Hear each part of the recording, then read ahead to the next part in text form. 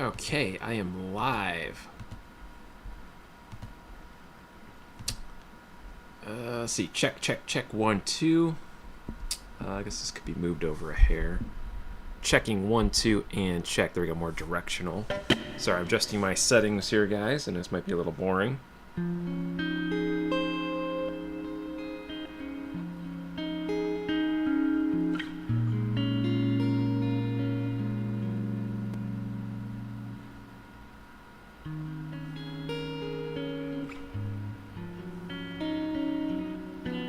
Oops. Wrong note. Try to do that. Kind of an awkward stretch I'm not used to.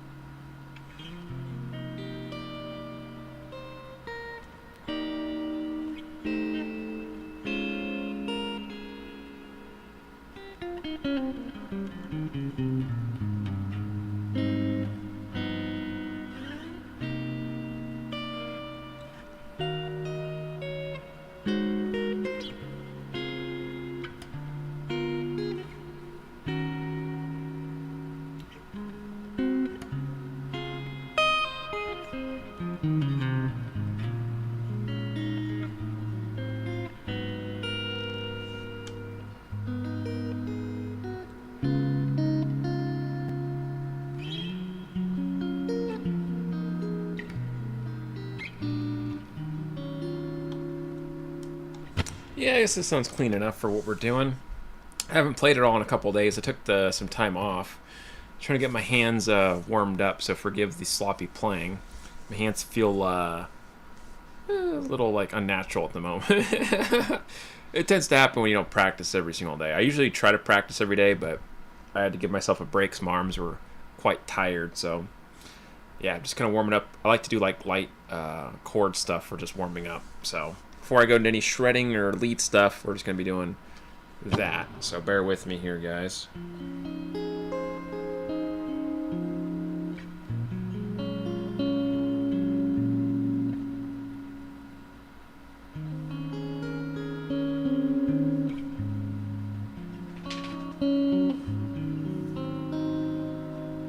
Hey, what's going on, Lawtastic? How you doing, man? Good to see you, my friend. Hope all is well.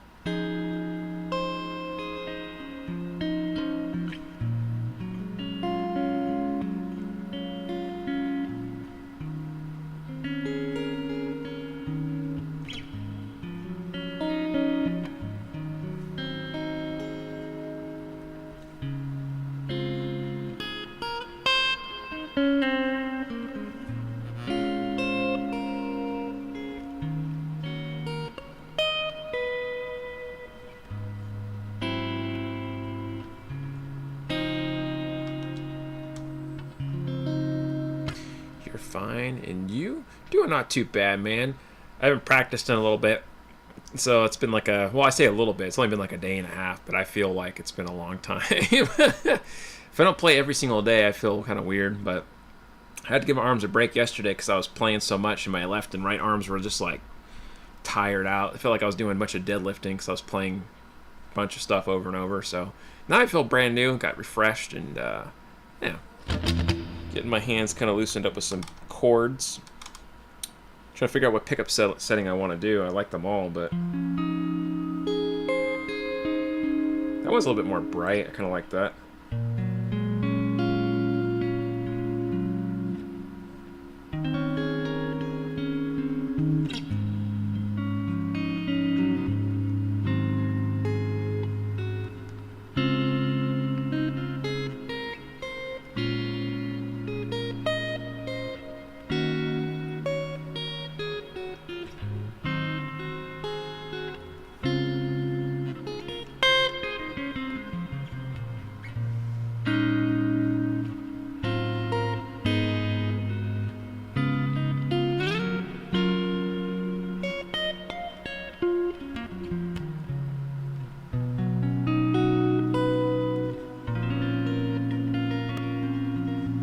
How's it going, Clutch? Good to see you.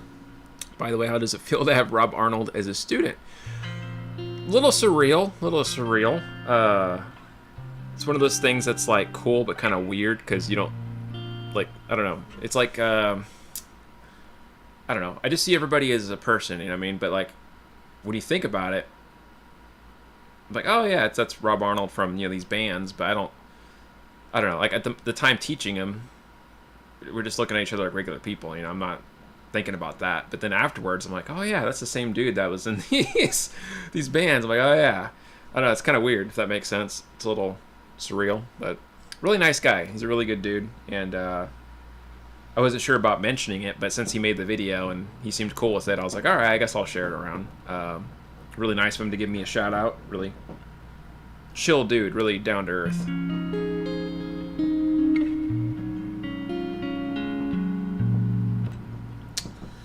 Just doing this simple chord progression because I'm trying to warm up my hands.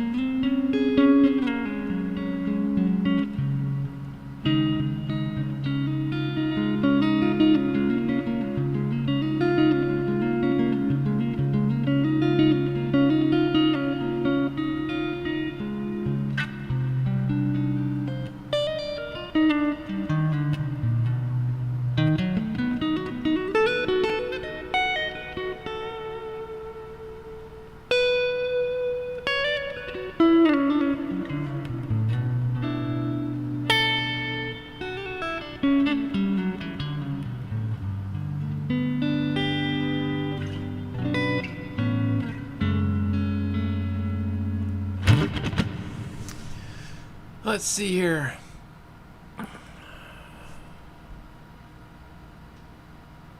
Your new favorite player? Let's see. Rob Arnold in the next collab. It's just a funny thought. Hey, you never know, man. You never know. He's a pretty chill guy. Super nice, super down to earth. He didn't act any different than anybody else. He's really cool. So yeah, I mean, you might. You never know. Let's see. Hello, sir. Hey, chat. Hope everyone had a good week. Thank you, sir. You too. Good seeing you. Hope you've been having a good week yourself. Just jamming.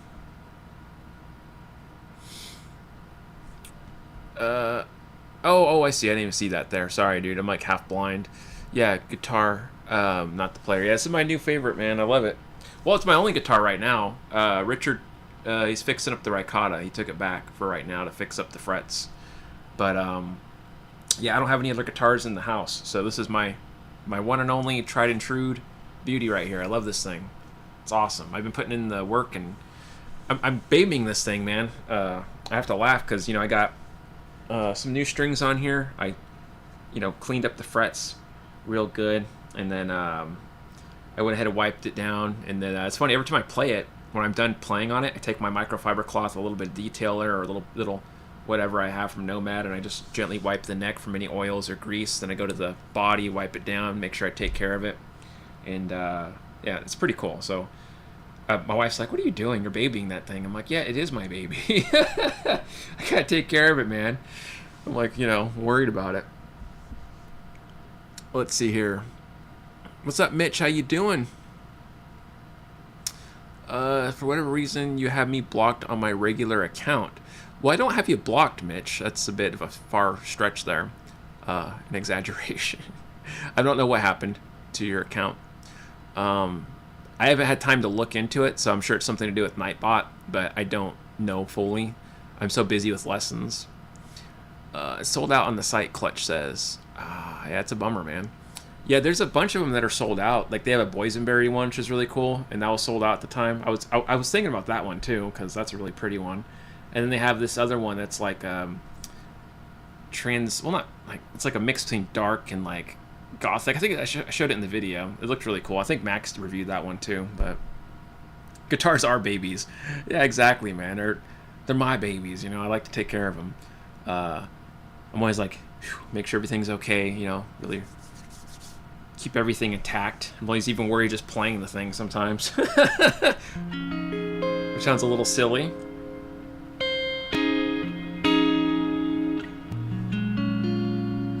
If you're wondering why I keep playing this over and over, I'm just trying to get my hands warmed up. Before I do like actual exercises, sometimes I like to just do like stretchy chords that really gets the hands loosened up and mobile.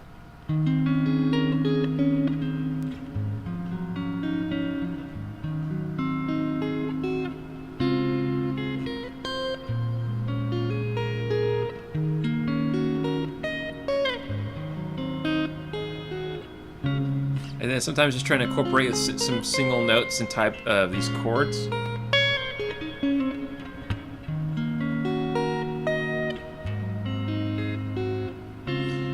It like really wakes your hands up because you have to like focus on holding a chord, sometimes single notes, which I'm not great at, but it helps warm up my hands a bit.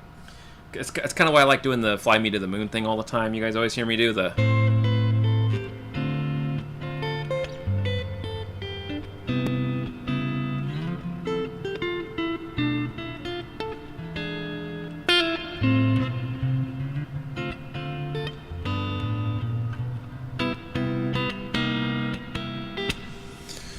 Let's see here. I understand. Great video with Rob Arnold. Thanks, man. Appreciate that. Man, a baby mine too. I have to if you want them to stay in great playing conditions. Absolutely, man. Absolutely. I love these things. Yeah, it's funny. I always feel like afraid. Like not afraid, just like very like cautious playing. I'm like, okay, treat it gently. You know, make sure the neck's fine. I'm not pushing on the neck or the body or anything. I know it's like silly thoughts, but you know, just play lightly, which is good for my technique anyway, because you're not supposed to be heavy-handed, right? But I mean, I'm really extra cautious, like, okay. And I'm not saying they're built like, you know, flimsy. They're obviously built like tanks, but still, it's just like a subconscious thing, like, oh my god, you know. It's like if you have a small kitten, you know, you don't want to just grab it by the neck, like, hey kitty, you're sure cute, you know, and shake it around violently. You gotta take care of it. Fly Me to the Moon always reminded me of Neon Genesis. Oh, interesting. I don't know what that is. I'll have to check it out, though, man. That sounds cool just by the name alone. Sounds pretty wild. Yeah, I've been trying to mess around with different, like, chord voicings, you know? I was messing with these ones earlier, which you can think of them like if you were to add, like, a minor 7 chord with a flat 6 in there. So it's a minor 7. F minor 7 in this case, and then I'm just sacrificing the 5th degree. We don't need that in there, you know. Plus it's repeated anyway, and if I just move this over 1 fret, then that 5th becomes a flat 6 there. Very popular in like a lot of Sting music. Same thing there, that same shape. And then you have these other types of voicings here, which are really stretchy and hard for my hands. That's why I like to do them.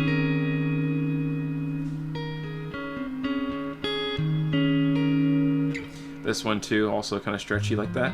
And then just dominant 7.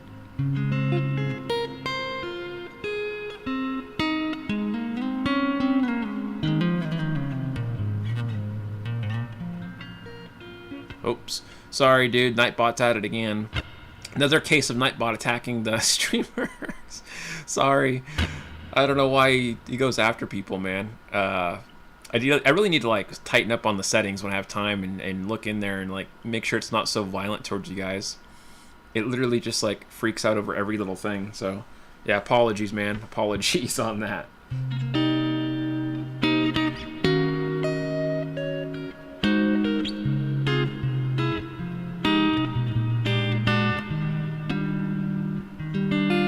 There we go. That ninth kind of came out funny. Or doing some like rhythm work's kind of cool for warming up. Maybe doing like a Bosanova type groove, you know. Maybe I'll loop myself doing a Bosanova type movement, and then maybe we can do some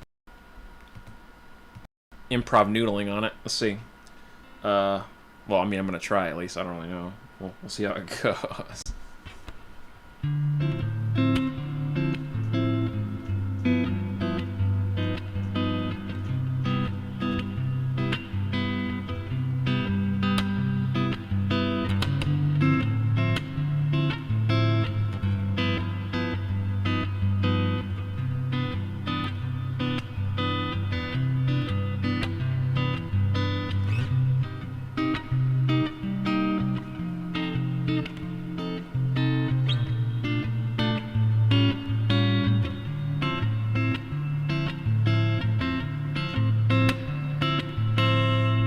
Let's see here.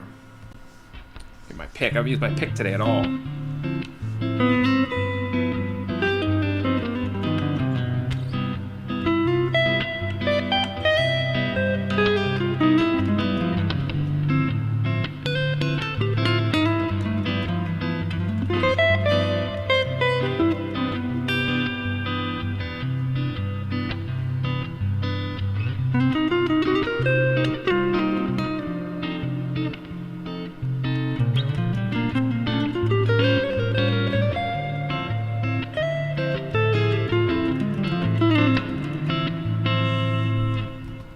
Kind of fun to noodle around. Sorry, a little bit sloppy.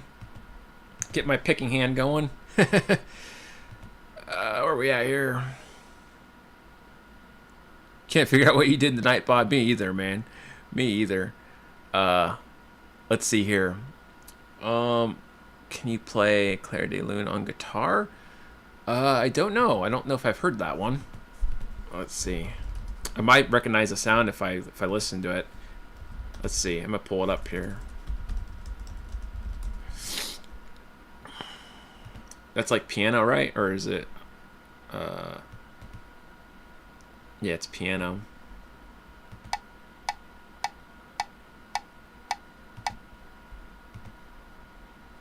Wrong thing. Hold up a second. Oh, I see. They have it on. So it'd be like. Oh, that song.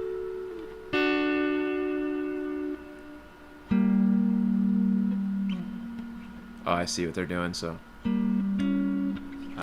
Wait, whoops.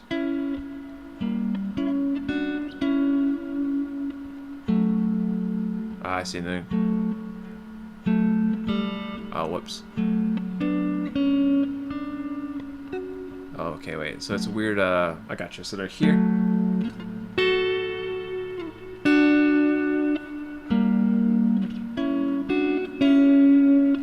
Okay, yeah, that song. I recognize that song. I didn't know the name of it. I only took piano lessons for a little while, and I didn't learn all the good terms, so I don't know, like, Tchaikovsky and all these other names. I forget who does this song. It says it on the top here. Oh, Claude. So, okay, let me see here again.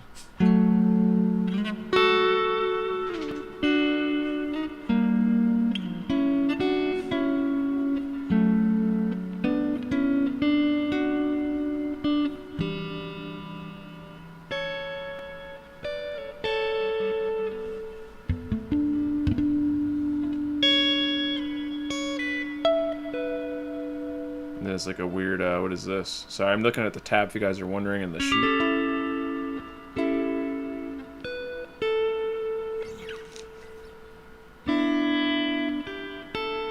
Oh, I see it ringing out. And then 7, 6, 8.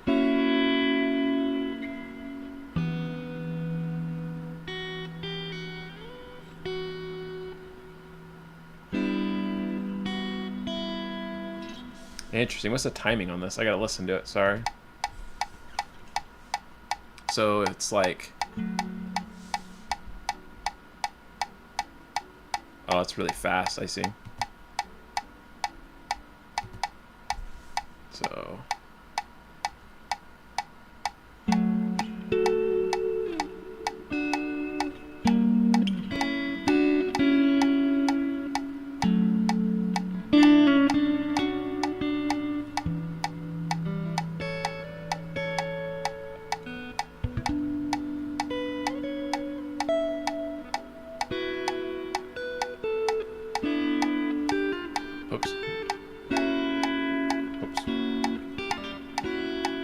That's me picking too hard on my ring finger, by the way, if you're wondering what that sound is.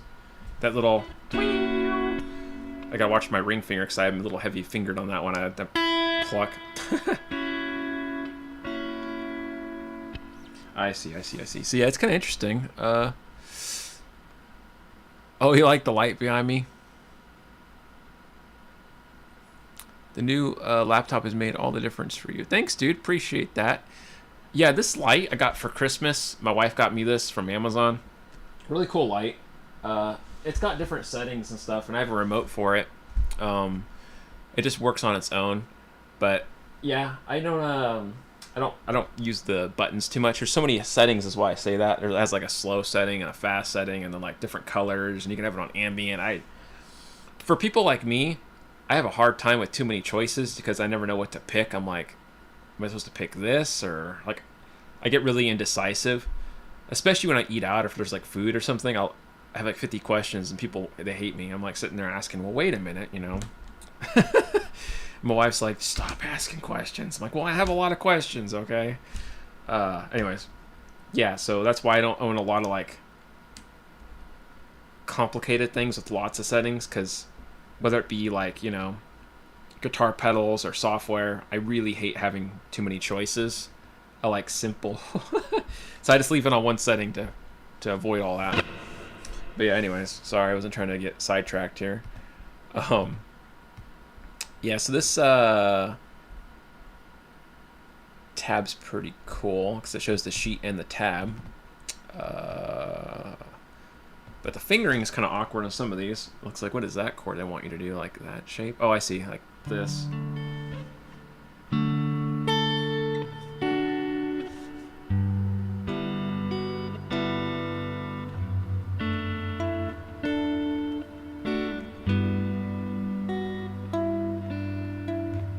Then, oh, sorry. I did that wrong. So it says to play there. I guess that's right. Oh, wait.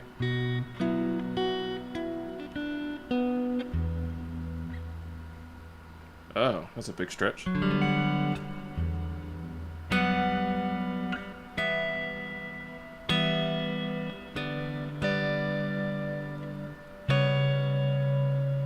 What the heck kind of weird bouncing is that? Okay, so they want you to do a...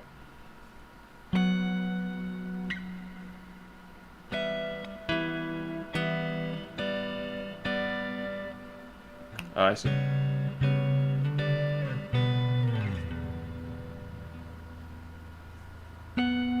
Oh.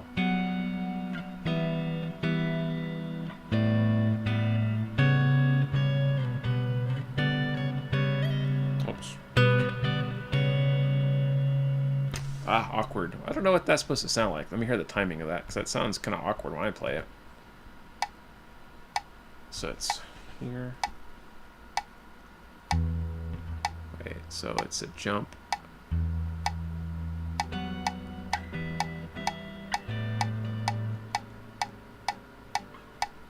Oh, I see. Okay, so like pause is weird. I see what they're doing.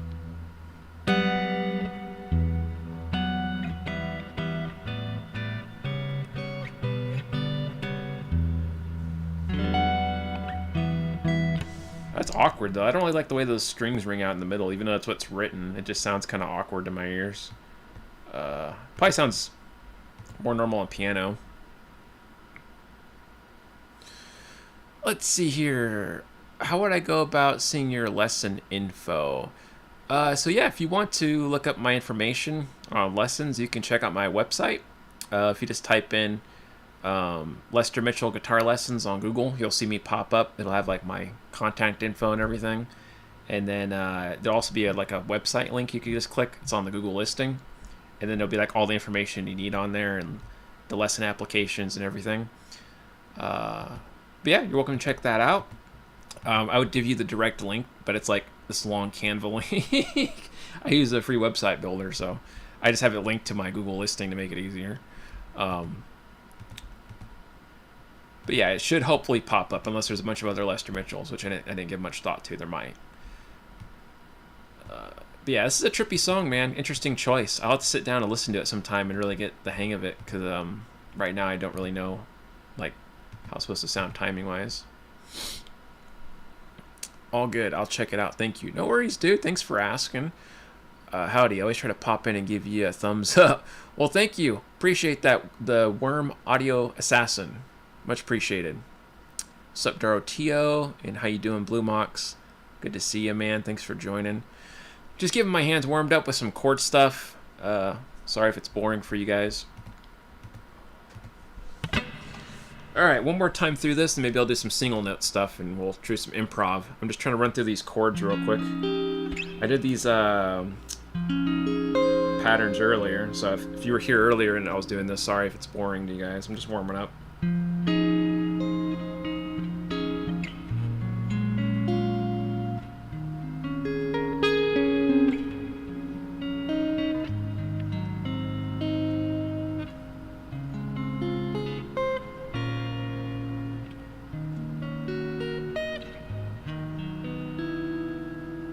Shift over.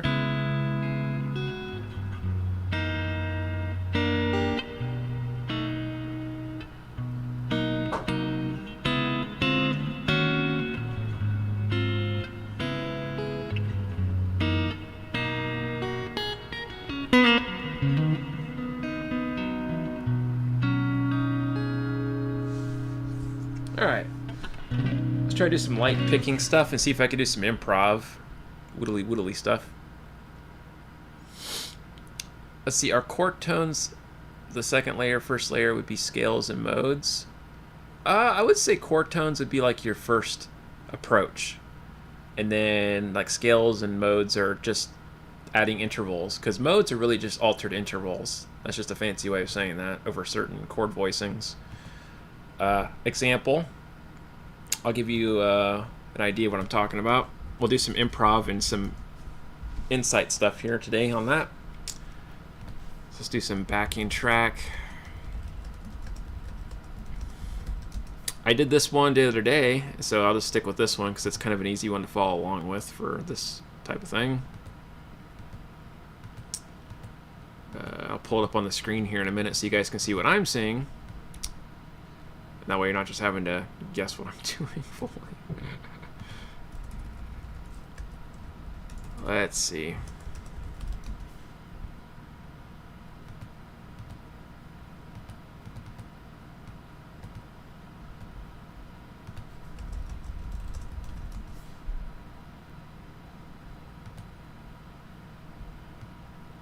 Sorry, I'm just getting this set up real quick. Okay, so check this out real quick. I'm going to give you some examples here. See, it depends on what you want. It's not either or, just another way of thinking about it. I disagree a little bit, only because it does kind of matter, like how you want to approach certain stuff. But again, it does depend what you want to do. Like if you don't want a certain sound, then yeah, that would be correct. Okay, let me get this on the screen here. So now you guys can see this, hopefully, just a little bit. This is going to be going over A minor and C minor. If I just play only chord tones, like the, 1, 3, 5 or 1 flat third fifth, and then I'm going to incorporate, some other notes like maybe the 2nd degree or 9th degree, the 11th degree, 7th and all that, or flat 7 in this case. So, example, if I'm playing just, let me get a cleaner distortion here. Example, this would be an A minor, and it goes to C minor in the beginning, or in the second part around. So here are the chord tones in this. Like, don't worry too much about everything else. Let me go back. So root 9, flat third, 5th, flat 7, 9, 11.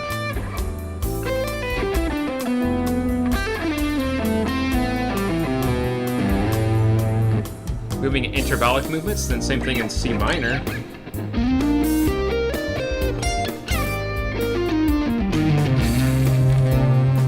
And that's not doing anything fancy. I'm literally just playing the intervals of that scale out in that way, spelling them.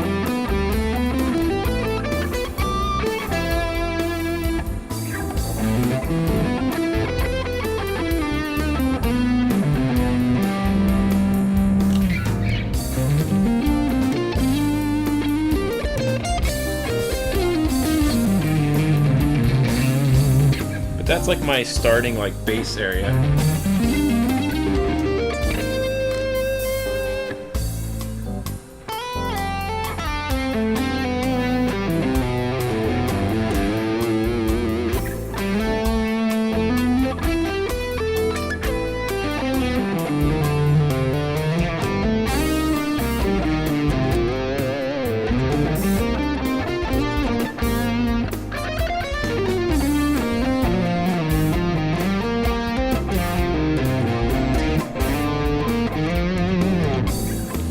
But like the whole time I'm doing that, I'm thinking of like, you know, mainly my structure of intervals and then kind of weaving in and out. Let's see here. I came with some killer lick leads from the last lesson, but in the Dorian mode. Nice. 1, 3, 7, 9, 11th give the best melodic sounds. That's awesome, dude. Love to hear that. So when you say you're doing the Dorian mode, that means you're accenting the natural 6, I would imagine, right? So it means you're playing something like along the lines of this. If I have A minor.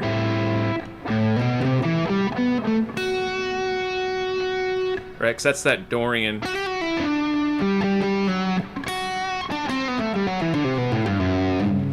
And then, you know, if you're thinking about it, also, just giving you a little bit more info here, Dorothea, if you're playing minor pentatonic, you can think of your B string here, right? That 5, 8. If you go to the 7, that's going to be the natural 6 in that box, right? Anytime you're doing Dorian in that position. So, octave, D string.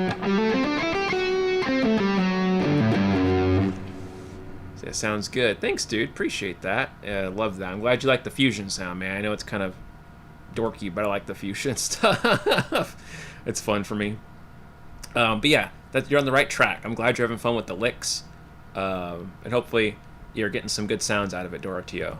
Doroteo is one of my students, and he's been picking up stuff pretty quick. He's a good guy. He listens and actually practices the stuff I give him, so kudos to Doroteo. He's making some good progress, man. Keep up the grind. But yeah, these movements, right? It's like I'm trying to color the chord. So like if I'm playing over a minor chord, like in this case, I'm thinking of intervals, right? My 1, 3, 5, 1 flat third 5 or whatever. And then the rest is just kind of like weaving in and out of it. So if I play pentatonic licks, that's great too. But I try to structure it around those intervallic movements and then use the pentatonic as like a, you know, foundational point. Like if I don't know what else to really play, it's kind of like your go-to, like, oh crap moment, just go back to pentatonic. But using those intervals within the scale, because they exist already in the pentatonic. You have the root, flat third, 4th, 5th, flat 7 in minor pentatonic. You can use those to color the chord, which is already existent in the chord. Because like in your minor 7 chord, you have root, flat third, 5th, and flat 7. So that's already there. But, you know, when you're adding the 9th degree and the 11th degree, it kind of adds a little more color. Like you said, if you add that Dorian, the natural 6, that's pretty cool too. You could add the flat 6, as I was doing earlier, like in the chord voicings, like in this. Creates kind of a different structure. So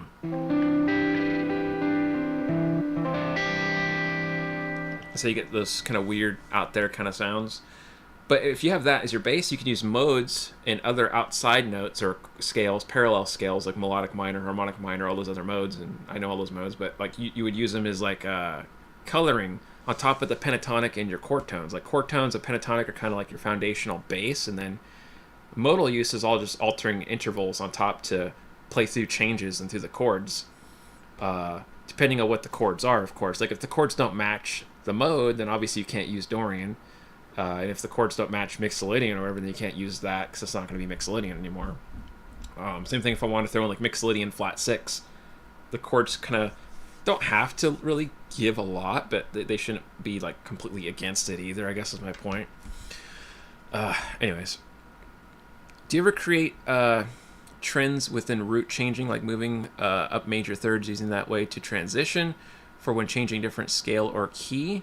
Oh, I see what you're saying, like just focusing on shifting between the thirds and avoiding the root. Is that what you mean? Kind of like playing inversions? Yeah, you can use inversions if that's... I'm not sure if that's what you're referring to. Sorry if that's not the same thing, but... yeah, that's just what my brain went to when you said that. So, like, yeah, I'll sometimes ignore the root and play around with just the 7, the 3rd, the 9th, 11th, or whatever. And then sometimes land on the root depending on what I want to do, and then maybe jump into the next key, landing on the third, or if it's changing, like in this instance, because it goes from A minor to C minor, I land on the third, etc. So they call that inversions, right? Because I'm moving and playing through the triads, avoiding the root or landing on a note that's not the root. So, if you have like C inversion, right? Instead of going C E G, it'd be like E G and then C on the top, or you could just cut the C entirely, which is kind of like a form of a shell voicing type kind of thing, or like a drop type voicing. Those are kind of cool too, but let's see, by terminal of the trend in the root change. Yeah, you could. You definitely could do that type of thing. It just really depends which sound you're going for too. I think about like just where I'm at the time, and then I'm trying to think of the intervals around that area. Like that's kind of where my brain goes. Like I know the shapes really well, and I used to be just a shape player back in the day, like many years ago. I used to just think like, oh, shapes. I just know my shapes and memorize them, which is good because I was able to memorize most of the fretboard that way. But then like later on in life, I started thinking more like playing through changes by accenting or playing the intervals of each chord, which is really that's all you need to do anyway. You could add outside notes too. That's a good thing too. There's all kinds of stuff with that, secondary dominants and tritone substitutions and blah blah blah blah. Modal interchange. I mean, I can go on for days about this stuff. There's endless theory you can throw in there, but depending how complex you want to make it, I guess. There's a never-ending level to that. You know what I mean? And at a certain point, it gets to be like too much. If you look at Alan Holdsworth, I love his music. I think it's cool, but it's a little too much. For me, I can only listen to like a few like minutes, and then I have to turn it off because it's just too eccentric for me. Kind of like Schofield. I like Schofield too, but like after a certain point, it's too much for me. It just kind of starts to like give me anxiety. I know it sounds weird. I tell you, a good book if you don't have it is what's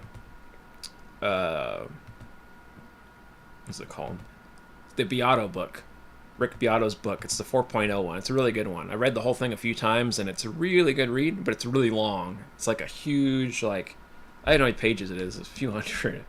And he's got everything in there from double harmonic major scale to just every kind of movement you can think of, every kind of borrowing, every kind of substituted secondary sevenths. I mean, everything. Secondary of secondary, 5/5, 4/4, chordal voicings. There's just all kinds of crap in that book. It's really cool. It's a little random placement of how a lot of the stuff in there, but it's a really good book. So if you don't have like, if you're an advanced musician or you're intermediate and you've been playing a while, but like you want to up your theory game and you're like not sure what to do and you don't want to take lessons, I'd recommend checking out that book. It's like a whole course too, but I think you could just buy the book separate. That's what I did years ago. But that book it's got a lot of stuff in there. It'll hurt you mentally. It hurt me mentally at first when I looked at it. I was like, good Lord. Really cool though. Happy Friday, dude. Hey, same here, man. Hope you're having a good Friday. Rock guitar for dummies. Nothing wrong with that, man. Hey, all books are good. Sean Lane was a melodic monster. Absolutely. Yeah, and a great player too. Absolutely. Great player. But yeah, it's really just comes down to understanding like your chords, triads, understanding melodic harmony. Like understanding all these things is really, really important. And you could argue that you don't need it. Some people play really good music without it, and that's true too. Like people make great music without any theory knowledge. That's a fact, but it helps knowing like what options you have to be creative with, because if you don't have those options you didn't know about, then you're missing out on some opportunities to make something maybe a little different. I'm a good example of this.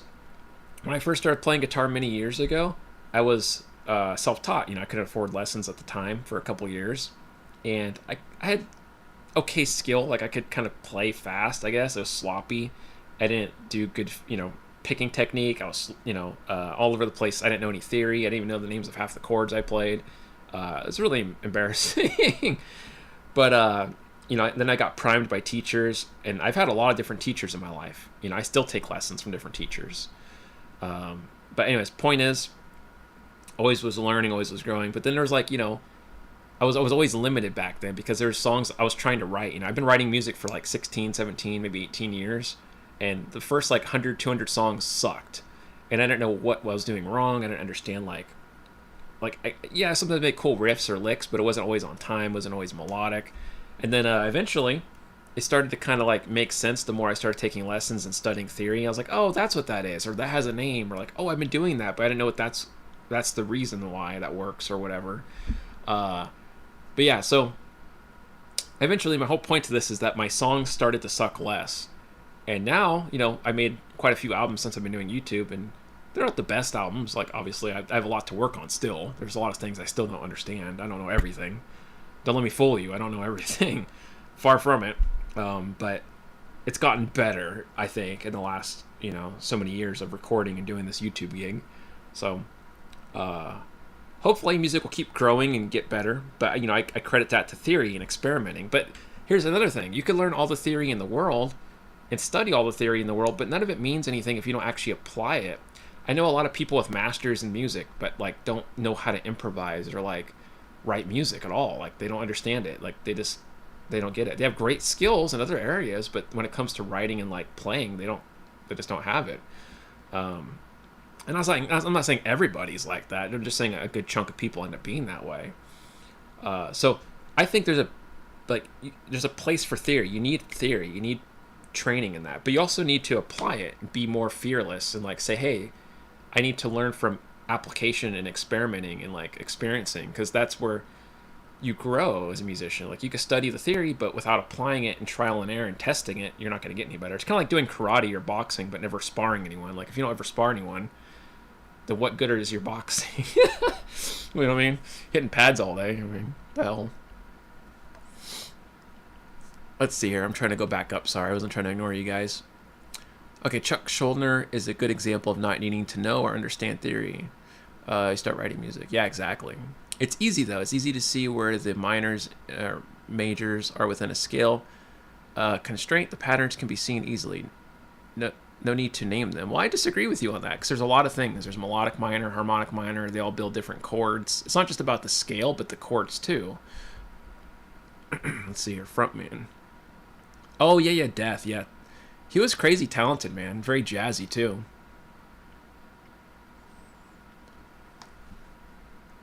Ali, Aeolian someday. You're going to go to bed? All right, dude. Well, hey, thanks for joining, man. There's only 12 notes, but endless ways to apply them, so, yeah. Let's see, and apply it tastefully. Yeah, that's true, too. Apply it tastefully. Just shred. Yeah, but that kind of mindset doesn't work if you're playing over different chord progressions. Like if you're playing over a jazz progression and like let's say big steps or giant steps, okay? If you go take that like I'm just going to shred all 12 notes, it doesn't work. You need to know exactly what you're playing at what time.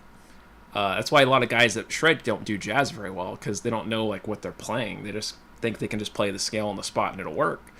But it's more about arpeggios and like playing chord tones and all that good stuff. If you could show me a video, Nicholas, of you playing through a jazz change perfectly with the scale, I'll rescind my statement. So challenge given to you on that. And I'm not throwing shade, I'm just challenging because I like to debate a little bit, so.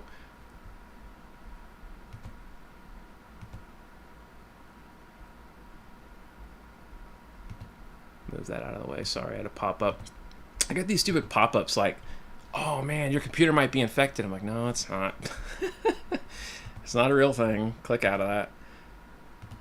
And I have pop-up blockers, so I don't know why they still pop up, but I'm not a tech guy, so I'm sure there's a good reason for that. But yeah, so that's just my opinion too. I'm not saying this is, like the end-all be-all. I'm not like preaching the Bible of music here, but let's see. Chuck from Death was a music visionary. Every Death album sounded different. That is true too. That is true too. Yeah, he had a good ear for music. He could hear where, like, he was playing very jazzy in a way. And he may not have known he was doing it, but like his natural, like, way of phrasing stuff was really jazzy in nature. He was hitting chord tones and specific, lines really well. So very cool. I haven't listened to every Death album. I'm gonna be honest. I've only listened to a handful of songs, but the ones I've listened to mainly from students because students like Death. I've always been impressed. Like, that sounds pretty good. Some of the songs could be a little heavy for me, and that's a bit much, but I do like it. There's a time and place for shred too. Like, I like shred. You guys know I shred all the time here on the channel, but I do it tastefully just for some like tension building. Like, I use shred now as just a way to build tension and release it. Let's see. You just create a trend when you write music, chord changes, flow trend, or total key and key changes from those trends. As long as there is a trend, we'll click. That's totally cool, dude. As long as you like what you sound like. I mean, as long as you have fun, that's all that matters. I'm not here to change how you do things. Trust me, I really don't care how you practice or anybody else practices. But I don't mean that in a mean way. I'm just saying it's you do you, man. Whatever works best for you. But yeah, so having said that, let's do a little jam with some Bosanova lines here, because I like doing some Bosanova jams. There's a good one I heard the other day, but I don't remember which one it was now. I know it's not very metal, so forgive me. I know you guys are like, really? You're going to do Bosanova? I don't want to hear that crap. But I really enjoy it. It's a lot of fun. It's relaxing. Okay, here we go. Alright, here we go. Let's see what we got here.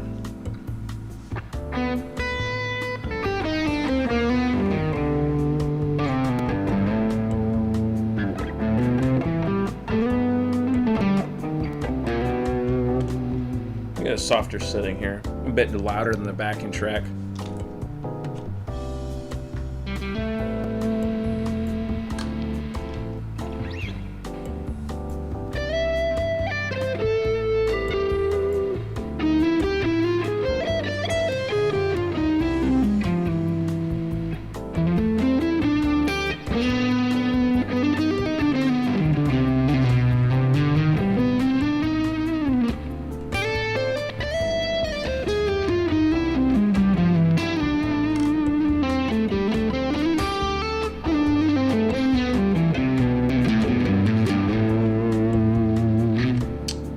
Pickup setting do I like more?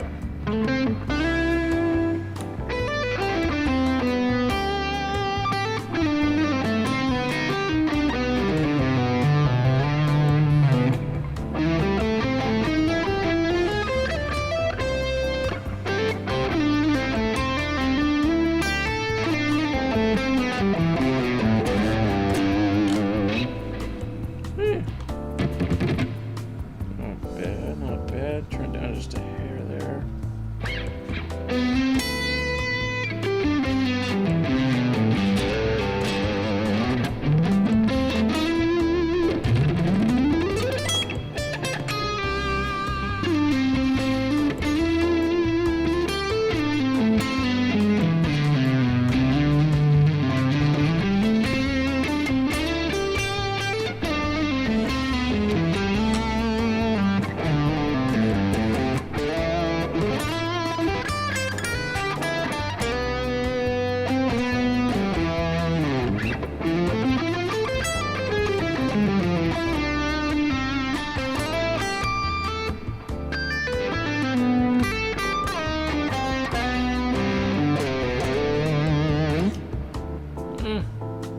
Can alter the tone just slightly, but oh well, it's fine. It's a little too distorted for Bossa Nova, but if I put it on my clean, it's a little bit too reverby, so I don't know. It's kind of stuff, my elevator music. Heck yeah. Heard of the band Kalma? They have a very COB mixed. I think so. I think one of my Middle Eastern fans, I think, showed me that band. Are they like Indian or Middle Eastern? Because that sounds super familiar. It could be pretty heavy. Yeah, I think I remember them, actually. Somebody requested, it might have been you, actually. I don't remember. Somebody requested a song a couple different times. It was like by that band. And it was like kind of heavy, but like new metal-y too, I guess you can call it. It was like I can't describe it. It's kind of djenty, I guess, or proggy, but like new metal. I don't know. It's a weird mix. I don't know if that was the same band, but it sounds super familiar. The name, at least. I might have. I think I've heard them. Now I'm not so sure. Hopefully that's the right thing or not. All right. Well, let's see. Sorry, I'm trying to move my stuff here so I can actually adjust my pedal, because I'm just going to alter it slightly. Alright, let's see here. Let's do some hand warm-ups, because that's always fun to do. And there was something I was going to work on today. What the heck was it? I gotta get my phone out, because I know I had like a list of things I'm supposed to work on for future reels. I'm always grinding reels all the time for these like cover pieces and stuff, but remembering them all is hard. So I try to take note, but I still forget. Somebody wants Downfall from, was it Children of Bodom? Perpetual Burn, Altitudes, Miles of Machines. You guys are trying to kill me. Jeff Loomis. Oh my gosh. Floods, Tears of Sahara, Crossroads, Six Pounder, Beast of the Harlot, Fire in the Flames, of course. People love that one. Always With Me, Always With You, Andy Timmons, Electric Gypsy, which I kind of worked on a little bit, but not a lot. I could take some of these off. I did the Chiron solo, did the 2 weeks one, I did. Oh, I haven't done Tears of Sahara yet. I might try practicing that today. Was that Tony McAlpine? Can't spell for the life of me, sorry. Oh, brother. Okay, let's look at the lead guitar and see if I can play along with some of that. Who doesn't like Tony McAlpine? They're Finnish, I think. They call it swamp metal, I guess. Oh, okay, maybe that's what it is.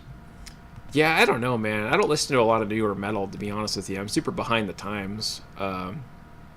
I don't know half the stuff out there these days. I didn't even know who Unprocessed was, or there's another band too. It's my buddy Tyler Shep told me about him. If you haven't seen Tyler, he's like the Shredder kid, but he likes all the proggy new stuff, and he's always telling me stuff like Unprocessed and Animals as Leaders or something. I don't know. There's other bands out there. I don't know who they are. I'm super behind the times, man. Super behind the times. All right, I'm gonna look at this and listen to it real quick and see if I can play along a little bit with it.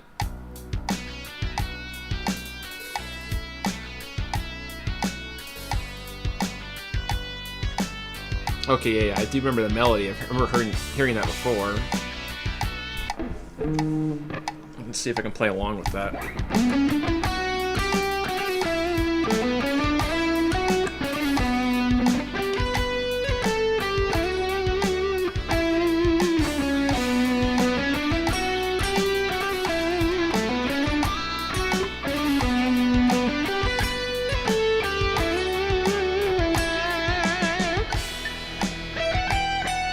Oh, 14.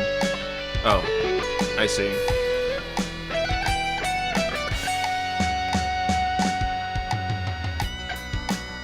Okay. So it's going to repeat the same melody line, I guess? I haven't heard the song in a long time. I remember hearing it before. I just never played it.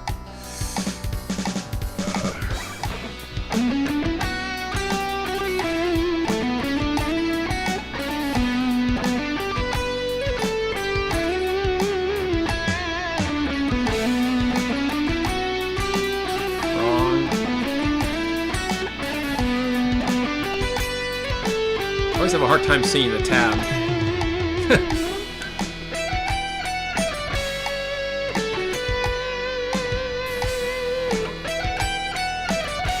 Oh gosh, what's going on here?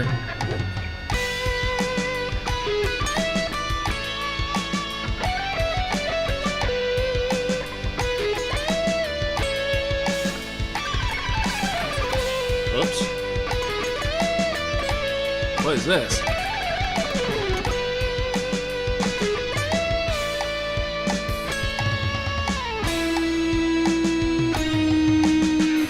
Kind of right timing, kind of wrong. That's weird. So wait, let me go back a second. So I didn't know what the heck I was doing.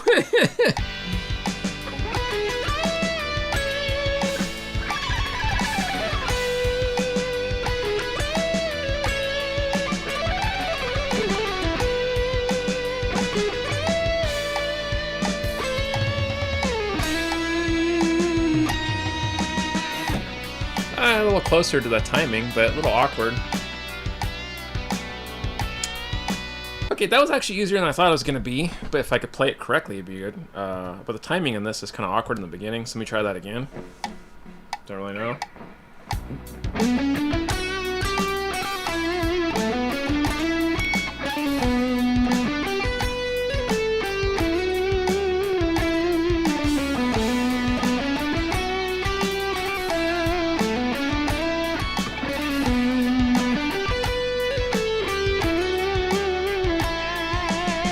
Okay, yeah, that part needs a little bit of work, because I keep adding like an extra note that's not in there, but oh well, whatever.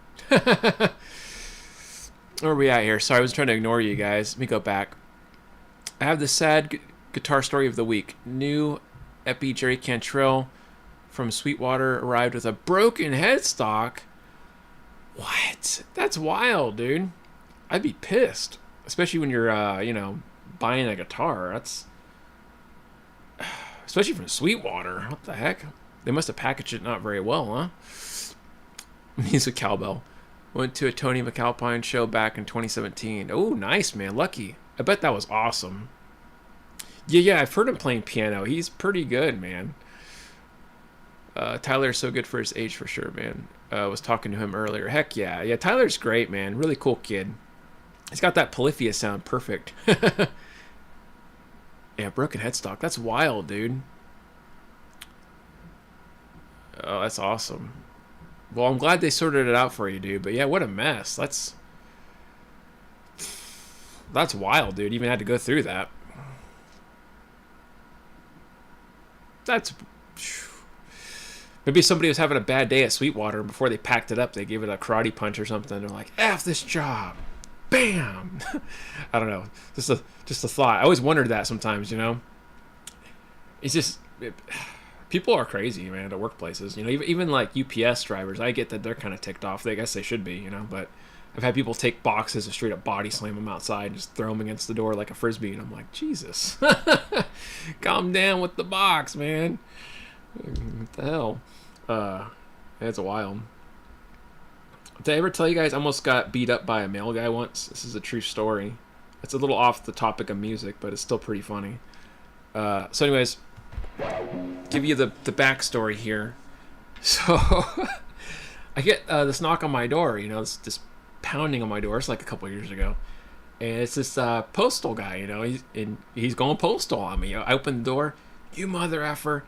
I'm going to freaking whoop you. We're going to fight here in the street. And I was like, wait, what? You know, I was like midday. I was like, I just got home from work, you know, and I was like, dude, I'm super lost here. Like, wait a minute. Like, fill me in. Why do you want to beat me up? I'm like, what did I do to the mail guy? And like, did I flip off a mail truck or something? Like, what did I do? I'm like, huh. So I'm like asking him, like, dude, chill. What happened? And he goes,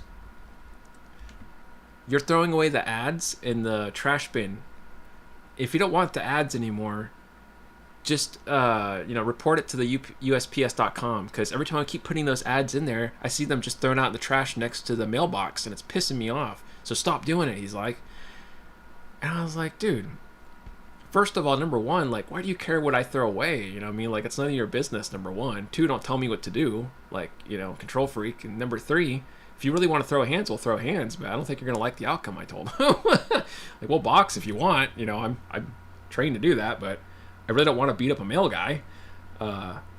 Anyways, he eventually backed off and left, but I still see him to this day, years later, and he slams the mail when he gives me my mail. I see him over there, and he scowls at me and slams the mailbox, but I'm like... My wife was like, she heard the whole thing, you know. She's like, you should report that guy to the USPS. I was like, nah, I'm not gonna do that. Like, I'm not a snitch on the guy. You know, it's his job, it's his livelihood. Like, I don't do that to people. If he wants to come back around and fight one day in the future, I'll be ready, I guess. But yeah, I was like, what the hell? Who wants to beat someone up over throwing away ads? Like, grow up, man. If you don't like your job, then, you know, get a different job. I don't know. Let's see. Sorry, I was trying to ignore you guys. I could see that happening. Yeah. Ordered many things from Sweetwater. They're always on point. Heck yeah. Wow. Yeah, I know, right? Are these studio cans, or what do you monitor with? Studio cans? What do you monitor with? I'm just using my Scarlett interface in my headphones right now. But I have these old speakers that Richard actually here in the chat gave me. The Audix or something, Audix. Richard's really cool to give me these years ago, and I still use them all the time. Richard, I use them all the time. I protect my hearing except for live streams. I can't do it, but Chuck Norris used double roundhouse all his outgoing mail. That's great. Oh man, that's funny. Yes, that's the funny story of the day. That's an old one. It's nothing new. Richard, I think, heard that story when it first happened. I think I remember telling Richard, I was like, "Can you believe this?" I even sent him like the video of the guy, because I had camera footage of the guy yelling at me in front of my door.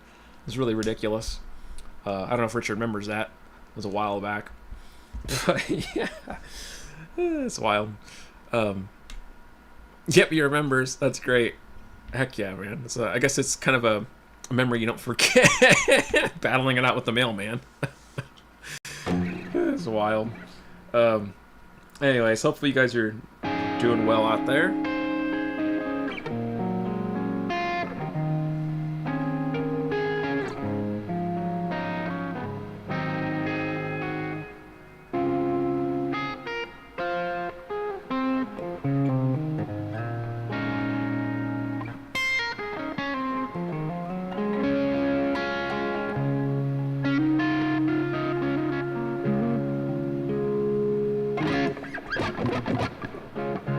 Trying to keep my hands warmed up, man. Trying to.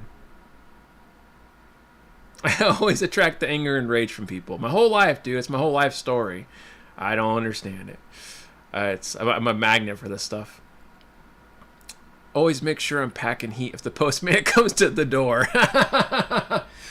That's hilarious, man. Yeah, people are unhinged, man. I don't know. People are just so unhinged nowadays in general. I mean, they've always been unhinged, but I think a little bit more spicy than usual. I don't know. I think people need to have more bad days, and then they could maybe appreciate the better days and not be such weenies about stuff. I don't know. Maybe I'm just the crazy one. Life's too short for all the drama, man. But anyways, having said that, let's look at some more stuff here. I'm going to try to warm up with a little bit more material. Alright, so let's look at Miles of Machines, because I've been meaning to look at this song. I've never tried it, by Jeff Loomis. I don't think I'm going to be able to do it very well. But oh well, we're going to try our best. And I'm going to suffer here with you guys, because that's what we do. We like to suffer here on the channel, so thanks for watching me suffer, I think. That's a weird way to put it, but... Alright, first things first, I'm going to slow it down like child speed, because I'm not Jeff Loomis, nor am I going to pretend to be. So let's see, they're wanting me to do an A minor here. I'm just going to look at the pattern first.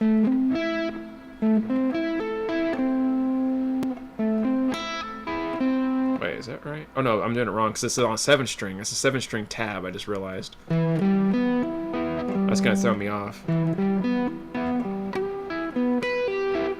Wait.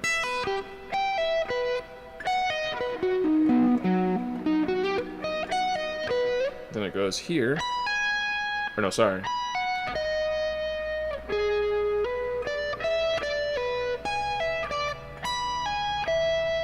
Does that till 22 and then want me to jump up 2. Oh no, sorry, 21. So a diminished movement. This is a diminished pattern. Oh, sorry. Major arpeggio back down.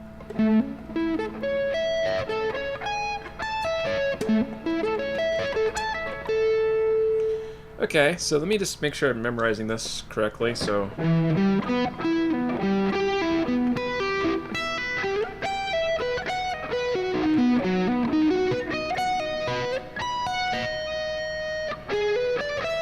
Wait.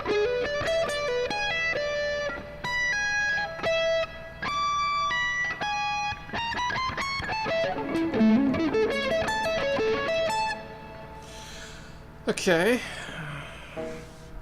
Well, let's see if I can loop just those 2 parts for now, because I'm, like I said, just learning, so... Oh, gosh.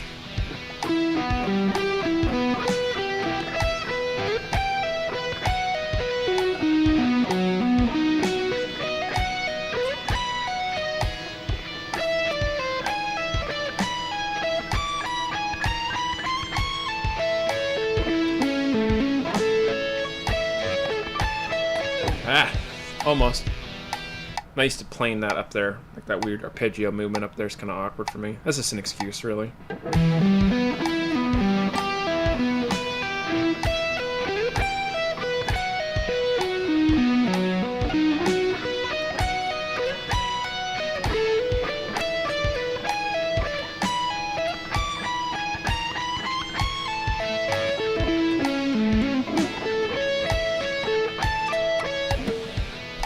Okay, well, if I do that a few hundred more times, that's going to sound a bit closer, I believe, yeah?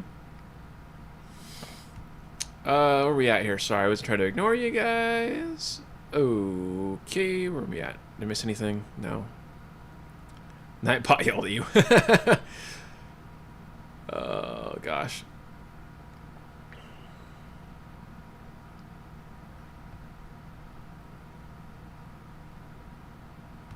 Yeah, you gotta love Nightbot. It's just such a mess. But at least it keeps out the spam bots. We haven't had any spam bots in a while, so thank goodness for that.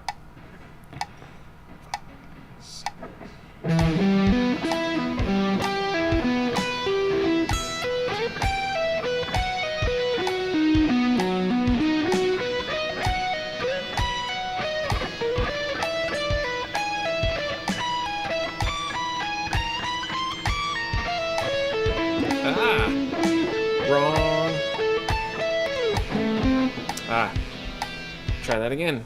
Until I can get a few times clean, then I'm not going to bother speeding it up, right? It's all about precision.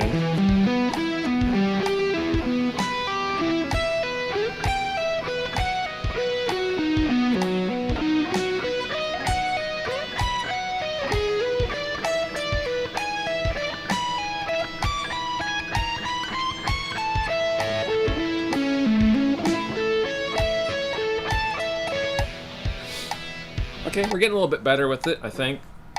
Kind of, sort of. Okay, so it's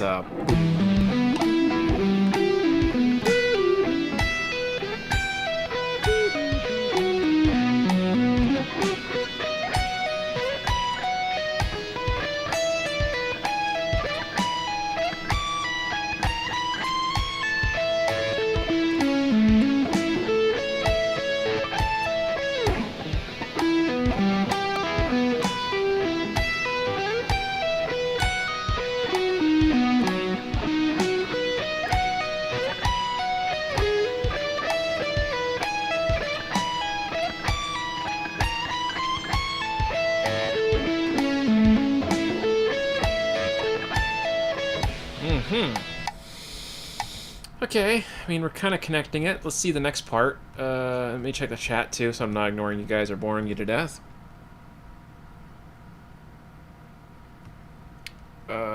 Let's see. Somebody had a birthday? I missed something, sorry. Whoever's having a birthday, happy belated birthday to you. Oh, it was Mitch. Mitch had a birthday. I see now. I'm reading now. Sorry, I'm just trying to keep up on this here.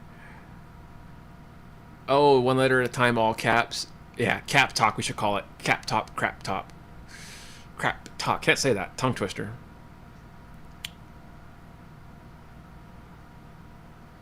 Oh, man, I'm sorry to hear that, Mitch. That's awful, dude. It's always rough, man, when people pass away. Very sorry to hear that.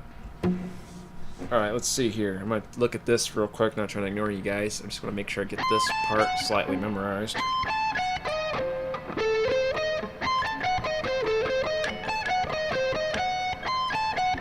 Oh, I see. That's weird. So we have a... Wait, sorry. It's a very Paul Gilbert-y movement. I don't like that. Nope.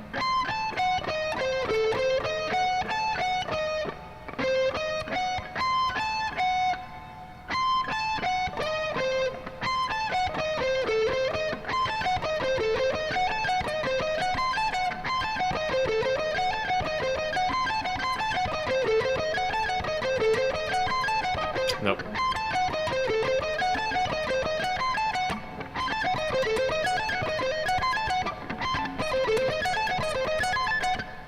Okay, I think I get the main idea. I'm just trying to, like, drill it in my brain. Sorry.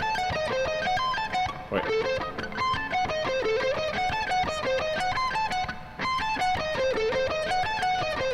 Oh, no, I see. I'm doing it wrong.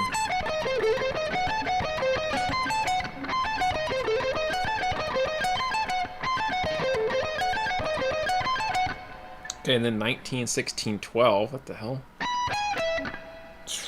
Really? That's a big stretch.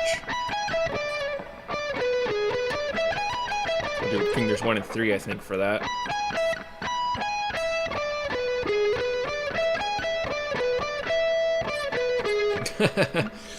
Oh, brother. This is going to be a hell of a thing.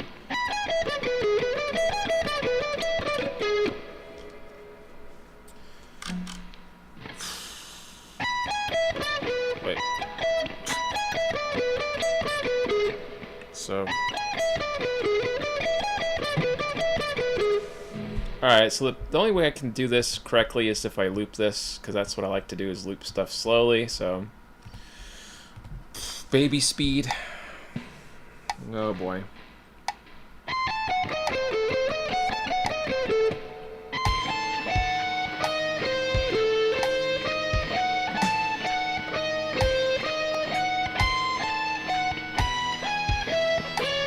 I can't.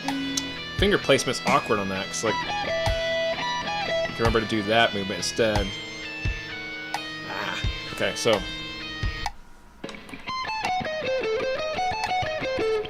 I'll do the same fingers, I guess. Yeah, I'll try to do that. Sorry, I'm talking to myself.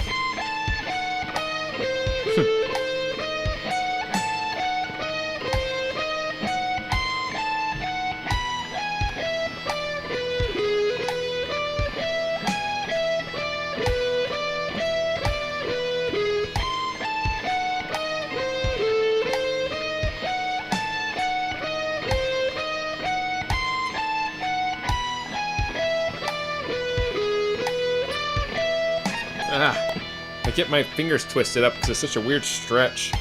This is diminished. This is kind of normal, this part. But still kind of awkward. This dominant 7 arpeggio movement. I don't usually do dominant 7 arpeggios like this, 3-note per string.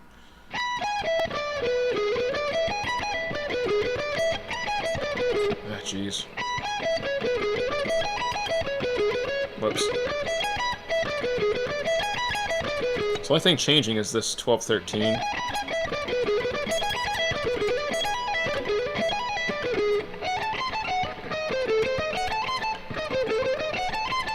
Kind of similar. This is dominant, so diminished 7th. Dominant 7th.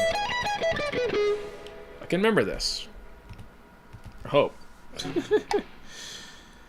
Ugh. It's not like that crazy, it's just weird and stretchy for my fingers.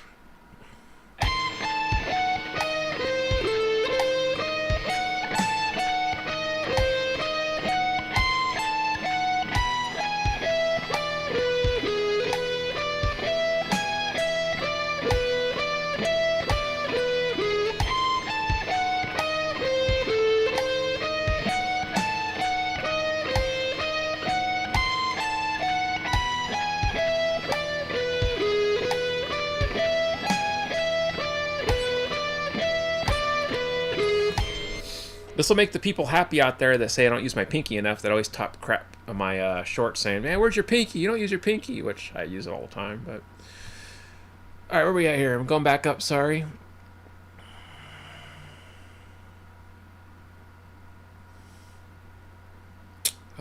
Okay, not missing any questions or anything. Sorry, unless you're not trying to flood your text. You're good, dude. You're good. I'm just making sure I'm not missing anything. Hey, what's up, Abby? How you doing? Yeah, I might turn into Malmsteen. How's it going, friend? How are you? I'm not sure if I'm saying it right. Raycron88 or Recron? Recron or Rockron? I always say these names wrong on YouTube. Just ignore me. Hope you guys are having a good Friday out there. Thanks for joining me. I'm just trying to learn Miles and Machines here. If you're tuning in, because that's one of my requested songs. And by the way, I have a lot of requests on my TikTok and YouTube here for shorts and stuff. So trying to get to them as fast as I can, but some of these are really complicated, so can only go so fast on these. We're trying.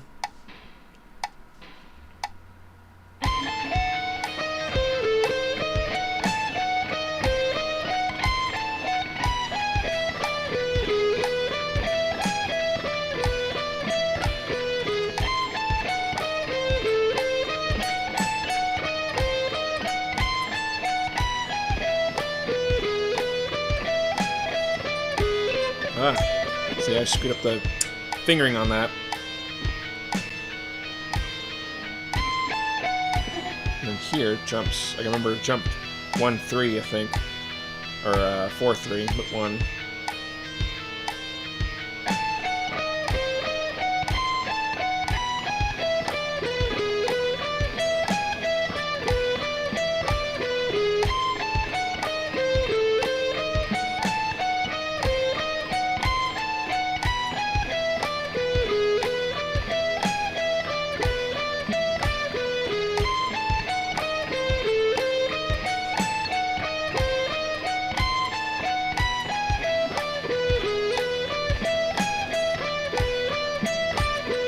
Okay, I think I'm getting an idea of how I want to do that, because it's just, I'm used to doing it 1-2-4 for these stretches, but I think 1-3-4 in this case might be a little better because the way it's moving is kind of awkward. So I can call you Bob. All right, that makes it easy. I'll call you Bob. Heck yeah, I used to know a guy named Bob. I still do. He's not gone or anything. I don't see him much anymore, but he's a drum teacher guy. All right, let's see.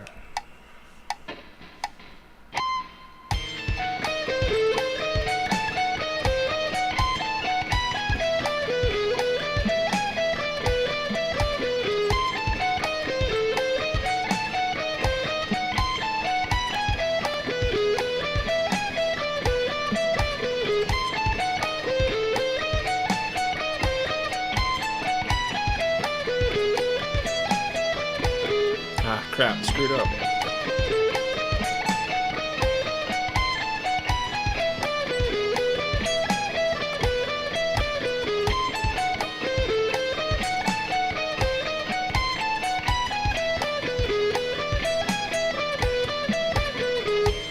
Okay, I mean, we're getting somewhere, I guess.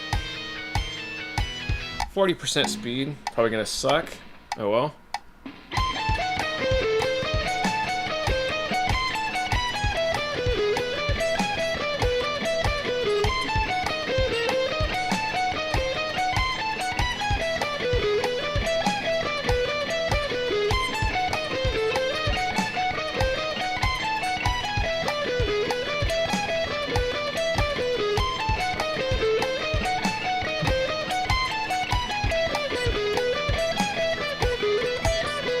Screwed up the pattern. I don't know why I did that.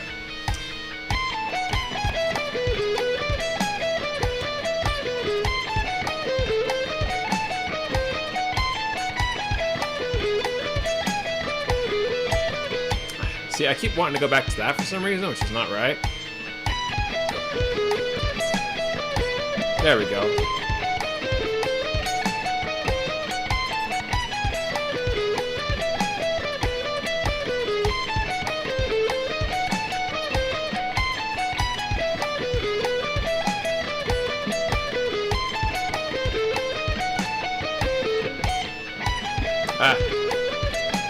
Back and forth screws me up.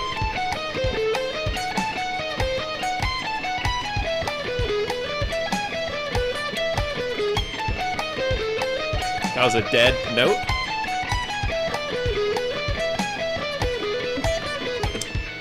Screwed up the ending part on that again.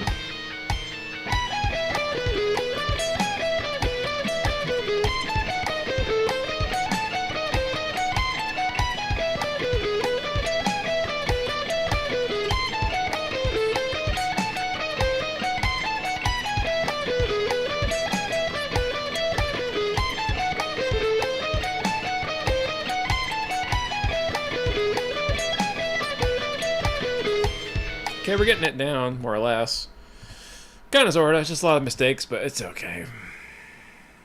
Even though it looks very difficult, but sounds phenomenal. Thanks, man. Yeah, Jeff Loomis is a wild guy, that's for sure. Let's try this a little faster now. I don't think I can do this faster, but what the hell, why not? Let's just go for it.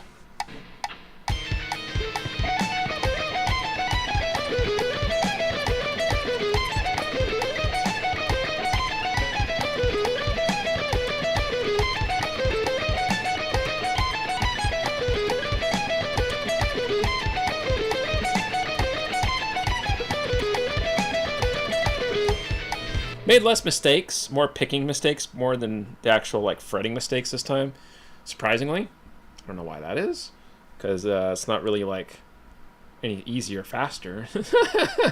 Sometimes it happens. It's some things just click. So if I can connect the two pieces together, that'd be great.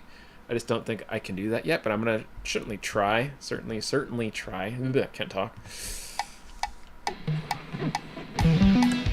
Okay, so that's the speed we're at.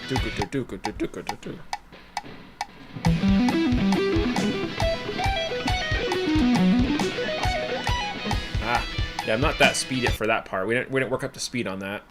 Okay, so let's go back down in speed. So if I can get this memorized again.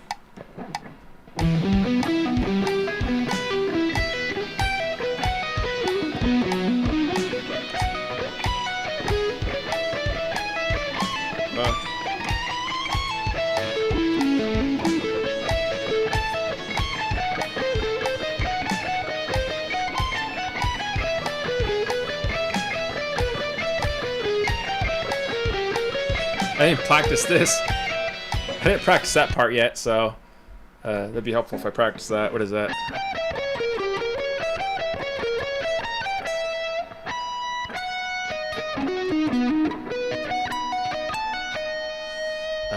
Okay, so try that part again.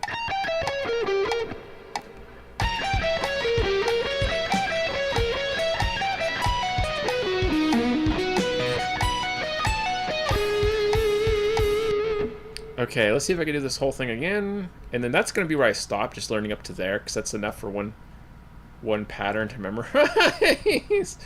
I'm not ignoring you guys. I just can't see the chat right now. Sorry.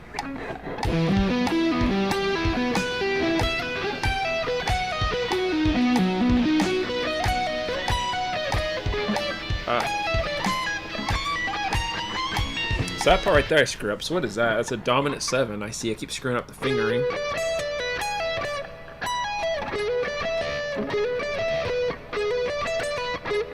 Wait. Well, why do they play this note there? I can just play it here.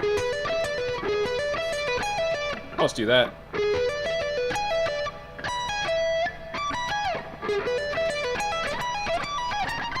Nope.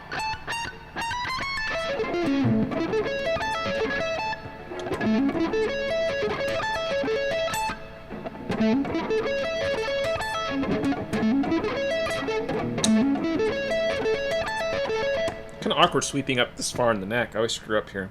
Oh well, whatever. Anyways, so wait. I'm skipping. Wait.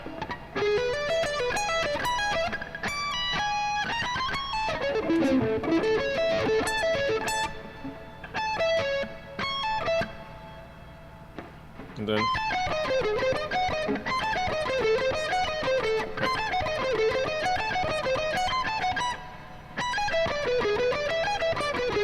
No. Wait.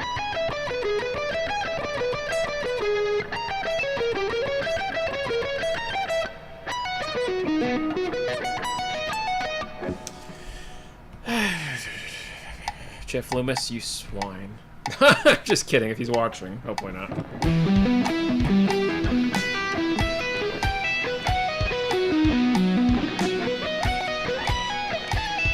See that last part always screws me up. Okay, so wait, they jump up to where? I always mess that up. I can't read that fast enough. Okay, 19 to 14. 19. Oh, see, I keep playing this. It's this. 1914, not 1916, 1914.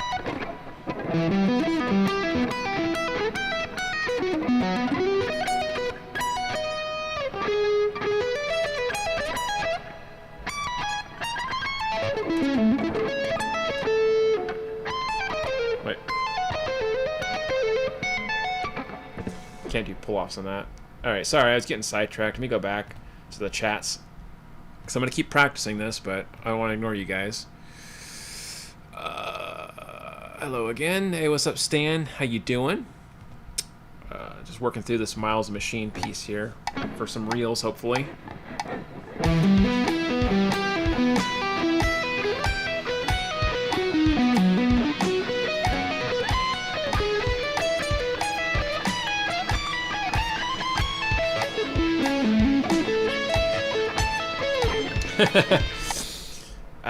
Sloppy. Okay, let's try that again. It's just weird patterns how he jumps across so awkwardly in these arpeggiated positions. Sorry, I wasn't paying attention.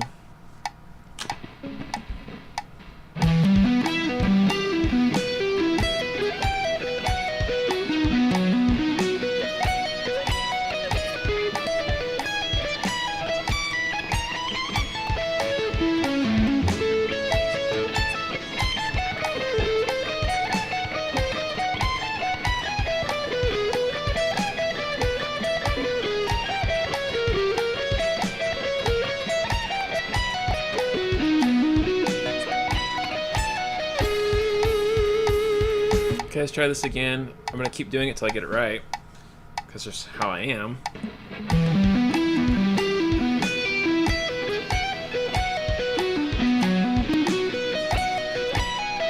See? My brain keeps doing that wrong. Even though I'm reading it right, I keep playing it wrong. So...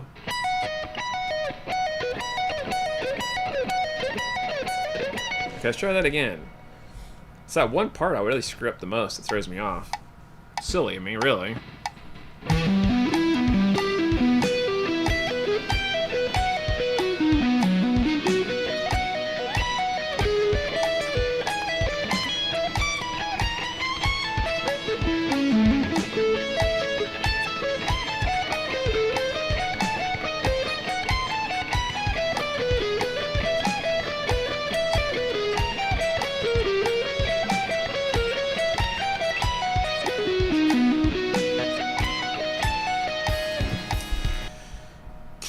Sloppy, sloppy, sloppy crap.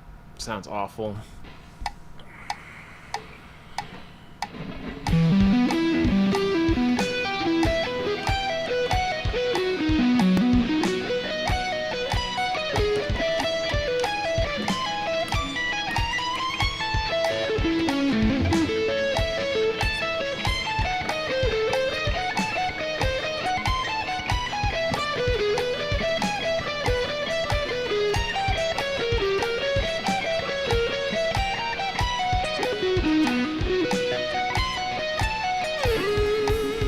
Wrong and sloppy. Try it again. Well, actually, wait a minute. Switch legs might help. Not really. I'm just trying to find some kind of benefit here.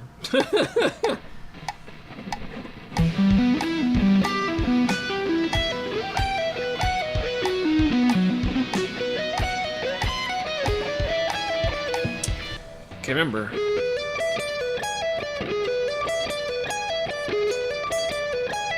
It's just dominant 7, so I don't know why it keeps screwing me up. I've done dominant 7 before. What the hell, man?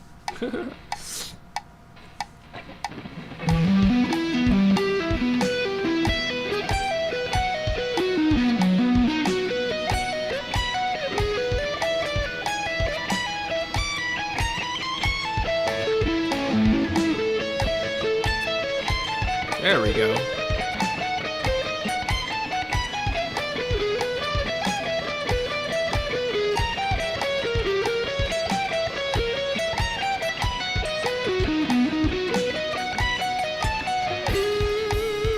Okay, that was a little better. Just a little bit better.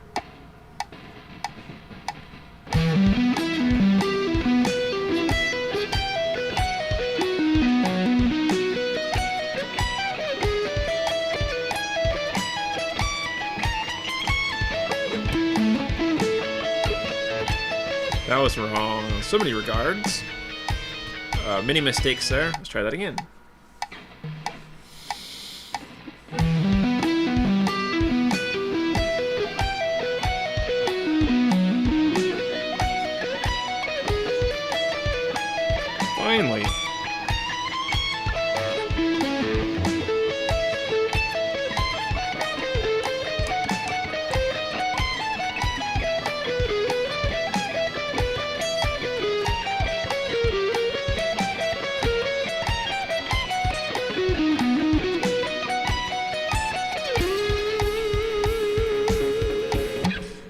I think we're getting somewhere. Let's try it again.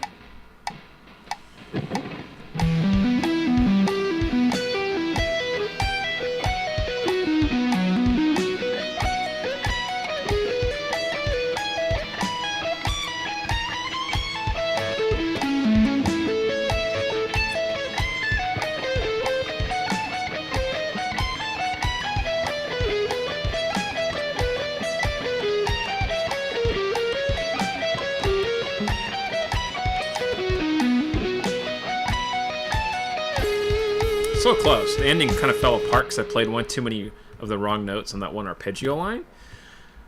But not bad. Let's try it again, shall we, mates?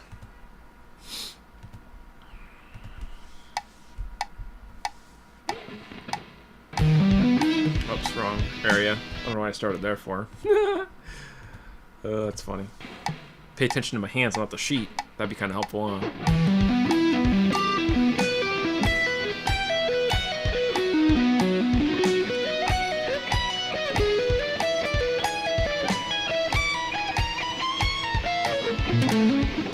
Ah, that kind of fell apart because it's a weird walk. So let me think. Here again. So.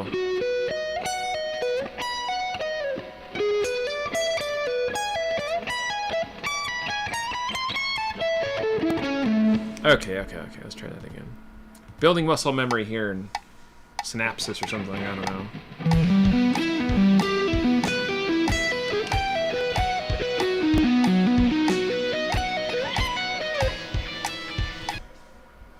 Okay, so I always forget once you go here. I always want to go something else, but then it goes over here. So I gotta remember that, so. Okay. Let's try that again.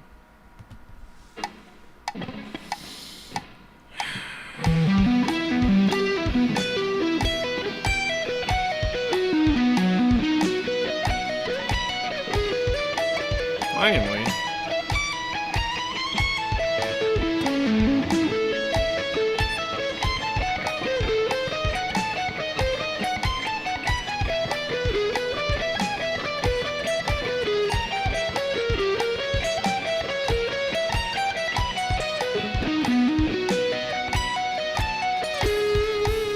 Okay, we're finally getting somewhere a little bit.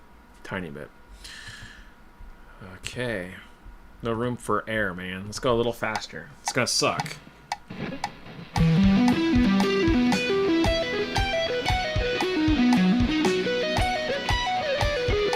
Ah, see that stupid dominant 7 part.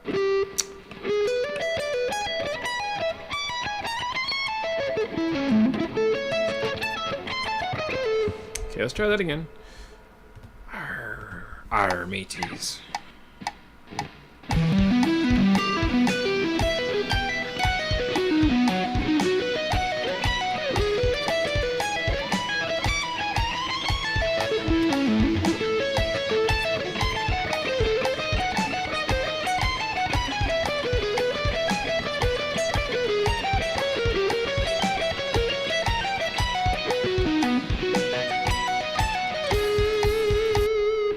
A little bit better. Hair better.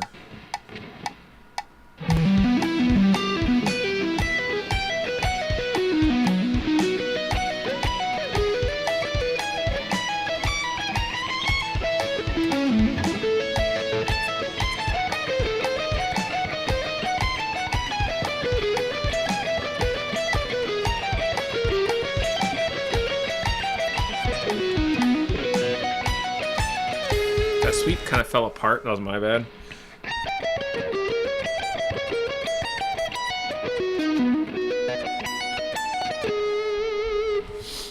Let's try it again, mateys.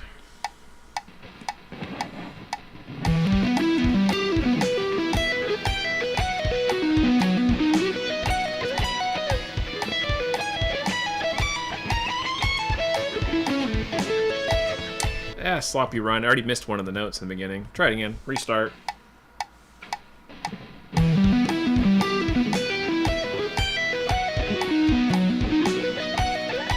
No, I don't like the way the timing sounded on the sweep. The sweep was off. The timing was not right for the subdivision.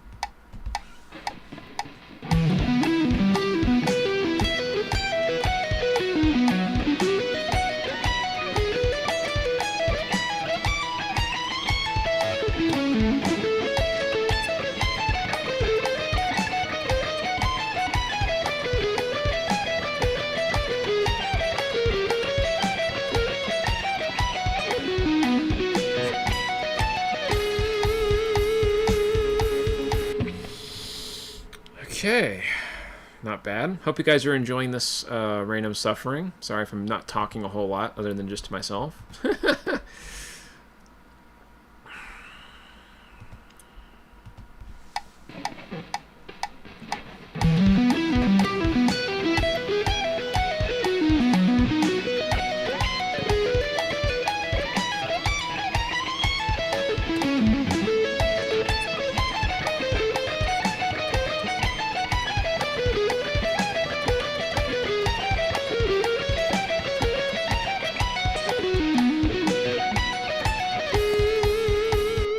Hey, we're getting a little smoother. Getting a little smoother, just like a micro hair amount, huh? This is my grind. You guys see me do this, and if you haven't seen me do this, this is how I do all my reels. I just grind and grind and grind and grind, and then eventually I get up to speed, and then or close to speed. Sometimes I have to settle for like 80% on certain things because it's just not all there, but it's okay. We do what we can, man. We do what we can, and that's all I can say about that. Let's see here. Sorry, I was just checking my messages. Somebody messaged me, but it was nothing interesting, just spam stuff. I get a lot of spam stuff, unfortunately. Okay, let's try this again. Hope for the best.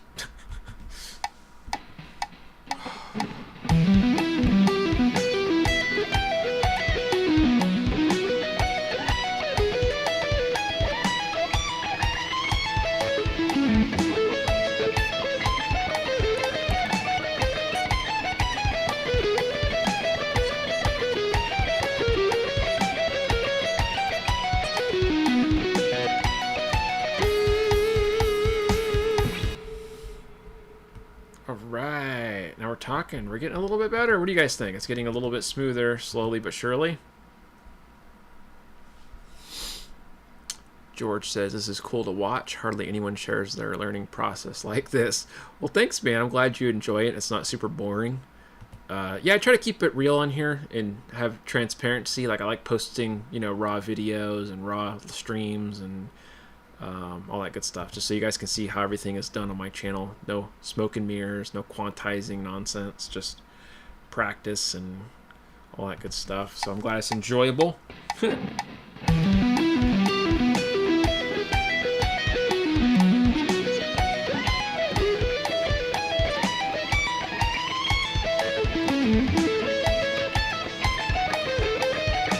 had to stop because I screwed up the beginning and it just ticked me off. There's a sweep I did wrong, so let's redo that.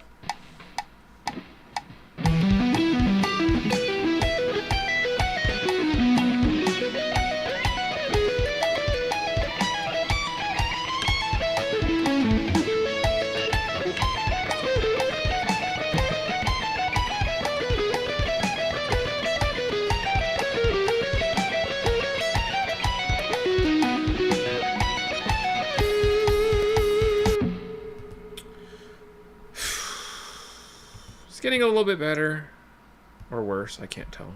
0.10% faster? Probably not. Probably not a good idea. We're gonna try anyway? Probably.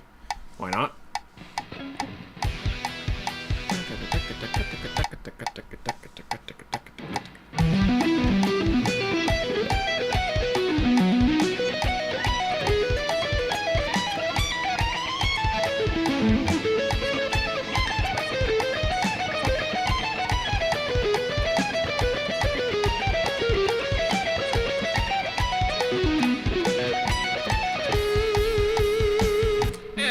Sloppy at 60% speed, but it's a lot better than what it was earlier when we first started this at 20 and it sounded like garbage. Still sounds a little bit like garbage, let's be fair, but it's getting better.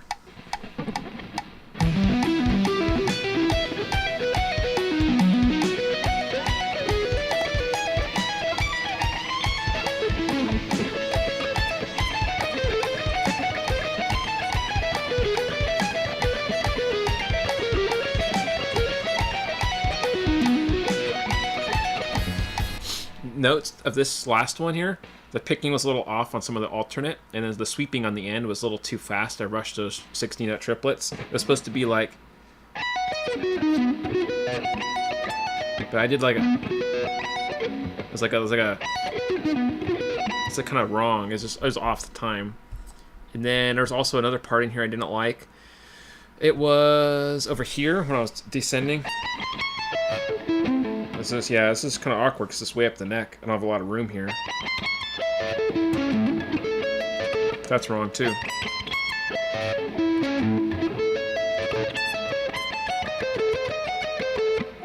Okay, let's try this again.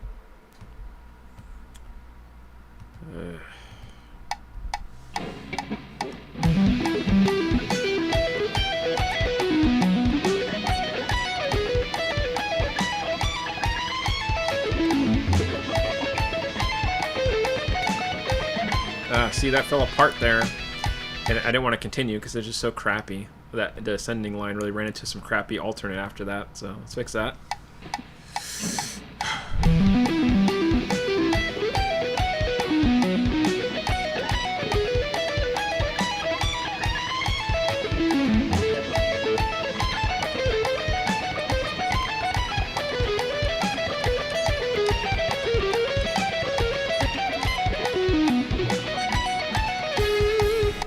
The sweeping is a little sloppy still on the upstrokes, and it's starting to irritate me.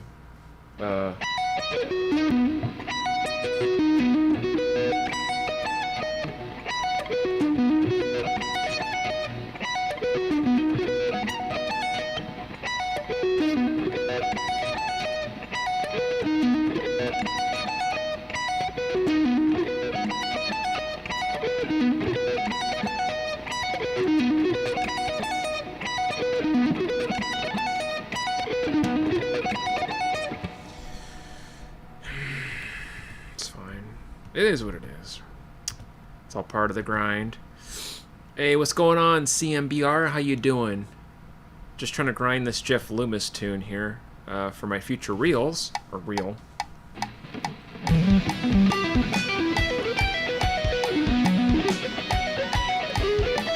I screwed up there in the beginning. I already forgot what I was supposed to do.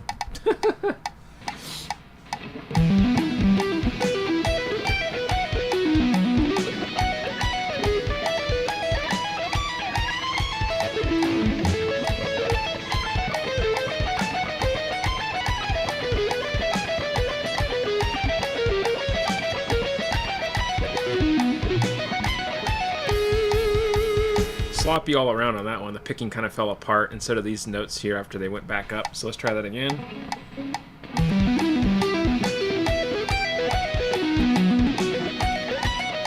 Hold on, I don't like the way that sounded on the sweeping back up. It sounded really choppy with the timing.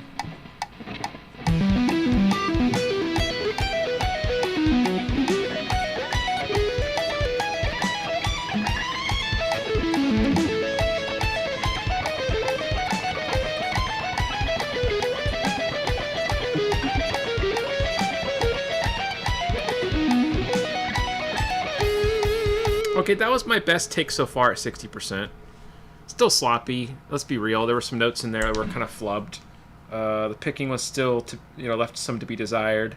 Timing was a little flubby on some of those upstrokes. But we're getting there. We're getting there. So we'll try it again, because that's just what we do here.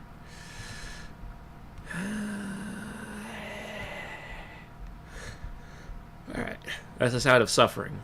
My suffering. Try this again. I'm going to put on a loop.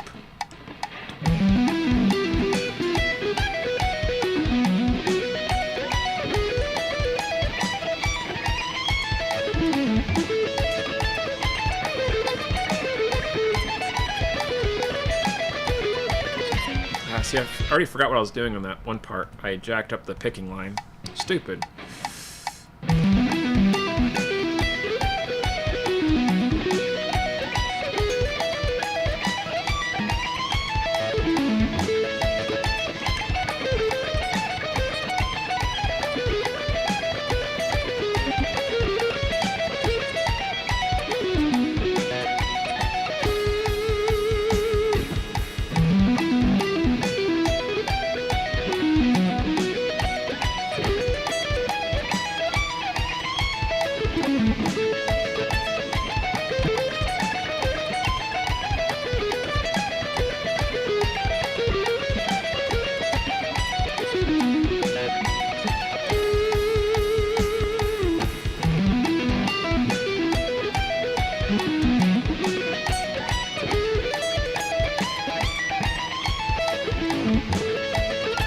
Ah, that all went to crap on that one. Restart.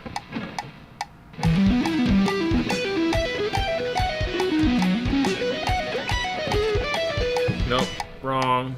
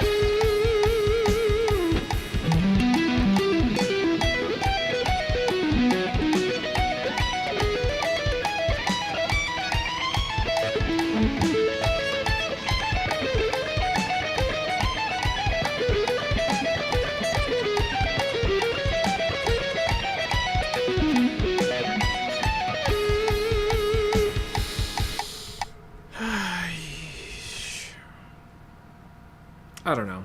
It's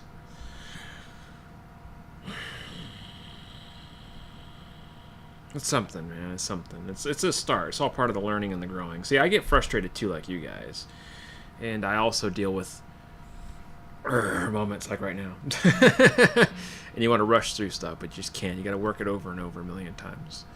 So, practice what you preach, as they say. Let's go 65% speed.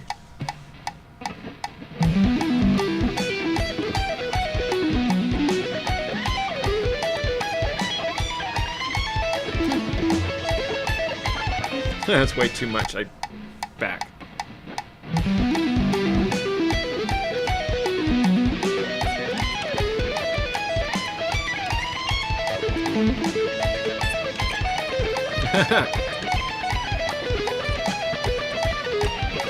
Snap, falling apart, falling apart.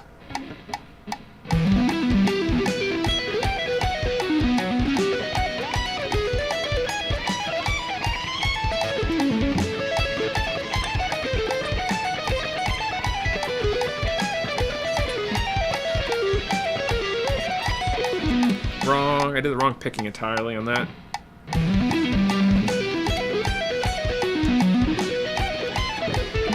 don't know what the hell happened there. Panicked.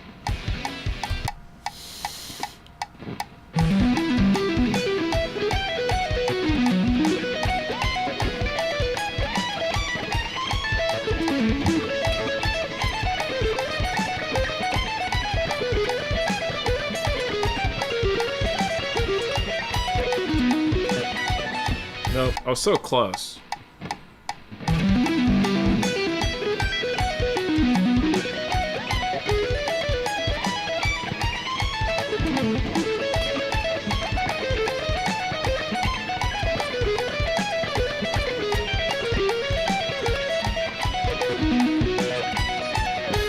Ah, so close.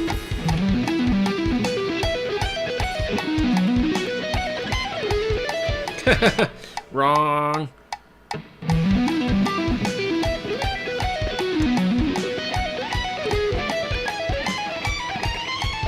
Wrong. Wrong. I don't like the beginning of that one slurred note.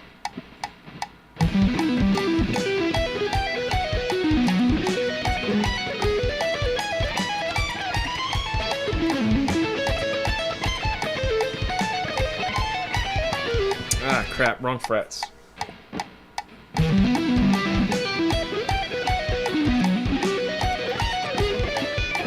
I don't know what happened there. It was all bad.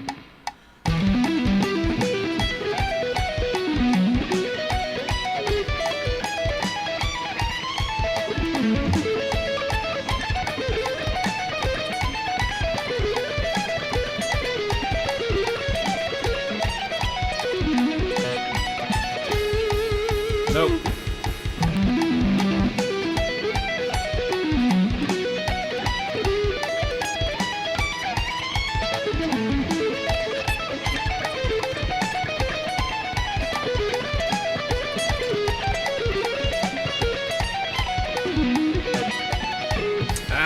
wrong on that stupid sweep part. Son of a gun. Try that again.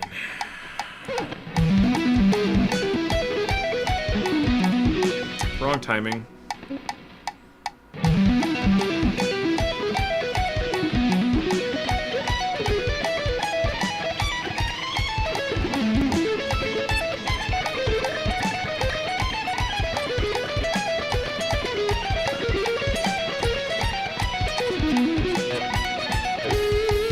Better.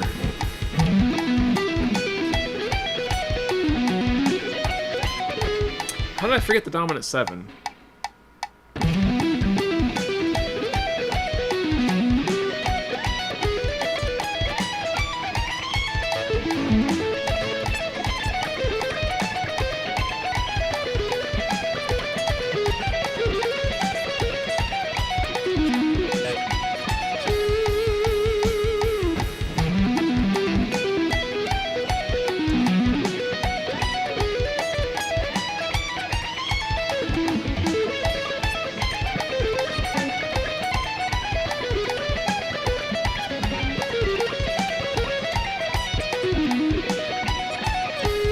No.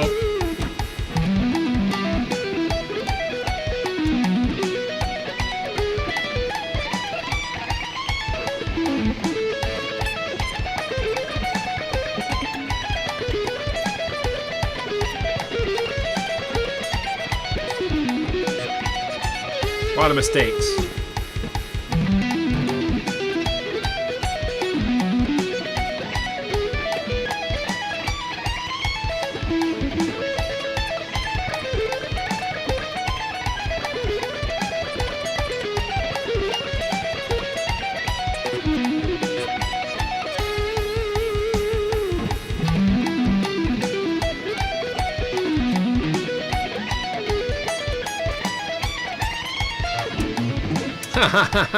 So close.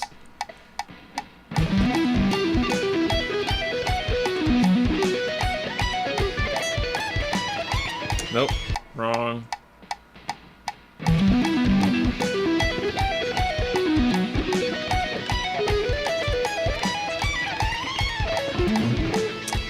don't know why I keep screwing that up.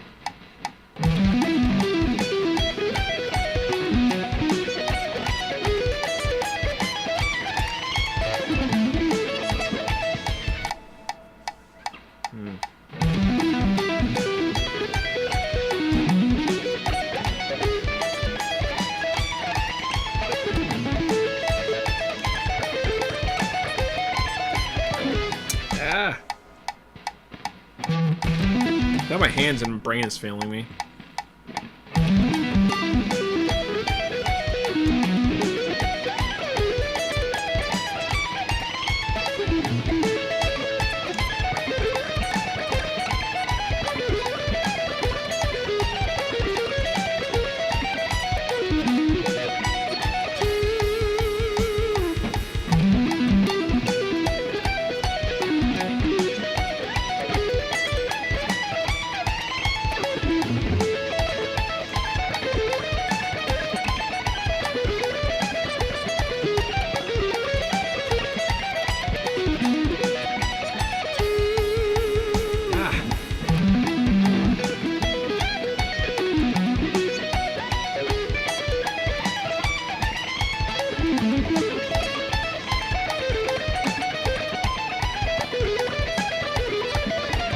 Ah, crap.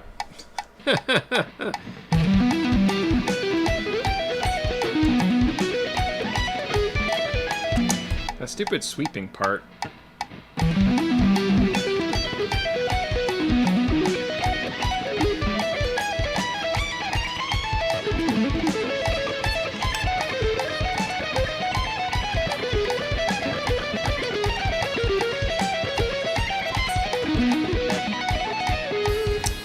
Nope.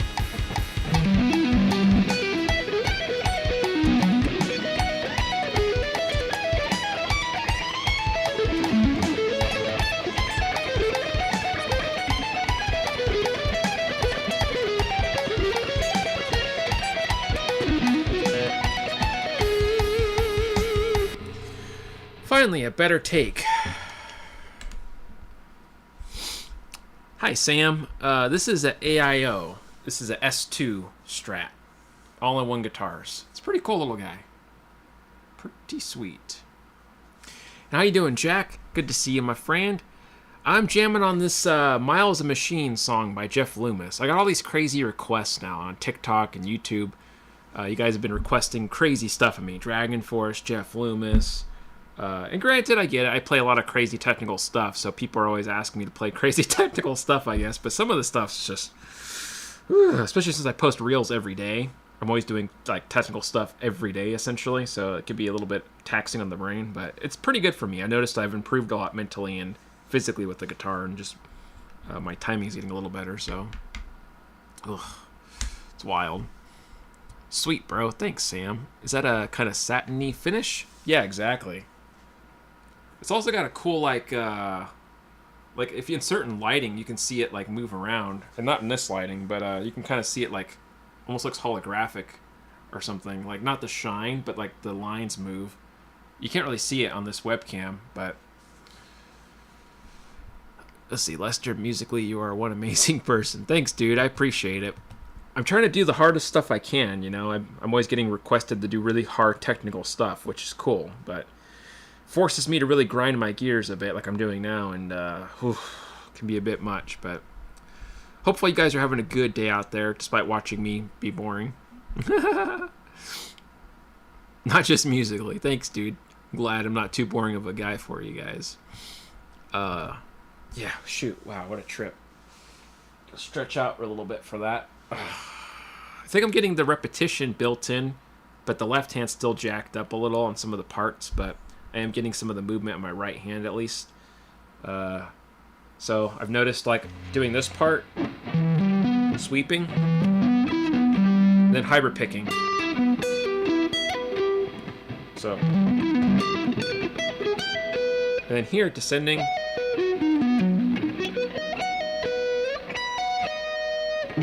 Then back to here's where I screw up because it's supposed to be another sweeping pattern. Then this part, sorry. This part screws me up because I'm here in between.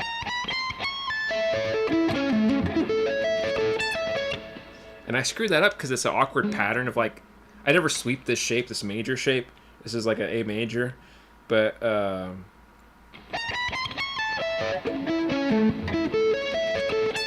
don't have a lot of room up here, so I feel kind of squished. That's my excuse. But then this part screws me up too, this little... I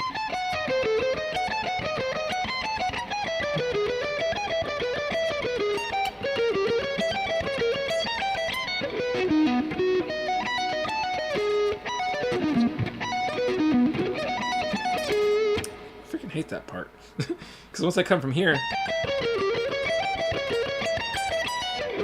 I have to get used to doing this jumping string skip picking and then right into this descending. And I really hate descending sweep patterns on these shapes.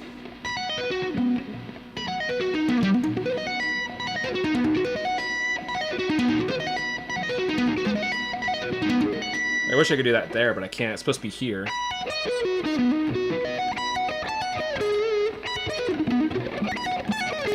Oh, well, I just gotta train my sweep better on those upstrokes and those shapes, I guess. You're never boring, Lester. Thanks, man. You've got discipline. Thanks, dude. I try. It's a little bit of work, but I try. I try to apply as much discipline as I can, you know. I used to do different martial arts and stuff back in the day, and used to do a lot of exercise stuff, so I try to implement that level of like repetition and discipline with music, you know, and it served me well over the years, you know. Using that same mindset towards music has been pretty helpful, but still there's a lot of other stuff musically that I've had to really think about, like, and like you guys can see me trying to work stuff out here on the spot. You can see I'm trying to, like, I get stressed and I tense up, and then I have to like unstress, play more relaxed, and then not restrain my movement from the tension, because I feel tension from the fear of the measures coming up as I'm trying to read ahead, and then then you screw yourself up that way. So I just look ahead, let it be what it is, try to be like flowing in a way, like flow state type thing. But then one little mess up irritates you, and then it throws off your whole game because then you tense up like you see me do, and then it resets you. So yeah, it's kind of annoying. But now you can see, you know, what I go through every day when I'm learning these Symphony X pieces or Dream Theater pieces or like this Jeff Loomis piece. It's always these repeating parts. Luckily, my wife's not here right now. She's working her shift, and so at least I'm not annoying her with this. When she's here, she has to hear all my over and over and over when I'm repeating stuff. When I did the Sea of Lies solo, I did it before I found the take I liked. I did that solo front to back, which is a long solo, by the way. Probably like 20 or 30 times, over and over and over and over and over and over and over, all the way through each time. And she was like, oh my God. And I'm like, okay, just one more time. Just one more time, I told her. I promise, I'm done in a minute. Just one more time. She's like, it sounds the same every time. I'm like, yeah, but it's getting a little better. There's just like one more part. So yeah, anyways, I'm grateful she puts up with it. Okay. So let's dial it back just maybe at 1% or 2. And let's try it again. I'm going to listen to it.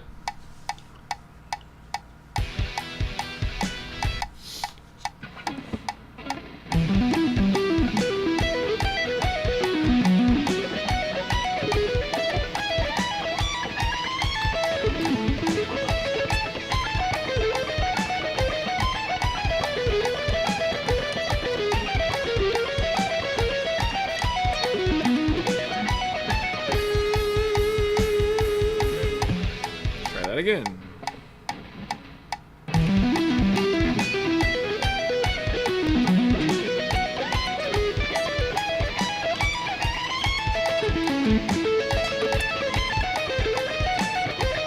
Wrong.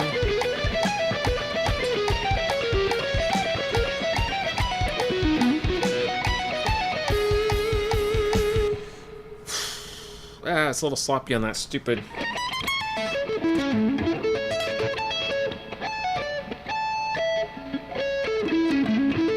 Play that there. Maybe let's see.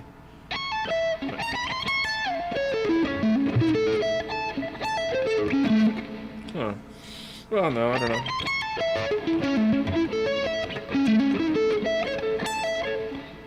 If I do it there, I have more room, but that's more awkward, so I'll stay here.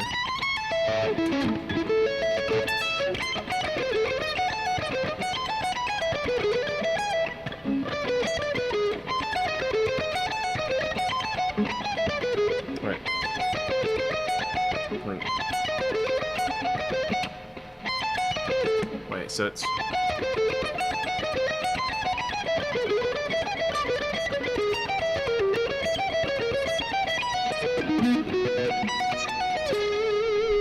Eesh.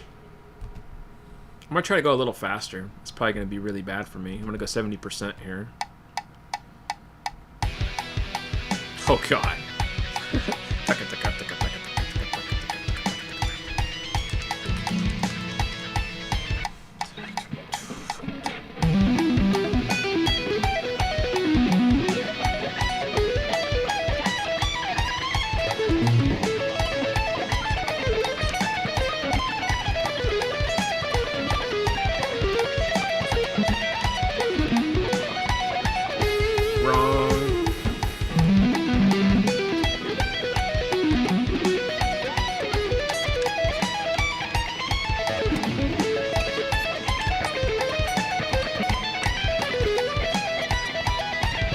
I forgot the lines.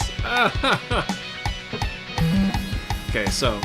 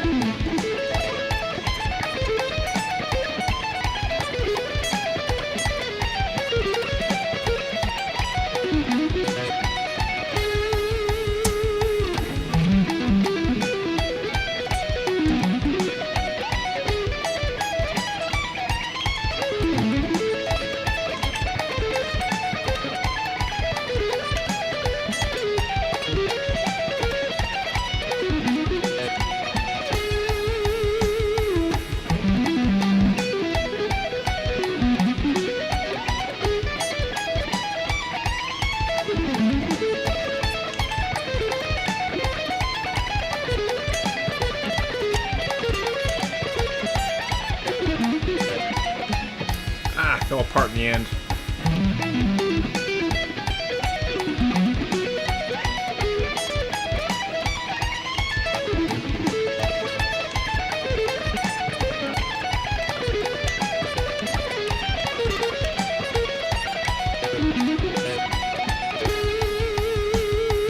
That's only 70% speed, by the way, and it's already kicking my butt. Good lord. I fear not the man who has practiced 10,000 kicks once, but I fear the man who has practiced one kick 10,000 times. That is a good statement there.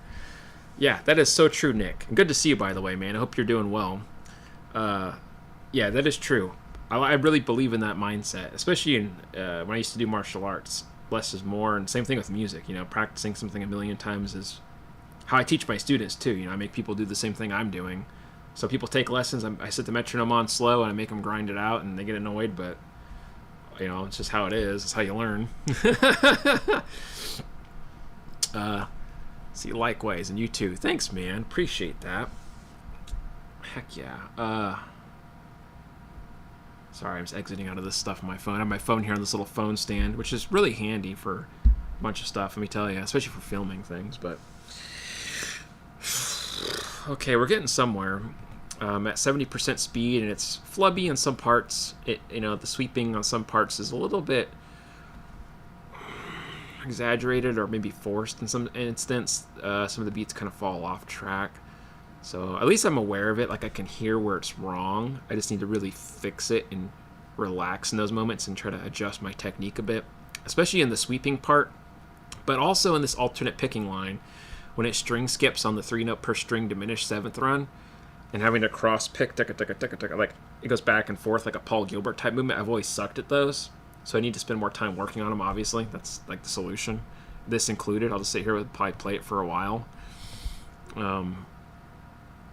Yeah, and I'll let you guys see if you want, so you can kind of get an idea of what I'm looking at if you want to. So like that's the line there I'm playing, the stretchy part I'm talking about. I don't know if you guys can see that. Sorry. So yeah. It's a diminished 7th arpeggio, essentially. It's just they're playing it 3-note per string pattern. And eat a G string, jump, do, right? Then it goes back and forth, do, back and forth here. So that's kind of awkward, ring to pinky, or middle to pinky if you want to do that. Back up. Descending back down, so it switches the line up a little bit. And then it goes back around again, and then it jumps down to this. This is a dominant 7 arpeggio, the 12, 16, 13. To the 12, 16, 12, that part there. So that's a dominant 7, and then it jumps back up to a diminished 7th arpeggio again, the 18, 15, 12, which is, the same shape basically as the first one, just different area. And then it walks back into this major arpeggio. So yeah, pretty cool classical style movement. It sounds very classical in nature, but it's very shifty. And if you're looking for a good finger workout, I definitely recommend this song. I think I'm getting a good one myself. It's kicking my butt today, which is a good thing. I like getting my butt kicked in the good way. So anyways, hopefully you guys are having a good Friday out there. Thanks for joining me so far. I'm on hour 2, 2 hours and 11 minutes I've been here, and hopefully you guys have been having a good time hanging out with me. I'll be here for a little bit longer. Might as well. If anybody out there is interested in taking some guitar lessons with me, you can. Shoot me an email, or you can go to my website. If you type in Lester Mitchell Guitar Lessons on Google, I'll pop up. You'll see I have a bunch of reviews, and then you'll see my website. Click on that. All kinds of information on my lessons. I even have lesson packages. If you don't want to take lessons with me personally, one-on-one, you just want to download a digital content type package, I have those as well. I have more coming out in the future. So yeah, if you guys want to grind with me and join the journey of suffering, I'd be happy to have you. If you're not interested, that's cool too. No pressure either way. Yeah. And if you do decide to become a student, just remember I'm going to be giving you things that you're probably going to be uncomfortable with. You're going to be frustrated like you see me looking like. You're going to look like me, sitting there playing something annoyed, trying to grind something. So just keep that in mind. Donald James says, I can play, but I don't read music. I just know the scale, mode, and keys. Gotcha. Nothing wrong with that, man. You don't always have to read sheet music or, tab even. I mean, tab is better than sheet for most stuff anyway for guitar players. Sheet's essential if you're going to play jazz or classical gigs, but you don't need to know sheet. It's not like a huge thing. I kind of hate it, to be honest. just because it's annoying. But yeah, if you could read tab, that's perfect. And then like, yeah, if you know scale modes and keys, that's awesome, man. That's all you really need for most stuff anyway. Now modes are usually taught wrong. Jazz is too complicated for me. Nah, man, you could do it. You know, I use jazz mindset with all the metal and rock stuff I do. But yeah, modes are usually taught like people teach modes like, oh, C Ionian, D Dorian, E Phrygian. They learn them by like those positions, and they don't learn like the context of the mode, which is wrong. So I always teach modes parallel, like C Ionian, C Dorian, C Phrygian, all from the same root, and then we build chord progressions that are modal, using the intervals that are altered, right? So then you know off the top of your head, oh, Phrygian, just flat 2, right? Oh, Dorian, natural 6, minor, that kind of thing. That's how I usually think of modes. It's just quick on the spot. Especially if you're playing at different keys or you're doing like, you know, modal interchange stuff. That can be super helpful. But anyways. What if you like me, self-taught and play by ear? Nothing wrong with that, dude. That's how I was my first 2 years, you know. When I first started playing guitar a long time ago, I was self-taught because I didn't have money for lessons and stuff. And I knew a lot of stuff by ear, but I didn't know what I was doing. I didn't know the names of any of it. I didn't know notes or scale names or like proper shapes. I just learned like, oh, hey, these notes here sound kind of cool. But I didn't know why they sounded cool. I just know they sounded cool. And then later I was like, oh, there's a name for that. You know, when I took lessons, because I've taken a lot of lessons over the years. But like when my first lessons were like, oh, that's what that's called. Okay, I do that all the time. Or like, oh, that's what that is? That's why that connects this way or whatever. And then like I'd play other stuff like Phrygian dominant, which is harmonic minor. And I didn't know like what... I didn't know what it was. I just knew the sound. I was like, oh, that sounds cool. And then I was like, oh, that has a name. Okay, and that's why. Okay. But I had a hard time because, like, you know, being self-taught got me far enough to where I could kind of understand basic things. But playing with other people was a nightmare. I didn't know what they were talking about with keys. I didn't know, like, you know, I could go by ear, but I didn't always, like, vibe with it. I didn't know if I was on the point of it. And it was very, very, like, just all over the point, you know what I mean? So eventually it got to be like, okay, I need lessons. I need to study this stuff. I need to know exactly what it is I'm playing. I didn't know, like, you know, is this an E? Is this A? Like, you know, it was really bothering me.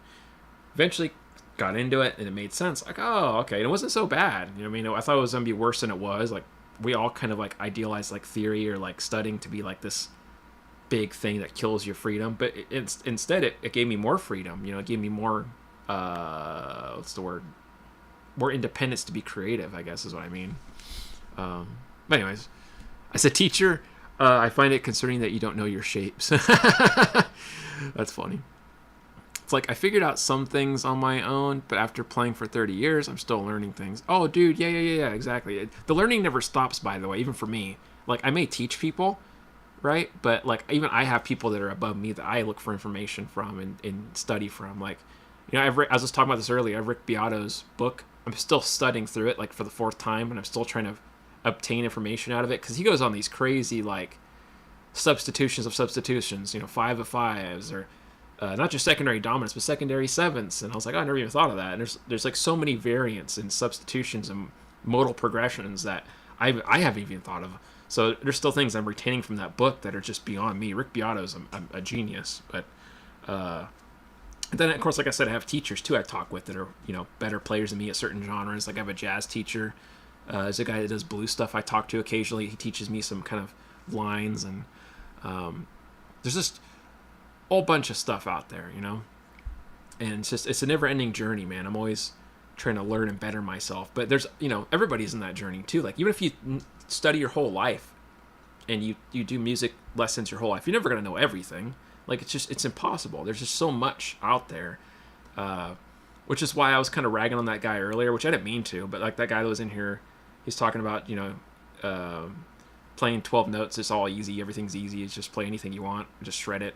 But, you know, that doesn't always work if you're playing certain contexts like Bosanova or jazz, or, you know, if you're playing certain genres, if you play country. You know, I saw a Polyphia playing country the other day, and it sounded really weird. They did okay, but they were just playing like pentatonic up and down lazily. It didn't sound very country, you know, sounding to me. It was very like lazy country, not very well done. And I'm not a great country player, but like I'm just saying, like, you know, I could hear it was not their style, obviously. But like, you know, if you want to get into different styles, you want to try studying things that maybe you're not comfortable with, it's going to make you a better musician, because then you're going to learn like things outside your realm that you're not used to. It's going to expose you to things and make you really think outside the box.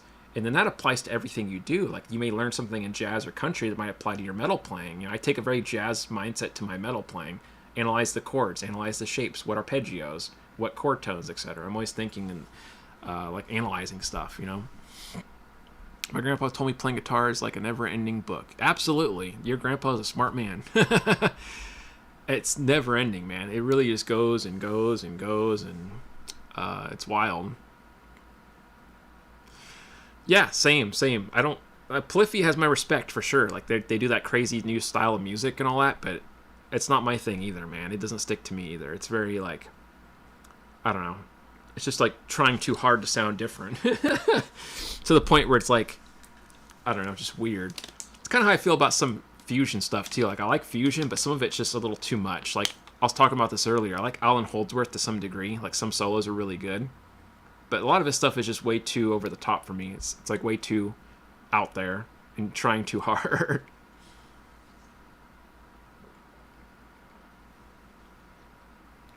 Sorry, guys. Drinking my microplastics for the day.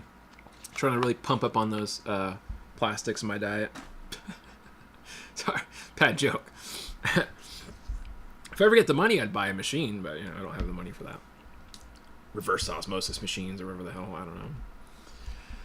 But yeah, man, music's just a never-ending thing, and there's always so many things to mess around with. You know, I was doing this earlier, and I was having fun with this progression, which, and I didn't think to do this before, because it's not something that, like, it's not that complicated, but it's not that, like, hard either. But it's not that, like, normal, so... Like, I was thinking, oh, you know, if I play an F minor 7 chord, but I raise the 5th into a flat 6th, right? So I'm playing the flat 6th and playing the 5th on the top here. Then I have a minor 7 flat 6 chord, and that sounds really cool. Right? And then you have all these types of other intervallic chord voicings.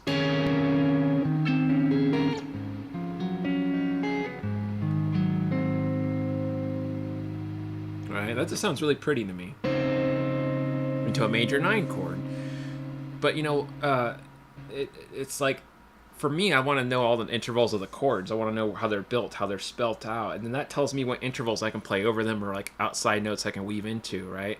So if I'm playing, you know, like this type of chord right here, right? Like the one I was just talking about, this, adding the flat 6 into the minor 7 chord.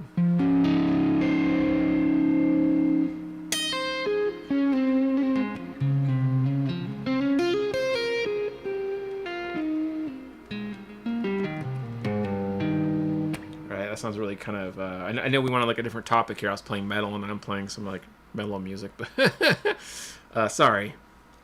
But yeah, I'm thinking of those intervals, you know, inside the scale, superimposition even if I want.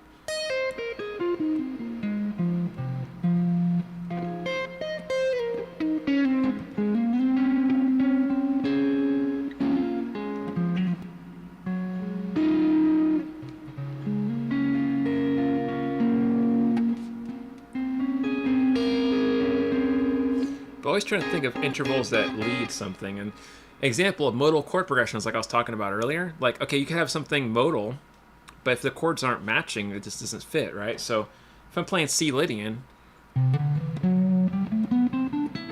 what's the difference? Well, it's sharp 4, right? It's just major sharp 4, but you want to accent that sharp 4 in a chord progression. So, you know, obviously I'm not going to play D minor. That doesn't work. That's not really in the key, right? And if we look at C Lydian, yeah, you can think, well, it's G major key. What if I play G? Am I playing C Lydian over G? No, because the G is the tonal center. So the C Lydian reverts back to the tonal center, which is G. It's just going to sound like the G major scale. So you got to play the C chord as the root. That's your functional. This would be like a split chord. But this split chord adds a sharp 4 in the mix, and the sharp 4 makes it sound really Lydian, right? Because it has that note there. So if I do progression,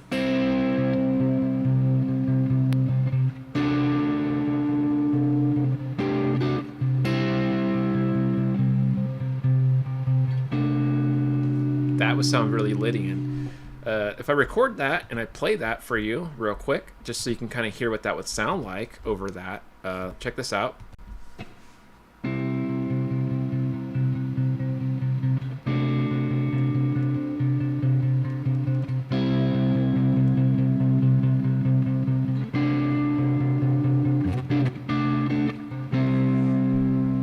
If I play C Lydian, it's gonna. I don't even have to put any work into this. The C Lydian is just gonna sound nice on its own.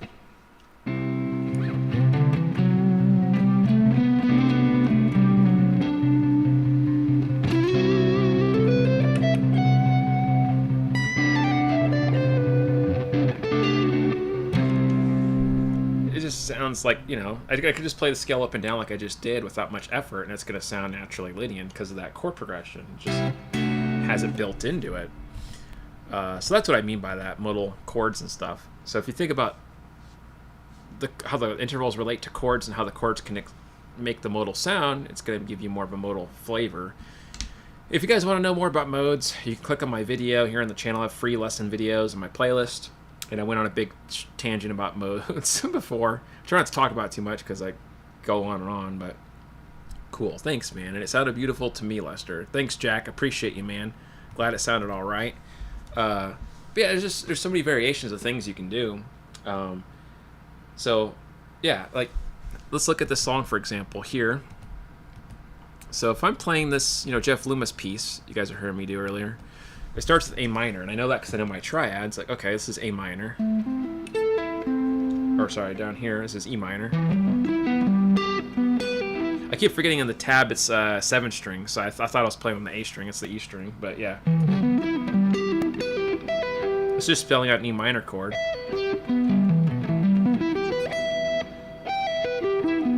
Alright, there's playing between those. Right. This is a B major arpeggio. I can see that right away. I'm like, oh, okay, it's just B major he's playing. Still B major, just next set up here of that arpeggio shape. And then here, this would be an E dominant 7 arpeggio, right? So they're playing out of this box there.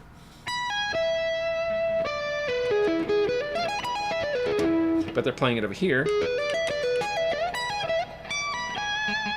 And then it walks up.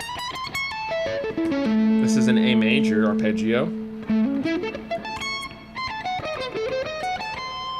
This would be like a C diminished 7th arpeggio. This is back to that E dominant 7 we were just doing. So E dominant 7 again in this format. Okay. Then I have B flat diminished 7th. Okay. And back to our B.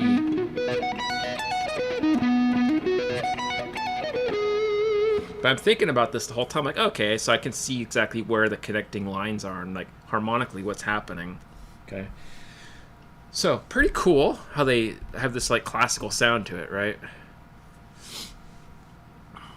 Let's see. What is my favorite mode? Oh, it's a tough one. I like Mixolydian flat 6 a lot. I like Mixolydian flat 6. I like Aeolian flat 5. What's another good one I like? Out of the regular modes, I say Dorian's probably my favorite.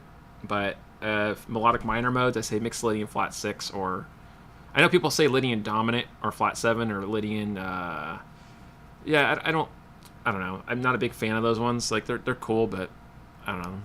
Are you listening to yourself in your headphones? Yeah. The headphones are pretty much my speaker essentially. I have my SM57 mic I use, and I run everything into my DAW. So that way, if I had my headphones off and I use my monitors, it would reverberate real bad and cause feedback. How's it going, Ray? How you doing? Thanks for joining, man. I was just talking about this song, and we're talking theory stuff and just random stuff. So sorry, kind of nerding out here a little bit, but I will get back to playing here. If I remember how to play this, I don't know. I'm trying to learn this Jeff Loomis song, Miles and Machines. I was just talking about the theory behind it, but now we're going to go ahead and try to tackle this again, which is probably not going to go very well for me, but I'm going to try. Let's go back a hair, timing-wise. Yeah, I could do that speed.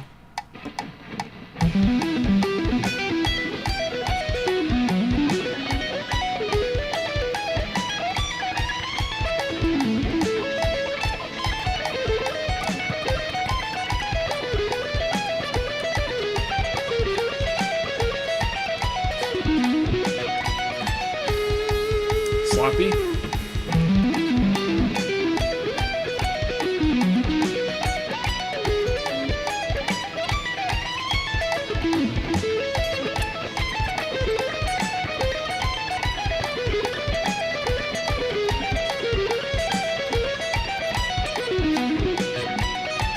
It's just one arpeggio I keep screwing up.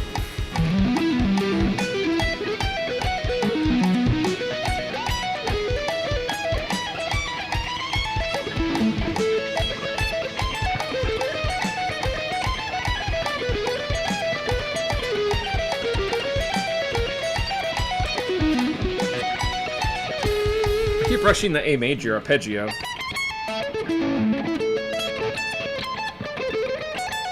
That was kind of sloppy. Oh well, I'll get to it in a minute. I will get it right. Let's see. Sorry, the diminished arpeggio reminded me of Yngwie. Yeah, he does those a lot. Yngwie. Yeah, he'll play those harmonic minor movements to the, like, what was that one? Some stuff like that he always does, or if I played it on here.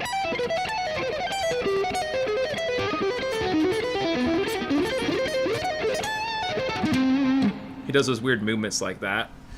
Can you play some Symphony X? Oh gosh, off the top of my head.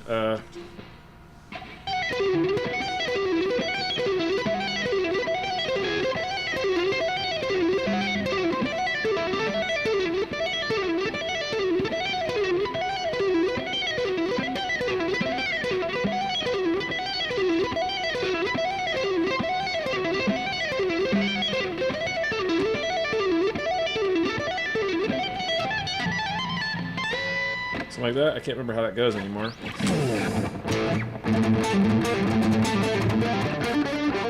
Wait.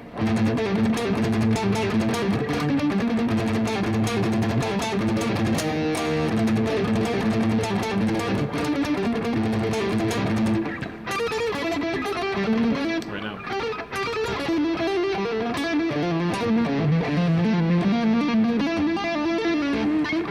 Wait, no, that's not right.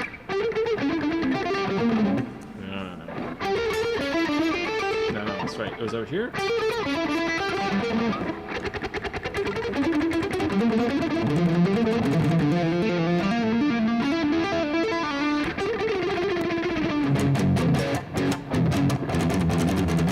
I can't remember now.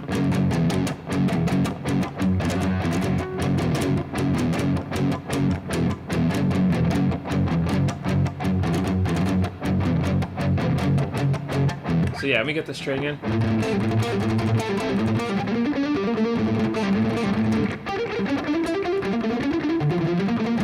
No, that's all right.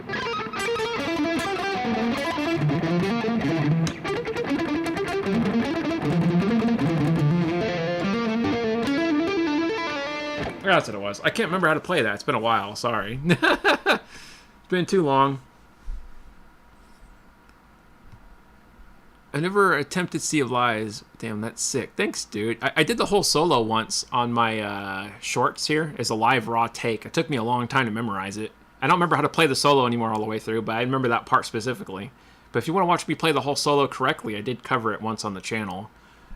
It's been a while, though. Like, that was a couple months ago. I don't remember how to do it anymore. You met Jeff Loomis a bunch of times back when he was with Nevermore. That's awesome, dude. That guy is insane guitar player.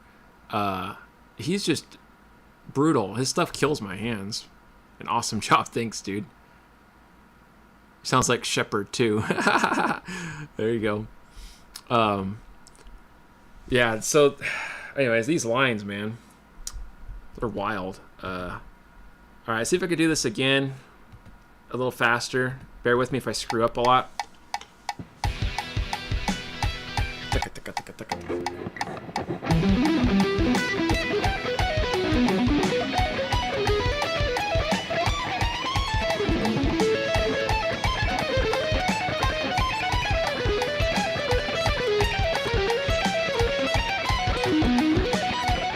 sped up on accident. I didn't mean to do that.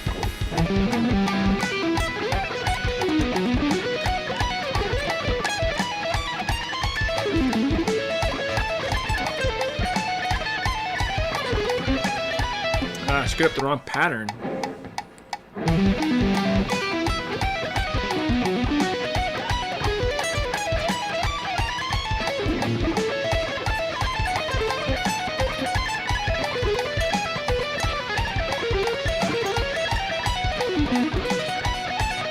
That's hard, man. I can't do that right.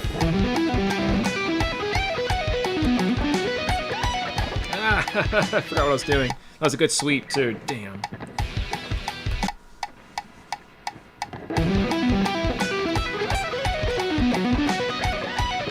I keep forgetting the dominant 7 arpeggio.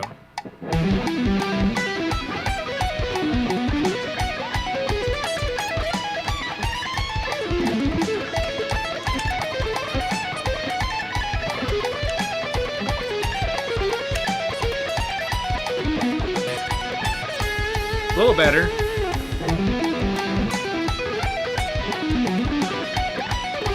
I keep forgetting the stupid dominant 7 arpeggio in E.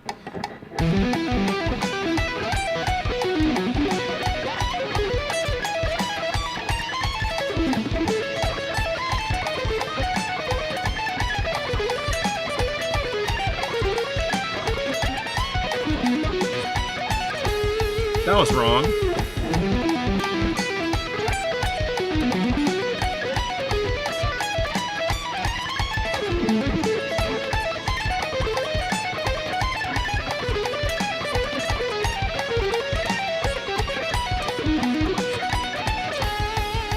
I added one too many notes on the diminished 7th. I didn't mean to do that. Oh, hell. Oh, well. Okay, let me go back here. Let's see. He told me to just go right into his room on the tour bus. The door was cracked. I could see it was someone else in there. Jim was like, just go right. I said, I think I'll wait. And this girl busts out of there. Oh, no. That sounds super awkward, man.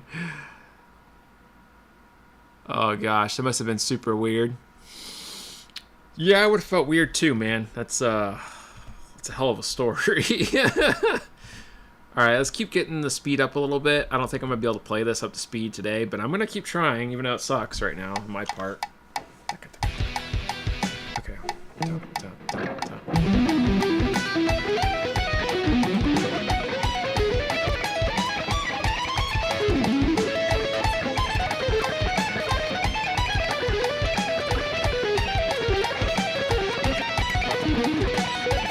I keep playing at wrong speed.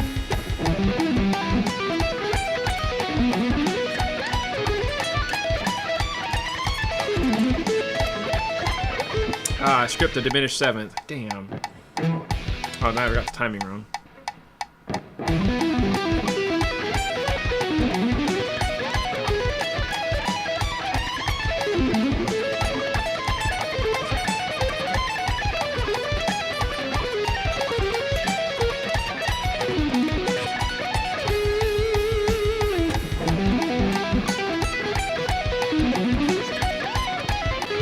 Oh crap, did the wrong thing. Wait.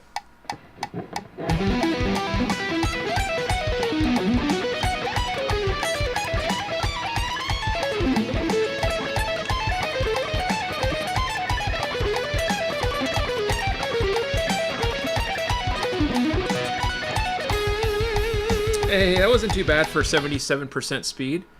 Alright, 77% speed was a little alright there that time. Hell yeah. Woo!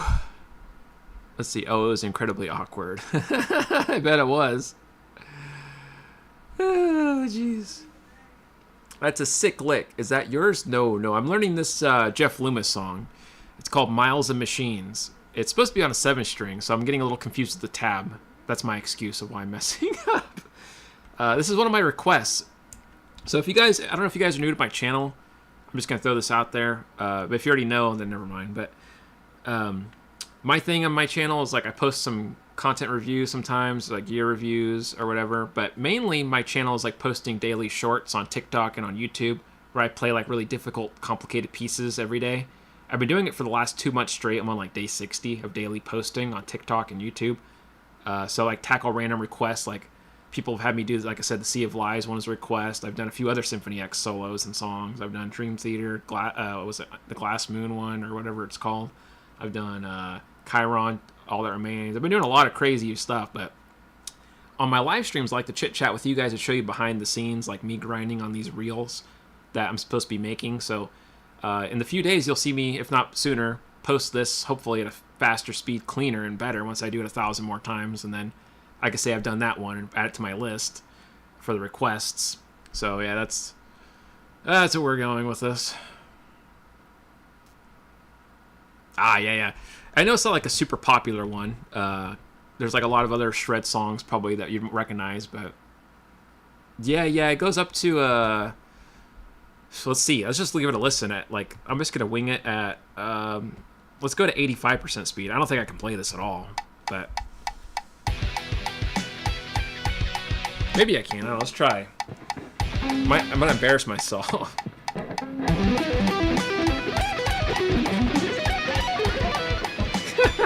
Okay, wait.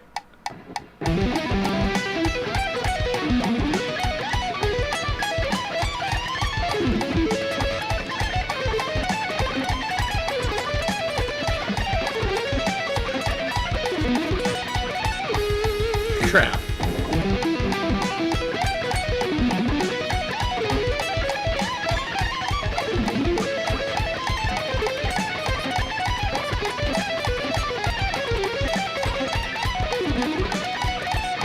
Very sloppy.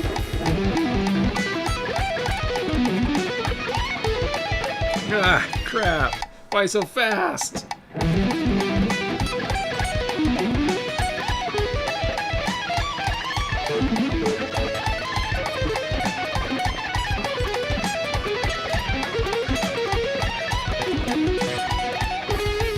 Yeah, I can't play that 85% speed yet. That's a bit fast for me. Ugh. Good lorsh. Alright, where are we at here? No idea what Jim's up to these days. Whirl told me they were. Last time I talked to Whirl, you know, rejoined Sanctuary, he said Jim had John. That sounds crazy, man. Hey, what's going on, Retro Puffer? Good to see ya as well. Thanks for joining. Oh, and there's Integrate Wealth. That's my wife, actually. Good to see you. Hope you're having a good shift at work. Let's see, I wish I could understand the metronome. It's just they're doing its thing, and I'm doing my thing. Well, hey, dude, don't feel bad. Everybody struggles with the metronome at first. It took me a while. I've been doing the metronome for probably 15 years.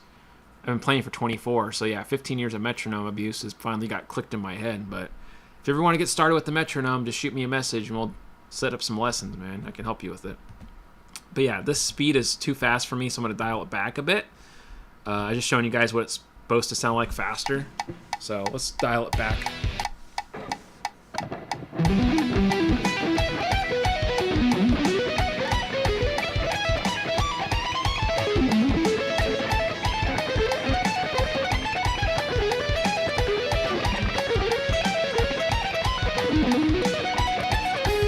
Sloppy.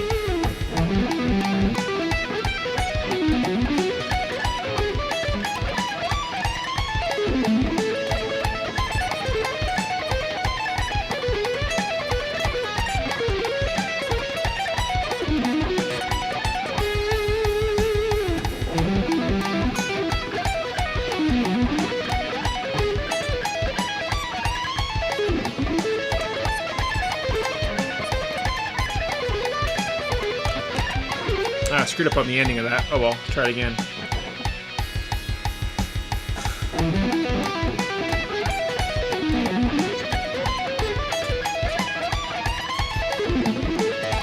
Ah, crap. I did an extra note I didn't mean to do that there. Oh, well, let's take a breather for a second, because it's getting a little out of hand. Let's see, is that metronome beat part of the software or physical one? That's part of the software in Ultimate Guitar. So I get free service on Ultimate Guitar. I get to use all the features. I don't have to pay anything because I tab out music once a month, sometimes twice a month. Right now I have free membership until like November or something because I tabbed out 3 or 4 songs. But yeah, if you tab out for the site, you can get free membership. But you gotta make ultimate like guitar profiles. I make guitar profiles all the time, so I don't mind it. Oh yeah, Nevermore is awesome. Heck yeah, yeah. Jeff Loomis, incredible guitar player, and that band in general just was really awesome stuff, man. Nevermore was top notch. Him and Midnight from Crimson Glory. Liked Sanctuary better though. More of a thrash edge. Yeah, you got a good point there. They have different sounds for sure. It's kind of funny when you see that happen. Kind of like, what's his name? Russell Allen from Symphony X. Wasn't he like 3 or 4 different bands? Symphony X was probably my favorite, but I know he had like Adrenaline something, and then he had like some other collab band things he did. I forget what it was anymore, but anyways, having said that, thanks for joining me so far, guys. I'll be here for just a tiny bit longer, then I'll probably head out and try to film some reels. I don't have any reels to post for tomorrow, so I gotta grind and eventually film some stuff. Brother. Should be interesting to see, though.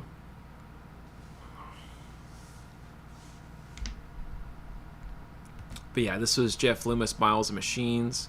You'll be seeing me cover this hopefully in the next couple days if I get it up to speed correctly.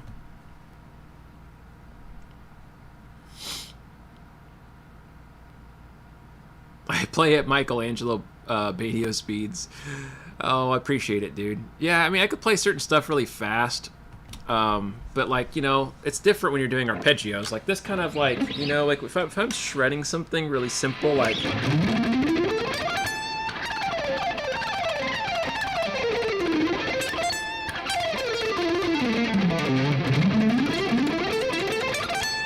that kind of thing. That's what I call the not Malmsteen, Badio movement, right?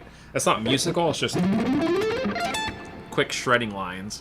Like that's easy. But when you play stuff like this Miles and Machine song, man, it really screws me up because there's like a lot of string skipping involved. And then I have to like keep the picking consistent. It's super annoying. And then you got like these arpeggios randomly jumping across the neck. So yeah, Jeff Loomis is a lot harder to play than Michelangelo Badio for me.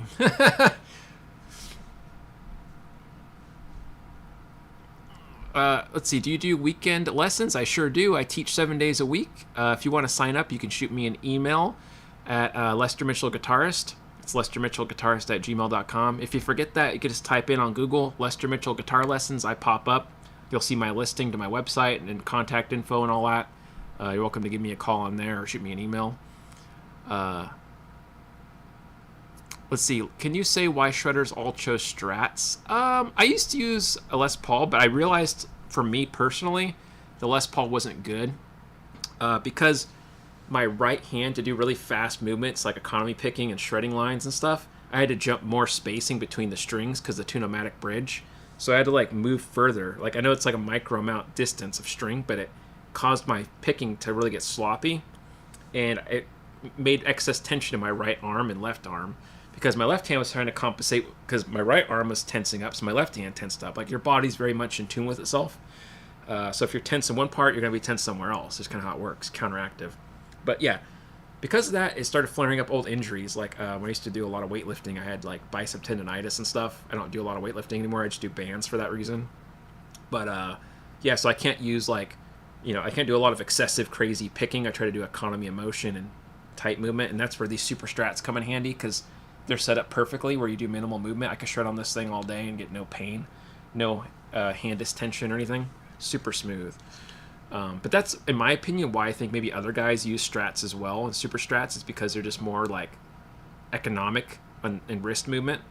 I could be wrong. There's people out there that make really good use of Les Paul guitars. Maybe they have bigger hands too, so they can pick and have a little bit more space for their meatier hands.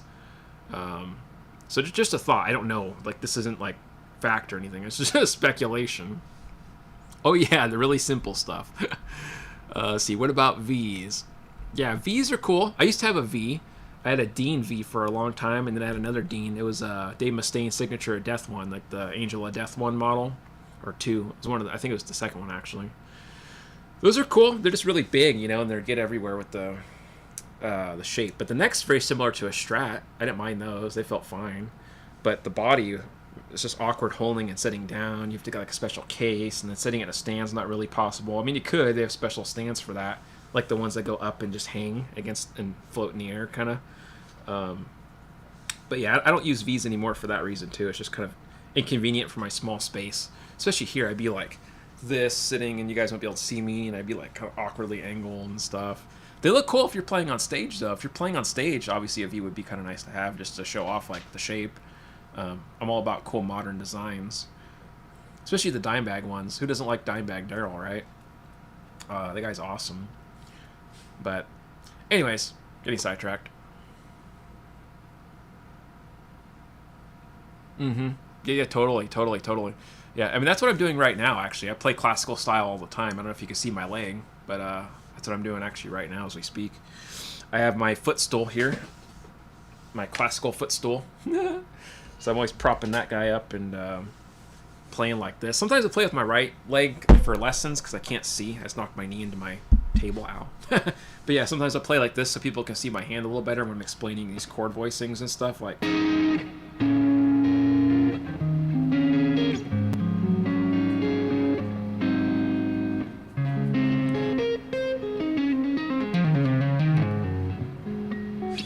things like that, so people can see the actual hand. Because sometimes when I'm in meetings, people can't see the upper part of the neck if I'm like this. So I try to make it convenient for the camera. But yeah, I always play like this. But still, the V gets in the way. It knocks into my calf and stuff, and it's just awkward for me. So that's why I like just these regular ones.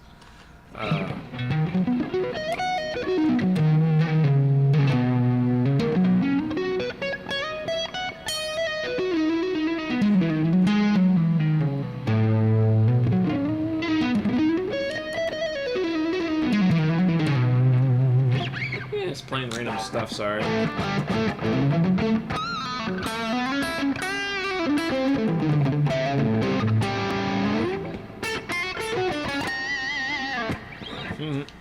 Quirky boomer licks, as people would probably call them, but I like them. Alright, so let's do a little jam before we call it a night. Let's do some little backing track stuff, and then I'll probably head out of here. See, backing track.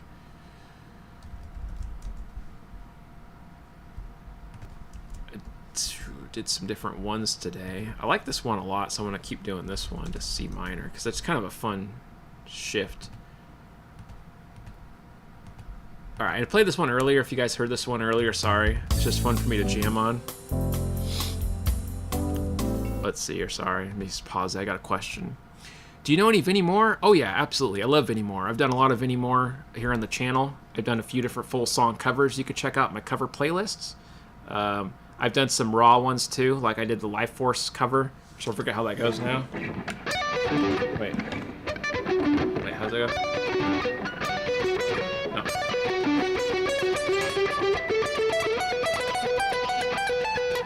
Wait. It's been a long time since I did that one. I think it was back in a few months ago.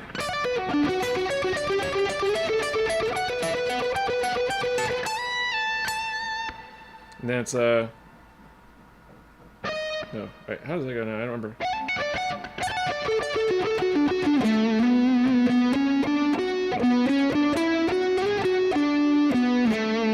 That's what it was.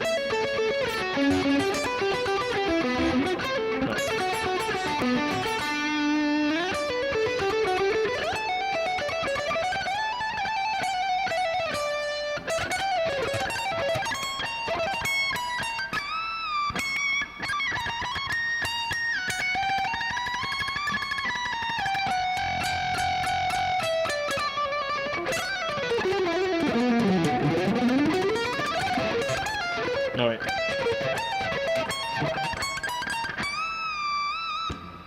But I can't remember a lot of his stuff. Is the other one called? No, wait, sorry, that's wrong.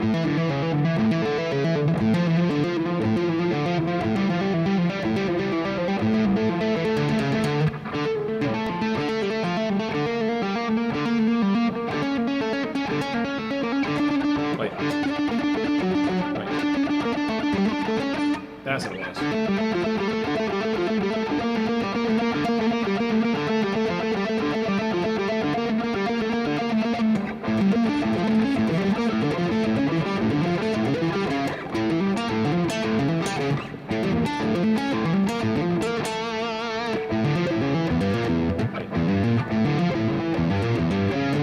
That's it.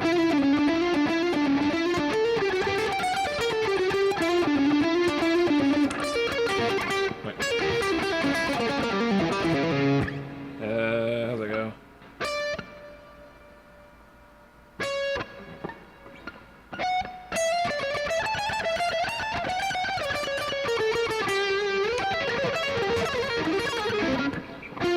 Something like that? I don't remember how to play that anymore. It was something like that. Then I knew a few other Vinnie Moore songs. But which ones were they?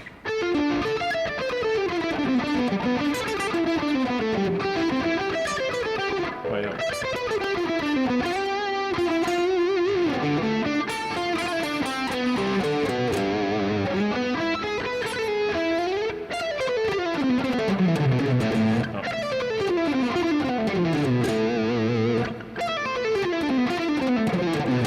Something like that. I don't remember, dude. It's been a long time. Cinema. How's that go?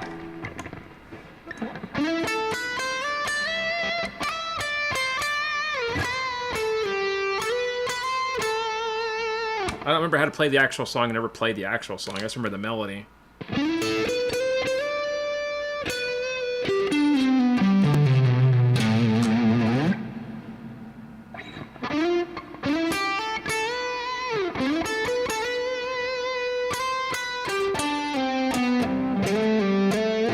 Something like that. I don't remember how the actual melody goes, though. And he does these arpeggios all the time.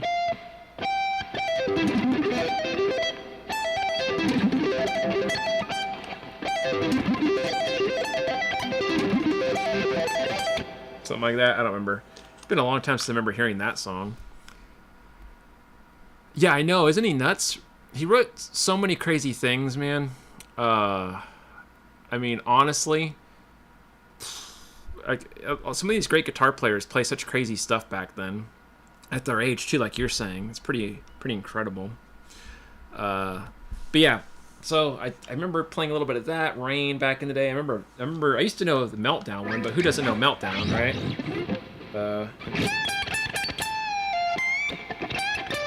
Right.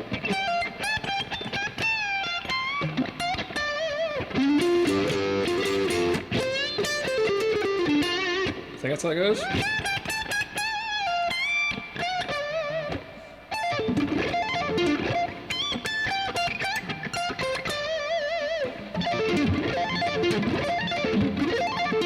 Something like that. I don't remember. Some crazy shreddy thingy they do. How's the beginning of that song go? Dun, dun, dun, dun, dun.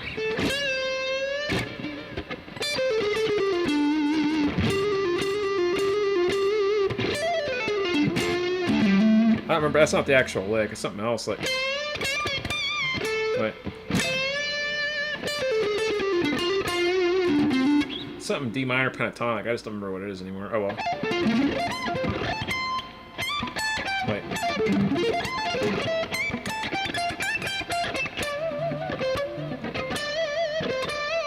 That's what I was trying to play.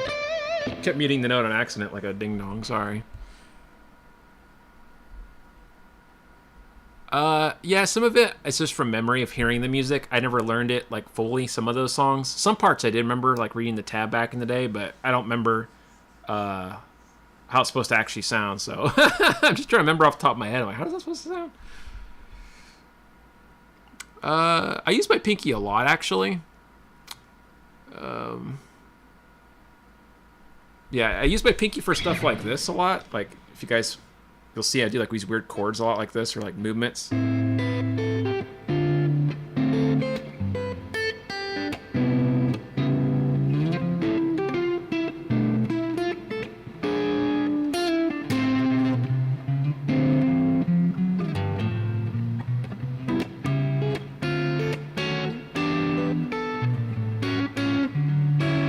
Or sometimes for stretchier things, like if I'm doing these backing track movements, watch this, because I use my pinky a lot, but people don't notice it.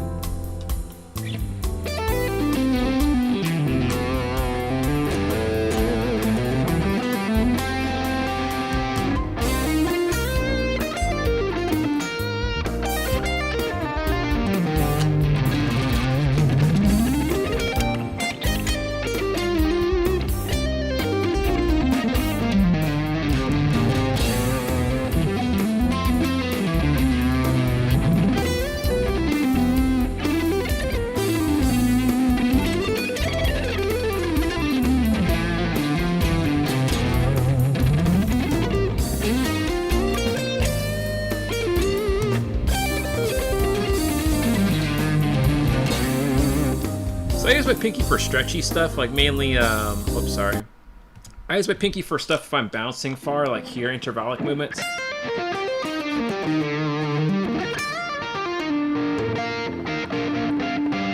I use it a lot for that. Certain chord voicings, like I said. Like I was showing you guys that type of chord stuff earlier.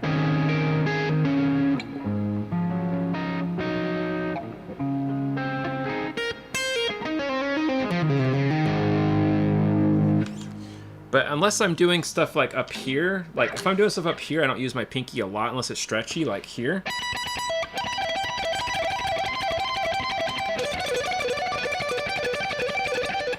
Like I could do that, but if I'm just right here next door, there's no reason for me to use my pinky because it's not that stretchy.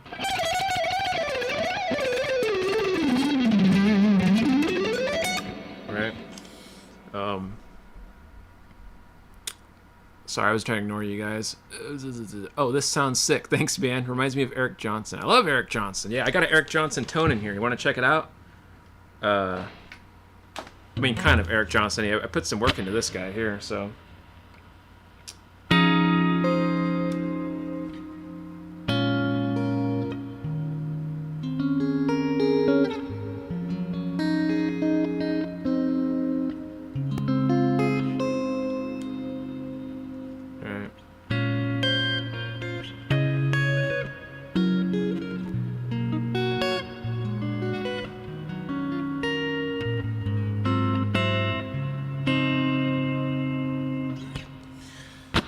If that's not using your pinky, I don't know what is.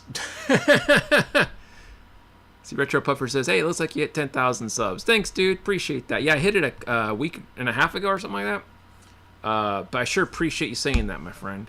It's been a grind here on the channel, but we're making progress slowly but surely. Other kind of Eric Johnson-y type things, he likes doing these kind of dyadic movements, you know?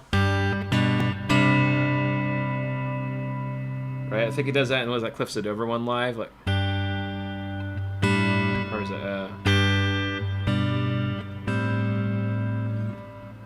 what is it? No, it's here.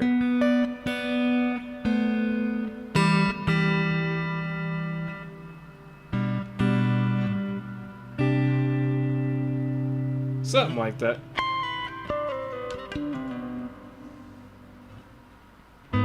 Or no, so then it switches. Oh yeah. Is it something like that? I can't remember what the chord is after. No, it's alright. Is it?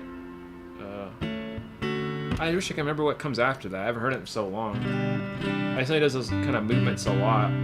Or you hear him do.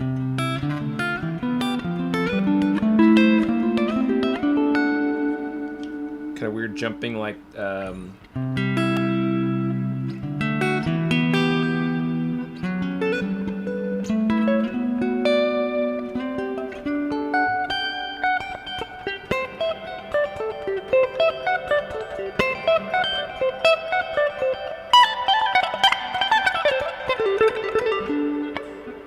I can't remember how the actual song goes. He does some kind of weird thing there. But I try to, like, keep that tone, especially in the distortion.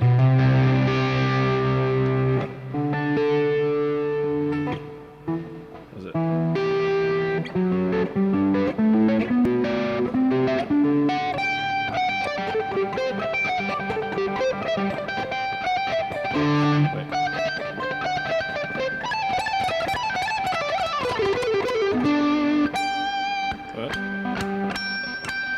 Can't get the harmonic right. Damn it.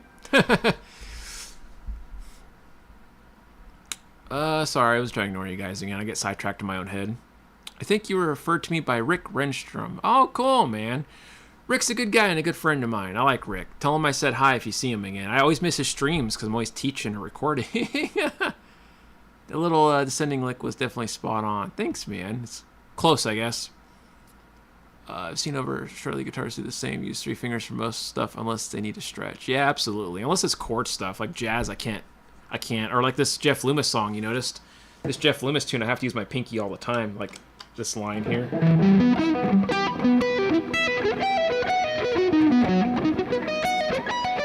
That thing.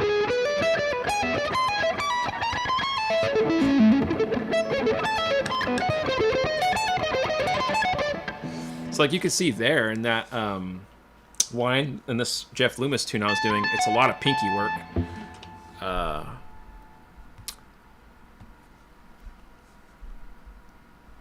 It just depends on what it is I'm playing, I guess, is the easiest way to say it. If it needs a lot of pinky work, then yeah. But if it's not very stretchy, or like if it's up here up in the deck and it's kind of squished together, I won't use the pinky. But if it's something far away or stretchy or like bouncy like this song I'm doing, then I'll totally use the pinky.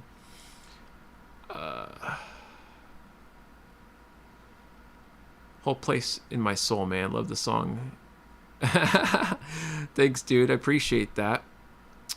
But anyways, speaking of Jeff Loomis, I got sidetracked. Let me just try it a few more times, because practice makes perfect, supposedly. I'm not going to do very well. Yeah, so...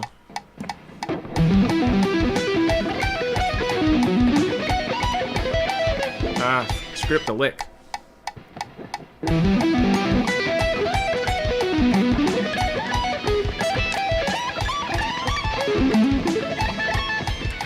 I can't play it that fast right now. I'm trying.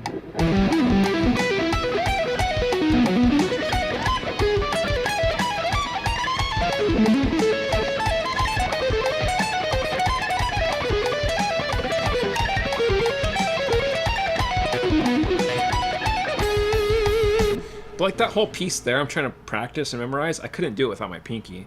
It's way too stretchy. Like some of these lines like this. And then here. Yeah, there's no way I could do that with just 3 fingers like that. That's... or like this part here. It's too jumpy because I have to come back here.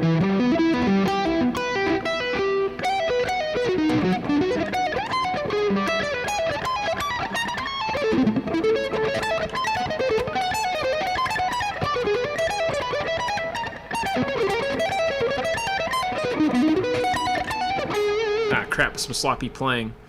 Don't play like me. Play better than me, guys. But I'm glad you guys like watching me screw that up. Let's try it again.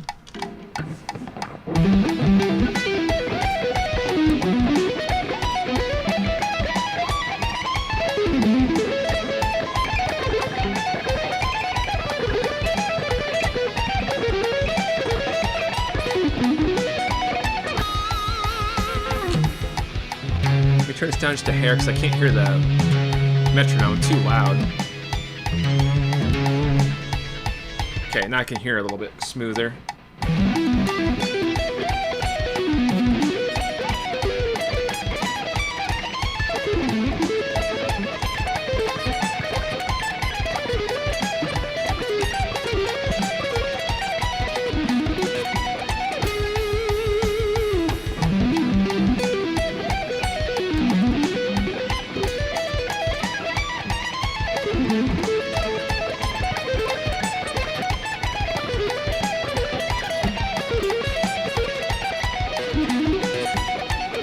I added an extra note in there. If you guys notice, I screwed up. I added too many notes. Oh, the hell. Okay, let's try it faster. I don't think I can do it faster, but I'm already screwing up. Might as well aim for higher levels of screwing up.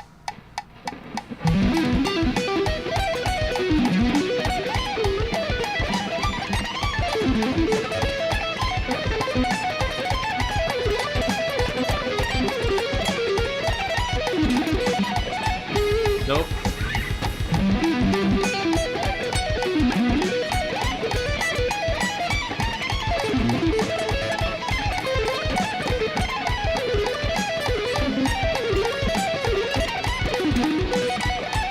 Got too carried away.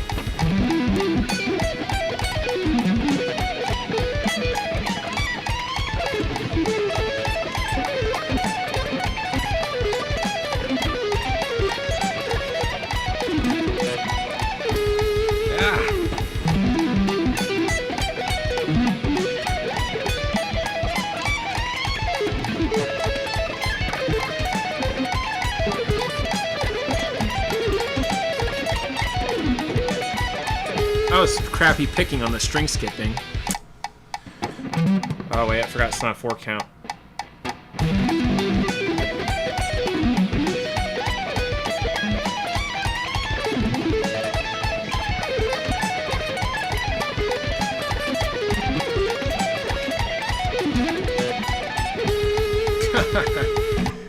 Gosh dang it. 85%.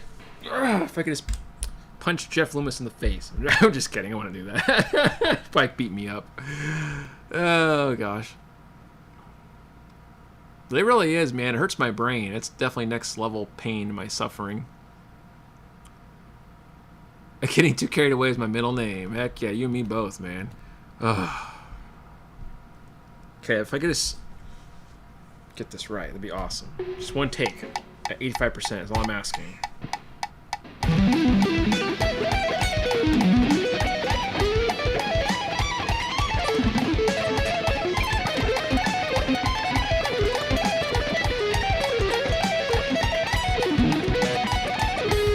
Sloppy.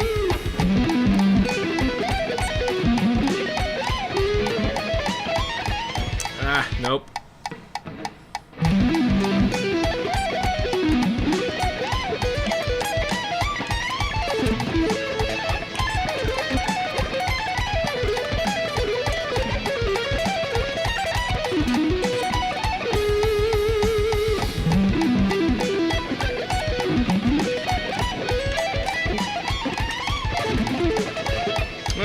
What happened? Lester, man. How could you do this to yourself?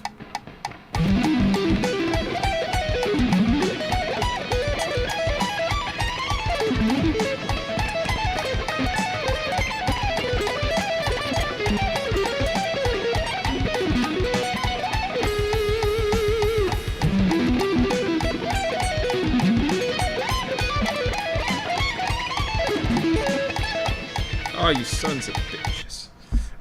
Not you, but me. I curse myself all the time, if you guys didn't know. I'm always like, son of a bitch.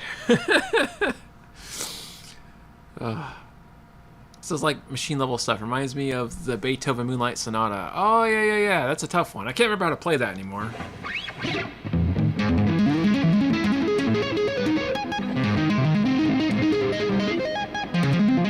No, sorry.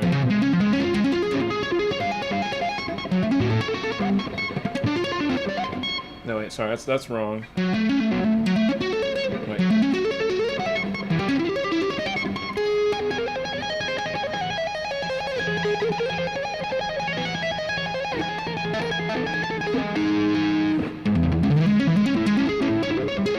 No, wrong.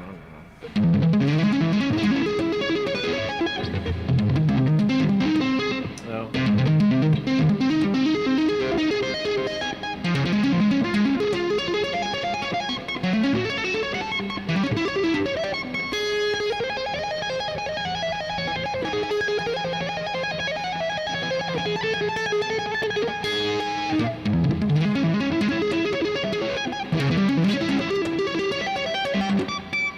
I don't have enough frets. Damn it, I forgot. You need 24 frets for that. Ah, that's frustrating. Yeah, I can't. Oh, well. Let's see here. Jeff Sweet and I said attack anyone. Let's see. Tyler Shep plays that third movement also. Yep, and he does that because I told him to, by the way. If you ever see Tyler's stream, go tell him I said that. I bugged him for months to do that. He was like, I don't know if I want to do that one. I said, dude, learn that song. It'll get you views. I said, I did that song and it got me some good views. I said, you'll get more views than me because you are young and you play really good. I said, play that song.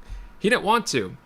Eventually he did it, and the video got 34,000 views. And I made the thumbnail for his video, that Beethoven one where he's standing outside on the... Oh, yeah, if you go look at it, I made that thumbnail for him. I was like, dude, 34,000 views. Boom, good work. I gave him some other suggestions, but I don't think he was very interested in those ideas.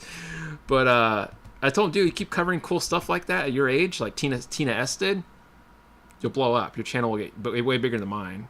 But yeah, he eventually got it down perfectly, and his cover was beautiful. I loved it. Super proud of that kid. I never gave him any lessons. People think I taught him. I didn't teach him anything. I just push him when I can because I'm buddies with his parents. But I'm always telling him, like, play this, play that, you know. There's stuff at him to do. Make him do jazz or something. You don't see Tyler around that much anymore. Yeah, I don't see him around much either. He used to be online all the time doing lives and chit-chatting and stuff, but I don't see him anywhere. I don't know. Maybe he's busy with school or something. He is young. Hopefully he's just doing well and taking time off and being a kid. I think that's what he needs to do. But either way, phenomenal guitar player. I'm sure he has a big, huge future. Whatever happened to Tina S? Rumor has it she went to music school. Oh yeah, Tina S came back. She has a band now called Spin Twice. But people don't believe it's her. Like, people go into conspiracy land and say it's like a clone or a robot or like, I don't know, it's weird. And the people saying that she plays different music now, so she's not good anymore. It's not the originals they wanted, because it's not like virtuoso. It's like just band stuff with singing. Not her singing, but like some other dude. I thought it was alright sounding. It just sounds like pop punk music. It's not like anything crazy. It's called Spin Twice. Spin Twice, I think is the band's name. Yeah, she had a big comeback, and it was like hated by a lot of people. She also had tattoos and stuff, which I don't care about tattoos. Like, my wife has tattoos. I like tattoos. I'm too afraid to get tattoos because I don't like needles. But yeah, so people were ragging on her like, oh, she came back all tattooed and she sucks now and her music sucks and all this stuff. She got a bunch of hate. Really stupid, like really dumb stuff. She plays fine. She's doing what she wants, and I think it works. I think it's really her. It looks like her. I don't believe in the conspiracies of her being a clone or some other nonsense people believe in online, but you can't afford tats. You and me both. We're poor musicians, man. Well, I don't know about you. I can't speak for you. I'm a poor musician, so I can't afford a lot of things. So hence why I live in this small space. You guys see my kitchen here? It's because I have no other room. I'm literally like on a 400 square foot studio apartment in California, so yeah, this is why I have nowhere else to film. It's my front door, bathroom, and that's pretty much it. Tats are cool. I agree. My wife's got a bunch of sleeves, and they look pretty awesome. People always say she looks more rock and roll than me. They're like, dude, your wife looks more rock and roll than you. You look like Waldo, and she looks like, Alice in Chains. I'm like, I know. Calm down. It's kind of funny.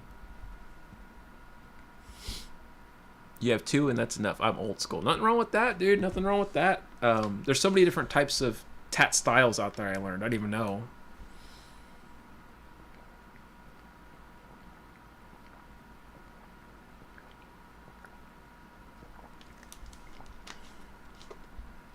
Yeah, back in the day, I know it used to be a big thing. I didn't know a lot about that until I was homeless at 16. And I lived around a lot of ex-con guys because, there were just a lot of homeless ex-con guys in shelters and just sleeping outside and stuff. And I learned real quick what those tattoos meant and, like, how to tell them apart, like, the colors and the fading and just the styles and which type of tattoos and stuff. There's a guy named Bulldog. He used to have a teardrop tattoo, a swastika on his neck. All the things that were very obvious, like prison tattoos. And I was like, all right, nice guy.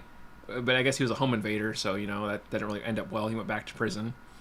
But there were some nice guys, too, I met that were ex-con guys. And I've talked about this before here on the channel, back when I was homeless, that were super cool, really nice, really friendly, had bad experiences, maybe drug problems or whatever, but, worked hard.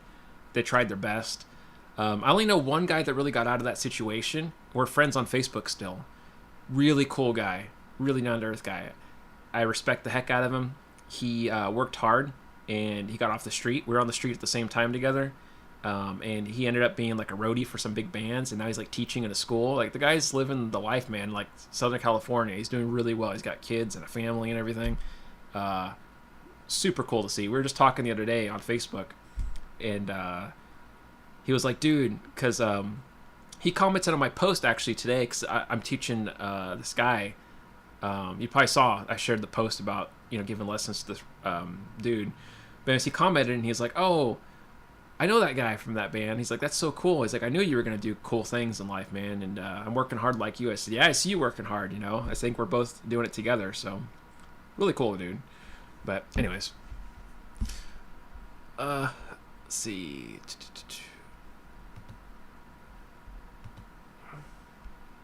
Yeah, same here, man. He was a good dude, and totally changed his ways. He was the roughest, or maybe not the roughest, but he was a pretty rough dude, and he was a bit of a scary guy. He had the tats and everything, and all that stuff. But he ended up changing everything around, getting tattoos removed, and it just ended up being a really cool dude. So it was awesome to see. And you don't see that very often. A lot of people I knew back then are dead, back in prison. It's a sad thing. lot of mental health stuff, a lot of drug addiction, a lot of reasons. You know what I mean? But yeah, it's just a rough thing, man. But yeah, I learned real quick about, you know, the rules of the world. Living on my own since I was 16. You know, I had no family to rely on my whole life. You know, I've been on my own since then, and you know, I was raised by the streets and convicts and stuff, or ex-con guys, I should say. Sorry. So, you know, I learned how to eat your food correctly, not to look at people. You know, like there's certain things I learned not to do, and you know, it was like seen as disrespectful to do certain things, and that just became part of my routine. So, like, you know, as I got older, you know, I had those same like thoughts in my head still, like being respectful to other people and how I hold myself to people. And I remember one guy was like, "Man, you eat very interesting. Like the way you eat," he told me, was like, because I guess he traveled around in the Navy. He's like, "You eat like some people I seen in this one country that were like, you know, they were like rationing their food. Like you have a certain mannerism about you. It's like protective of your food." I said, "Yeah, I don't mean to do that." He's like, "Yeah, it's probably like subconscious because of how you lived most of your life, you know." I said, "Yeah, probably." It's like, yeah, you're kind of hovering over your food and eating a certain way. I said, "Yeah, it's just how I learned, you know." It's kind of funny. Let's see. Good to be around other motivational people. Totally right. I agree with you on that. It's always good to see, man. Mm-hmm. Yeah, totally, man. You just never know what could happen, you know. And I met normal people too. Like, you know, I'm not saying I'm super normal. It must be something wrong with me to play guitar like this. And I'm neurotic. I guess my point to that. I like to obsess over stuff, but like, you know, I was just homeless because I had a really weird situation, you know, where I didn't have my dad around. You know, it's a very stereotypical story. My mom has schizophrenia and bipolar, unmedicated, very abusive, you know, and she would go in and out of the psych ward until eventually they kept her for a long period. I was on my own. Couldn't, you know, obviously pay rent at this trailer park. It was very poor. Sounds like a Joe Dirt story, but yeah. And then I was just living on the street from that point, you know, and working, labor ready, picking with the Mexicans in the fields. Didn't know a word of Spanish. I just remember getting yelled at in Spanish. Learning farm work, doing trade work, just any kind of work I could do. Anybody that give me a chance, you know, not judge me. And just working. And I did that off and on for years, you know, from the ages of 16 till about 20 is when I started to get, like, I had floats, you know. I'd have good spells where maybe I'd work and the money would be coming in, and then I'd rent a place, and then maybe I wouldn't. That'd be like, you know, because, you know, sometimes labor ready or certain jobs are just seasonal, so like, you know, you can't just live off that. And then once that's gone, well, you're kind of screwed. So then you're back on the street unless you have other income. Yeah, I mean, so anyways, yeah, it's just a back and forth thing. And luckily, the last 11 years of my life has been, or actually, has been more than that. It's been, I'm 34 now, so yeah, I say since I was 23, things have been very stable for me. I've been working consistently, and I haven't slept outside in 13 years or 11 years, whatever it is. So I'm quite thrilled with that. Very grateful to have this community here. I can share music and give lessons online and do things I like to do instead of just, you know, plumbing or whatever. Just whatever labor jobs I used to do, chopping wood for a living and stuff. But yeah, so very grateful for that. Sorry, I didn't mean to go on a big random rant to you guys, but yeah, that's just a bit about me and my backstory. I just figured I'd share that with you. So many questions. Yeah, I didn't mean to throw you under all that information, but yeah, so many things, man. I made a video back when things were really stressful for me on the channel. It kind of shows you my backstory. There's even some footage of me homeless back then, and some other cool stuff. I had to condense it down because there was a lot of stuff I wanted to say, and there was a lot of like stories and a lot of experiences, and I mean a lot of stuff from almost being knifed to being shot at, being robbed with guns, to, you know, getting in fights or just whatever, seeing people get, you know, hanging themselves. I've seen all kinds of crazy stuff I wish I never seen, but it is what it is. It's the world. But yeah, I had to condense it down to like the most like simple things I could, because it was already like 40 minutes long, the video, and I don't want to make it like an hour. It was already like way too long, and I thought, well, let's just make it simple, short, like documentary style. I didn't want to just make it like hours long. It would take too long to edit. So if you do watch it, just keep in mind it's very condensed. I had to cut out a lot of stuff. I had to jump ahead a bit and just make it simple. So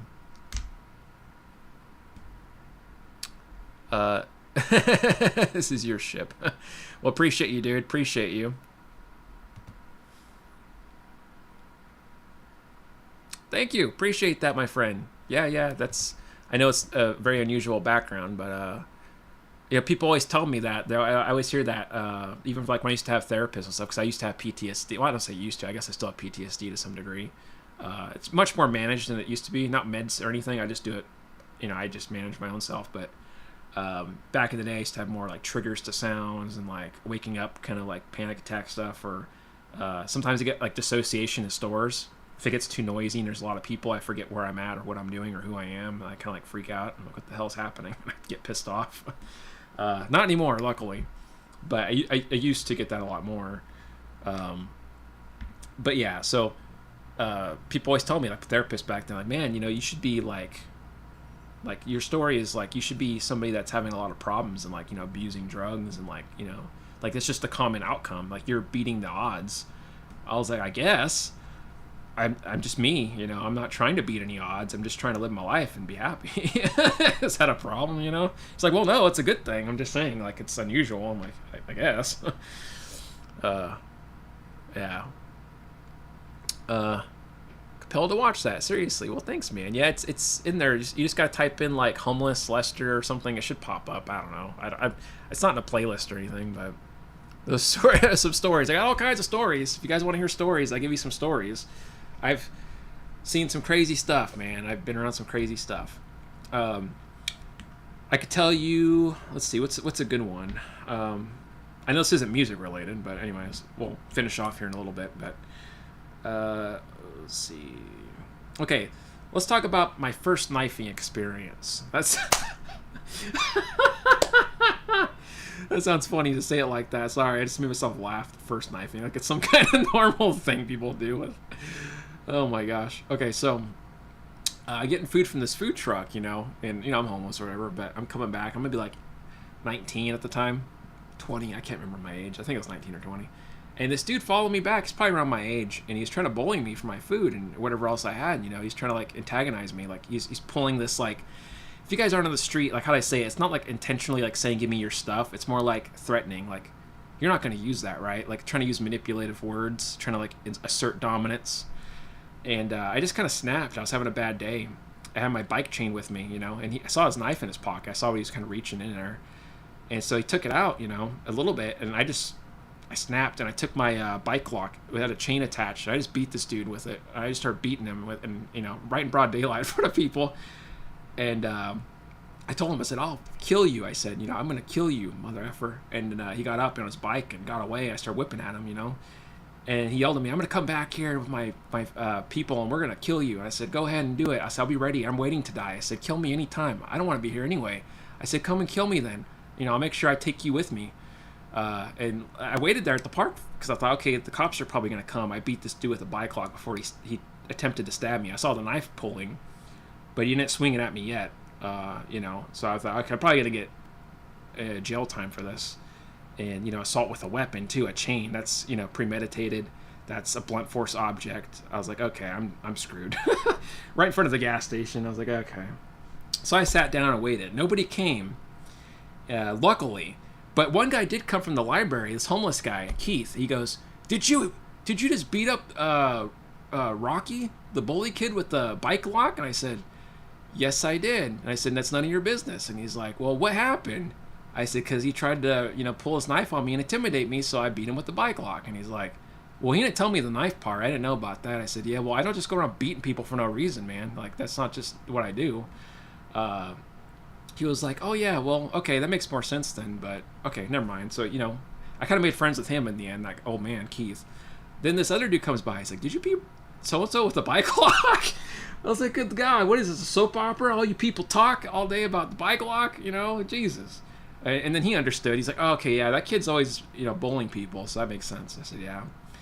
Anyways, Aaron, this guy that was like an ex-con guy, he was a scary guy in town, and he was like kind of my, like, I don't want to say like street dad, but he was the guy that looked out for me. He was an ex-con guy from like Pelican Bay. He was stabbed like 17 times and lived. He kill people. This guy was like just a scary dude. Everybody was afraid of this guy, but I didn't mind because I didn't disrespect the guy. He was always friendly with me and respectful to me, so I respected him. He was always friendly. He told me to work hard, get a job, get off the street. But he came by and he's like, "Hey Les, I heard what you did with the bike lock and the knife story." And I was like, "Oh yeah." And he goes, "Don't ever do that again." He told me, "If somebody's gonna stab you, and just use your hands and your legs and your body, but never use a weapon against a weapon." He says, "Because it's not gonna do you any good." He says, "You'll go to jail." And I said, "I know, Aaron." He's like, "Okay, well, just don't ever do that again." He says, I'm proud of you for defending yourself, but I'm disappointed in the weapon, so just don't do that again." I said, "Okay." And he gave me a hug, and he patted me on the back, and he's like, "You don't want to go to jail, okay? Don't be like me." I said, "Okay." He's like, "Remember, work hard and get off the street." I said, I will do that. But he's a crazy guy. I seen him rip a dude's eyeball out once. And then there was a whole time at Jack in the Box where like 10 dudes or 10 police officers tried arresting him, and he was like all messed up and just fought all these cops, and it was nuts. That was a pretty crazy scene.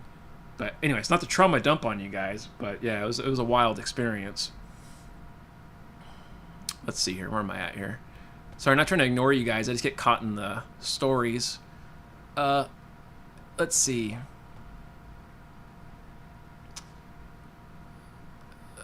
Rick has some stories. Oh, I bet. Rick's such a good dude and such a character. My first knifing experience, a children's book. Not the bike chain. Yeah, I know. No, I feel you, man. You do believe in self-defense. Yeah. Instant street cred. Don't mess with the bike lock guy. They used to call me Bike Lock from that story, which is hella funny. They used to tease me. Bike Lock. They told me the convict guys. Bike Lock. I was like, all right. Very funny. I'm like, all right. Yeah, I know what you mean for sure. I think what he meant was just like California, like our law system is so crooked. Like he was saying I'd probably do more time than the guy trying to knife me. And I was like, yeah, I guess I see what you're saying. But it's so crooked here in California. A guy breaks into your house trying to kill you and you shoot him. And if he ends up injured, like long form, you go to prison. Like that's just stupid to me. Like I'm all for self-defense, by the way. I think that's awesome. But stuff that they do in the law system is so dumb backwards. It's almost like it's trying to protect the criminals. And I'm not trying to play politics. I'm just noticing from my street life and, adulting, or whatever you call it. Yeah, but, my first experience of craziness was back in Fresno County, Kings County, Fresno City of California. So that was the first, shelter experience. I was, when I was first homeless, 16, 17 years old. And, I didn't know anything about anything. I was super clueless, kind of nervous, naive. And just to paint this picture for you, they had this shelter. You go in at 6 o'clock. They preach to you about how you're going to burn in hell and how you're a sinner and only God's going to save you and you're a loser. Get off drugs for an hour. After them preaching to you, they feed you some slop that tastes really weird and discolored. Send you upstairs to the showers. You got to shower if you're going to sleep there, which is cool. I like showering. But they give you sandals and you got to shower butt naked with a bunch of other dudes also butt naked that are way bigger than you and way scarier looking than you. I remember a bunch of dudes side by side in this room, butt naked, big muscle guys with beards and tattoos and shit. And I'm like, keeping my eyes to myself, covering my parts and trying to scrub and get clean and feeling weird. And remember a guy poked me in the arm. He's like, hey, can I have some shampoo? Yeah, you can grab it yourself, I told him. I was like, I ain't bending over to grab that. But anyways, one day in the cafeteria, because they wake you up at 4:30 in the morning. They beat the pans and tell you to get the hell out.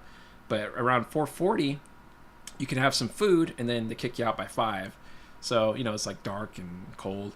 But this one morning, we're eating the slop, and there's this guy named Ryan. He's kind of an ex-con guy that's kind of friendly. He's trying to help me, understand some of the rules. And he's kind of looking out for me without me asking. He's just trying to, be a pal, I guess. Very grateful for that because I didn't know what I was doing. I was very, alone. But, yeah, he was sitting there with me. We're eating, and he's like, yeah, so how was your sleep? I was like, it's good. What about you? He's like, the bunk bed's kind of hurting my back, but oh, well, this is a spot to sleep. I said, yeah. Well, this dude walks by across the way with a fork and stabs this dude in the neck a couple times. Then he walks off, and this dude's bleeding out in his neck, and he's, making these sounds. I'll never forget the sound, this gurgling sound. And I'm just, looking horrified, I'm, watching. I'm my eyes are just staring, and I'm like, what is happening right now? And I'm kind of like nervous. I'm feeling my heart go up. I'm like anxiety. And Ryan told me, he goes, hey, don't worry about it, man. It's all right. It's not you. It's not your business. Don't worry about it. Let's just eat our food and we're going to have a good day. I said, okay. The cops come and everything. People are freaking out, screaming, restraining the guy. It's just like this big, huge mess. And he was a cool dude afterwards, like later for lunch. He was like trying to distract me. I was like kind of wigged out. And he's like, hey, dude, I think there's a new sandwich place. He says, I think they take like some coupons. He's like, I think I got this coupon here. We can split the bill on it, if we can make like a couple bucks. I was like, oh, cool, man. He's like, yeah, they got like this cheese stuff. It looks like sauce. It's pretty good, he's telling me. And I was like, oh, right on. But obviously I was still kind of wigged out. But he's a cool dude. He's just trying to help me. I think he saw that I was kind of like shook, because I never seen anything like that. I mean, I've seen some weird stuff. My mom tried to shoot my dad, and I've seen some weird, crazy stuff. But I've never seen like, somebody getting stabbed in the neck. I was like, Jesus, it's just escalated from 0 to 100. I felt very unsafe at that point. I thought, wow, this could happen to me. I could be that guy. And then, what then? What do I do? But yeah, luckily I did not get stabbed. Moral of the story is sometimes things happen and you don't get stabbed. So that's good. Let me go back up. I wasn't trying to ignore you guys. So sorry. I have to go back up here. Herlog. Self-defense is, punishable in California. It's so stupid, right? The system has been cracked for years. Absolutely. You live in Cali also. I've only been in the drunk tank overnight. Never been to prison. That's a good thing. I can vouch. It's a good thing. You and me both. Yeah, that too. I learned later in life too. That's a big scary thing too. Because like people, I learned this young that, anybody that's trying to help you, like you said, has ulterior motives, or like, oh, hey, I helped you, you owe me kind of thing. Right. And luckily that didn't turn into that situation, but it super could have. Like that would have been really bad. But yeah, people all the time were trying to con me on stuff, pressure me into stuff. I had people always trying to like manipulate me, like, hey, I don't feel so good today. Hey, can you go shoplift for me? Oh no, I don't know how to do that. I'm not going to shoplift. Oh no, it's okay, dude. Look, it's easy. I'll show you how to do it. Just go give me some Pepto-Bismol. And then while you're there, maybe, you can get like a pack of cigarettes or something. And then you just put it in your bag or whatever. And I was like, dude, I can't do that. I was like, no, you're okay. You just go do it. And I'm like, I can't do that. Or people trying to bully you. I had a phone I was able to save up money for, and people were trying to use it. They're like, hey man, let me use their phone real quick. Oh, I don't have any service on here right now. Oh, you don't got any service? Let me check it real quick. Oh no, that's all right, man. You're not going to get any dial tone. It's literally, it's like everybody's like, you just never know what you're dealing with. It's like everything is not a simple interaction. It's not just a simple, hey, how you doing? It's like people are going to manipulate you. They're going to try to like take advantage of you. It's going to be like, hey, I did this for you, you owe me type of situation. Luckily, I never got into that kind of situation, like I said, because I always like tell people I'm good, thanks. I didn't take anything from anyone, didn't borrow anything. I had no reason to have debts due. But those guys are scandalous, some of them. Not all of them. I'm not saying all people are like that. I'm just saying that, there are some that take that prison conduct outside and try to manipulate people with it that are young. One guy flipped out at me named Big Ed because, this is the same time period, like 16, 17. I made conversation with this African-American fellow. He was across from the table, and I guess it ticked him off because he was an ex-con guy. I don't know what ticked him off, but he was this big drunk dude named Big Ed. He picked me up with one hand by the neck, choked me in midair, and he told me, right, and everybody saw, people were like just staring, horrified, and nobody helped me at the time. And then one guy did come and eventually help me get the guy off, but he picked me up one-handed, like hulked me in the air, and I'm like up in the air looking horrified, trying to get out of this dude, gagging, and he goes, don't ever do that again. He's like yelling at me. He's like, you like talking to African, well, he didn't say that. He said the racist word, but he's like, yeah, you're going to talk to those people? Then I'll just let you die then. I don't care anything about you. He's like going on this big tangent about what I did that disrespected him, I guess. And I was just like, what is even happening? Eventually this big dude came by, that was running like the mission. And he was like, hey man, let him go, Big Ed, let him go. He had a big old frying pan ready to whack him. And he let me go, but I was like, Jesus, I didn't even know what I did wrong. I was like, what did I do? I made conversation with the guy at a dinner table. Only because he was being, talkative to me. I didn't, like, It wasn't like we were talking about it or anything. But the beauty is, through these situations and all these like interactions I had, I learned to be more street smart over the years. I learned how things worked. I learned the rules, how to hold myself. I started working out a lot. I started like, training, fighting and stuff. And then I started getting in street fights with people. Obviously, it's just inevitable. You have to fight. And then I got better at street fighting, which is, embarrassing to say. I've broken my nose a couple times. I went blind in my right eye. I can't see anything in my right eye. That was from when I was younger, though. But, and even if you know how to fight, it doesn't mean you're gonna always win. Like you can know all the martial arts and all the boxing in the world. If somebody wants to kill you, they're gonna try to kill you, and it's just how it is. You're gonna get hit. You're not gonna do it perfectly. You know what I mean? So yeah, that was just a big pain in the butt. But yeah, I'm just saying, over the years, like this, like I kind of grinded up to, well, who I am now, I guess. And I'm alive, so I guess it worked. But yeah, it was a tough world. And it rebuilt me mentally and physically, where like, at first I thought, I can't do this. And I was like depressed and stuff. But then it built me up. And like one day I just woke up and I was like, I can do this. I can walk 10 miles straight. I can do anything I put my mind to, and like, it just became my mindset that I am now, it's like, I can, and I will do something. That's just, how I rebuilt myself to be. I don't believe in can't. I hear people say I can't do something. It pisses me off, I generally get pissed off by that. I hate that word. It's like, dude, I was at 16, having to walk 5-6 miles a day, seeing people get stabbed, and I wanted to give up. I didn't give up, and I did it. You know what I mean? I literally suffered for years, and I did it. So don't give me that can't crap. I sound like one of those dads, that tell their kid, back in my day, you think you had it hard. But, yeah, anyways, if I had a kid, I probably would be like that. Let me see. Got lifted up by a big hand, came out of nowhere and grabbed my throat hard again because my freaking cousin. Oh, it sucks, dude. It makes you really rethink things, right? It's like, holy crap, I'm being lifted in midair like I'm nothing, you know what I mean? Like, it made me really empathize with what women go through, because women are smaller than men most of the time, and it made you really like made me rethink, like, man, this must be what women have to deal with and like are afraid of, men doing this type of stuff. Like, I totally could understand the role reversal of being picked up and being the chihuahua choked in midair, sucked. So you're probably dealing with mental illness or some weird street rules. Yeah, exactly. Rather fight than have all these gunplay, man. At least we live if we lose. Yeah, exactly. People are crazy these days with guns and knives. Unfair, they jump you. Mind over matter, absolutely. That's great, man. Back in my day, we got choked by Big Al, and we were proud. That's great. Sounds like a Family Guy line or something, right? Oh my gosh, that's funny. You killed me there, man. Yeah, anyways, I have, like I said, endless stories. That's just the tip of the iceberg. I got so many different ones.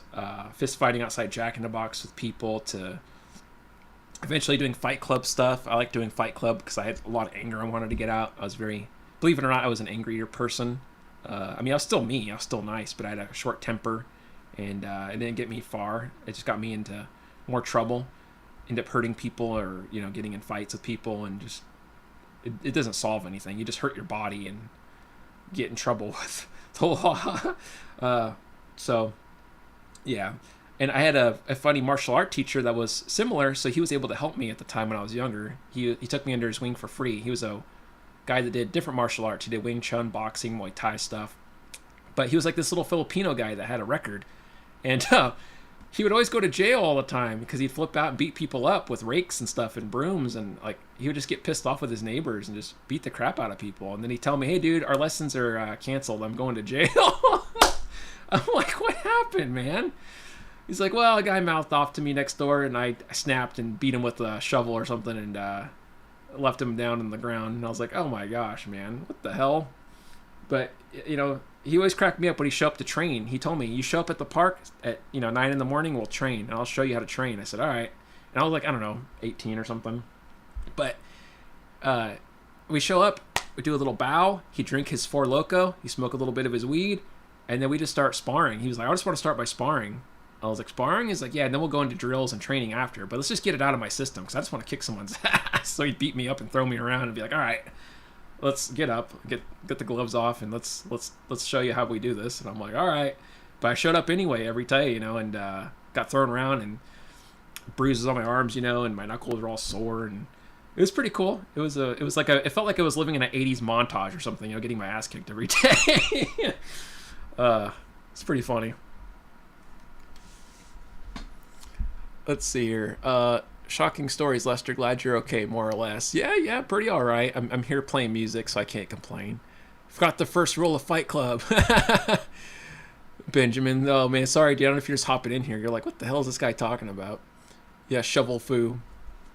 But yeah, then it was fun. You know, I got like this. I'm just being real with you guys. You know, I had like this thing. It was kind of a like addiction. Like I had an addiction to doing the sparring and the fighting. Like I liked the pain. I liked getting hit. I liked hitting people. It was like just addictive to me. It felt like a high. Like I just liked getting in the, you know, MMA matches with these strangers and just beating them up, or them beating me up, and getting like, I would laugh sometimes. There's video of me online, you know, I can show you, where I'm getting beat up, you know, I'm getting like ground pounded, I'm laughing about it. I think this is awesome, you know, this guy's beating the shit out of me. Or vice versa, you know, I'm laughing getting someone and beating them up, and I'm like, hey, you know, I got you. And it was just kind of fun. But, you know, again, it beats your body up, and I don't want to be that way.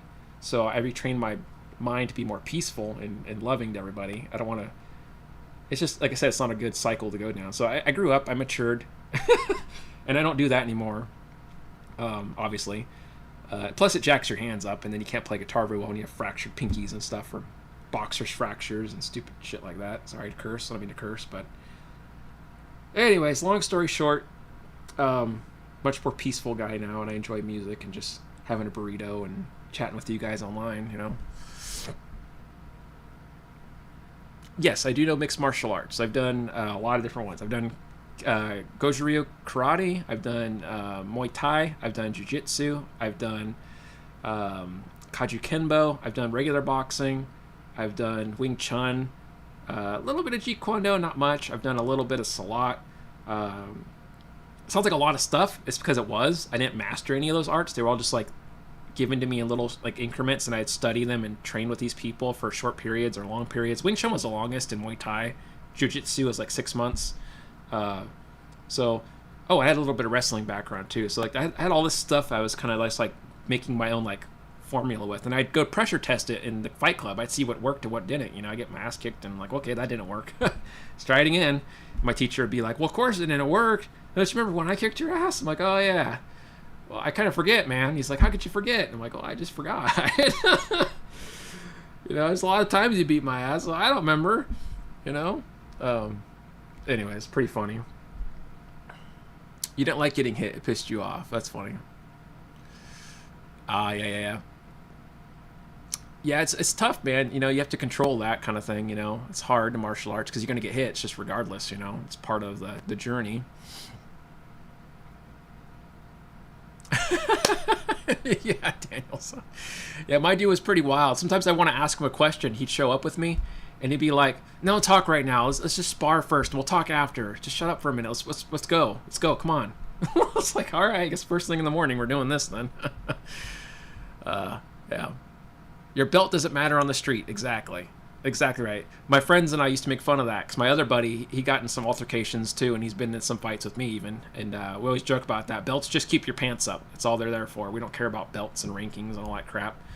And you know, just another funny story, martial art one. So I went to the park one time, and we're gonna meet up with the guy that runs the Fight Club, and we thought we were just gonna spar one-on-one with him that day, but he brought some friends because, you know, he likes to surprise us. Like, he's just that kind of guy. And I say he's a friend, but he's more like a villain or an arc story because we always beat him up, and he always wants to like re-kick my ass. Anyways, long story short, we show up there, and he has this guy with him that's apparently like a 4th degree black belt in Shoshu, which, no disrespect to Shoshu, but it's kind of like a watered down Kempo karate. It's not really that like amazing. And I'm not anybody to talk. I'm just saying it's kind of McDojo-y. But yeah, 4th degree black belt apparently. And first he's like wanting to just like do light sparring, and then he tries to do full contact sparring, and he tries to do like the clapping of the ears on me like that. And I duck underneath, and I just bitch slapped him across the face, and he hated that. And then we've gotten to this grappling thing, and then before you know it, it's jiu-jitsu on the ground trying to kill each other. It's just really like funny how martial arts goes out the window and people get all pissed off because they get hit. It's like, dude, just because you're a 4th degree black belt doesn't mean you're not going to get hit. You know, I mean, you have a human body. You're not invincible. What do you have, like a chi aura or something? Martial art people are very cultish, by the way. Like, that's why I don't like training with a lot of people anymore. There's a lot of cult behavior. What I say is law kind of thing, or like, oh, it doesn't need to be proven because if it's proven, it'll kill you. I have lethal hands, you know, like, it's whatever, dude. Shut up and go put the gloves on and fight. None of that bull crap. I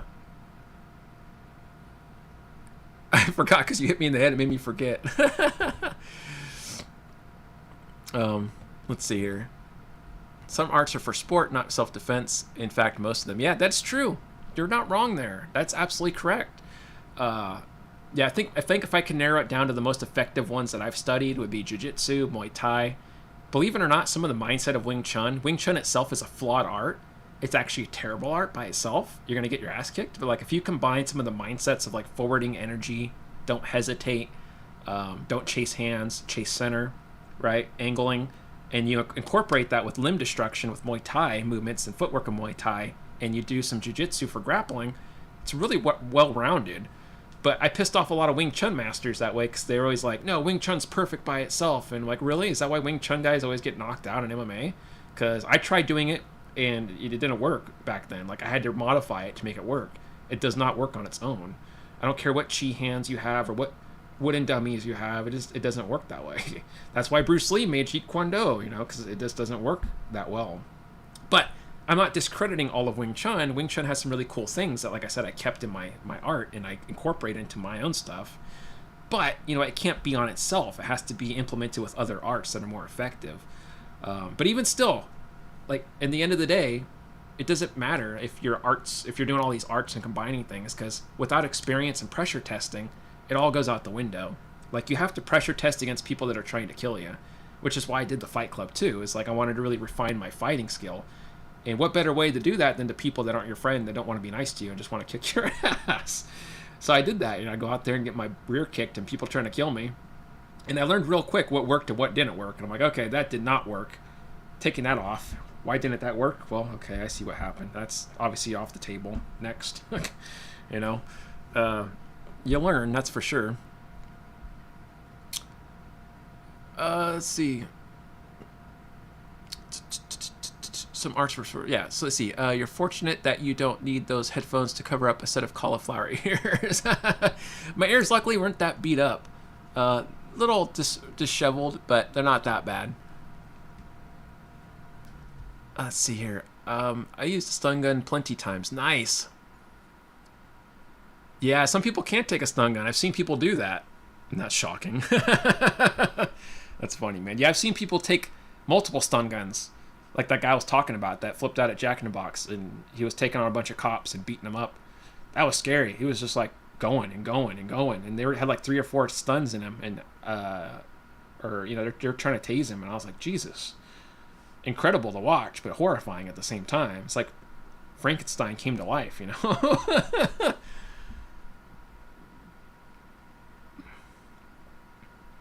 Heck yeah, I love that, man. Nothing better than pressure testing with buddies, too. That's awesome. I love that. Yeah. Muay Thai, I love the elbows. I love the clenching. I love the knees, too. That's some of my favorite stuff in Muay Thai. And I tried using those elbows as much as I could in close quarters, and they work really well with some of the Wing Chun and some of the Jiu-Jitsu stuff, too. Get somebody in a certain position or in side mount, you could use those elbows to really dig in, especially into the ribs. Yeah, exactly. Yeah, Muay Thai is a great foundation for a lot of stuff, honestly. It's saved me multiple times in sparring situations. I think I have some old video, if you guys want to watch old video of me clinching and like fighting random people. I don't know, it's not music related, but I could show you if you're interested, if it's not super boring.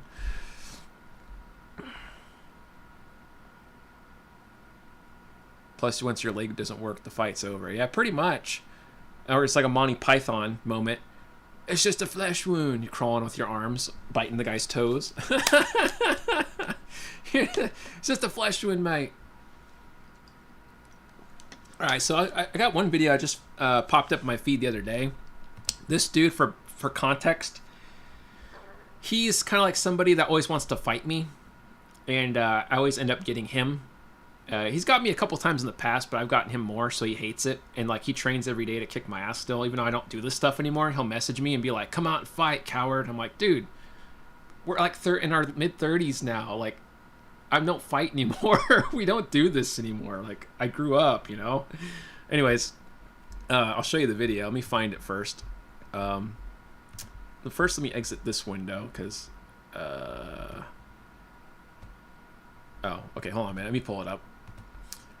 But yeah, backstory is we got together and it's our first time like seeing each other in a couple of years, and he was really trying to get me with a clinch, and the guy started filming midway, and I didn't want to be mean. Like at this point, I was trying to be a nicer fighter. Like, you know, I know we're there to knock each other up, but I wasn't trying to like just beat him up. I was like, well, I'll just hit his arm. You know, I'll just do arm destruction stuff. So let me pull that up real quick.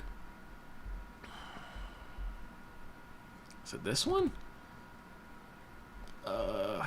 Sorry guys, give me a second. I gotta find the video file. Oh, it's this one. Okay, so where do I? Oh, I found it. There we go. Sorry, I was trying to get this to pull up and then go here. And I guess you can kind of see it here. Okay, so yeah, this starts like we were clenching mid-fight because we jumped into each other, and he was trying to get me. And then, anyways, you'll see what happens here in a second. So when you got him like that. All right, so if we're in clinch. He's like, I'm trying to get my clench. He's like. Almost like you're holding. And that's his friend trying to give him advice. Yeah, there you go. See? Boom. And it gets around. Ben, you got this. Use your, come on. I was trying to be nice and not like, you know, hit him in the face. So I just hit him in the arm here in a minute. You'll see. You're letting stress take control. He's being nice. He's slapping you even. He's being nice. He's being nice. He's being nice. That's kind of good defense. In real life, he is wearing a belt, Ben. I want to throw that out. In real life, he's wearing. But yeah, that's his. We kind of tease. That's his therapist in the background. We used to tease about because he'd always just like to film and like criticize people and be like, "Remember to do this, guys. Remember to do that."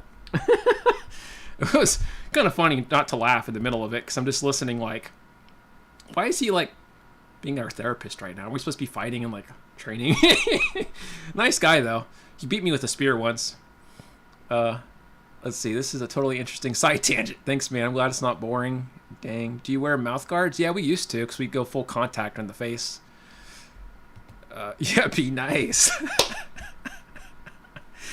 Yeah. I was trying to be nice. I don't want to hit him in the face. Like, I could have done it, but, like, you know, why do that? Like, I'm not here to be a dick, you know? At this point, I'm trying to be nicer to people, so... that's why I was just hitting the arm, like you can see in the side viewing in. Like, when I get the arm, I just go for the tricep. I'm like, well, the tricep looks like a good area to hit, so... Like, you know, that seems fair enough. See, right in the elbow, too. I actually hit the elbow there on accident. That was a little messed up. I probably shouldn't hit him in the elbow like that. He's slapping you even. He's being...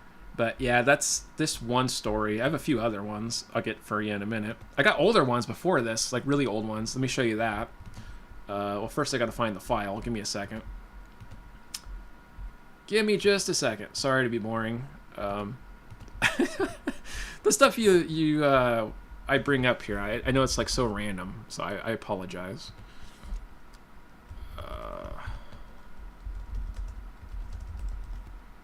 Let's see, I think it's this.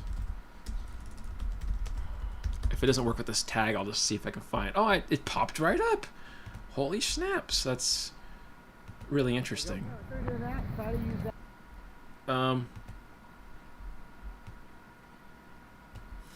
Okay, so this is a really older one of me. This is back when I wasn't that great at a lot of stuff. I think I was like 20 or something.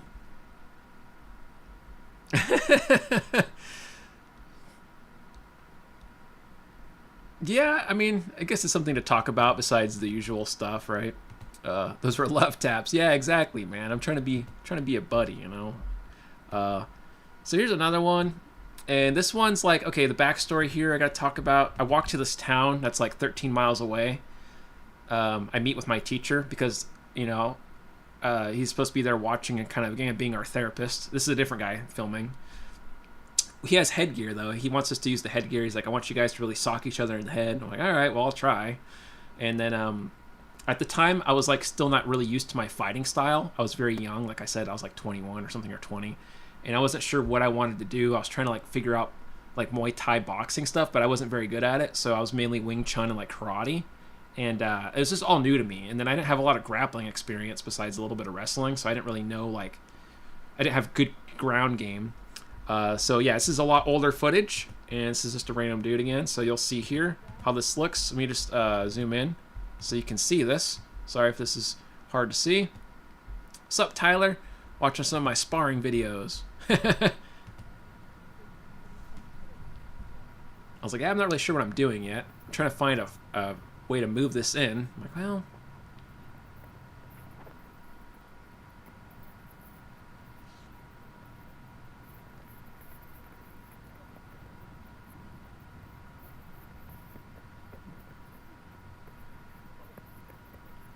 And then I'm not sure what we're doing here. We're just kind of like hugging each other. So I start trying to punch him, but like I get like a bad angle, so it's not that strong of a hit. I got a few hits in, but it was kind of weak.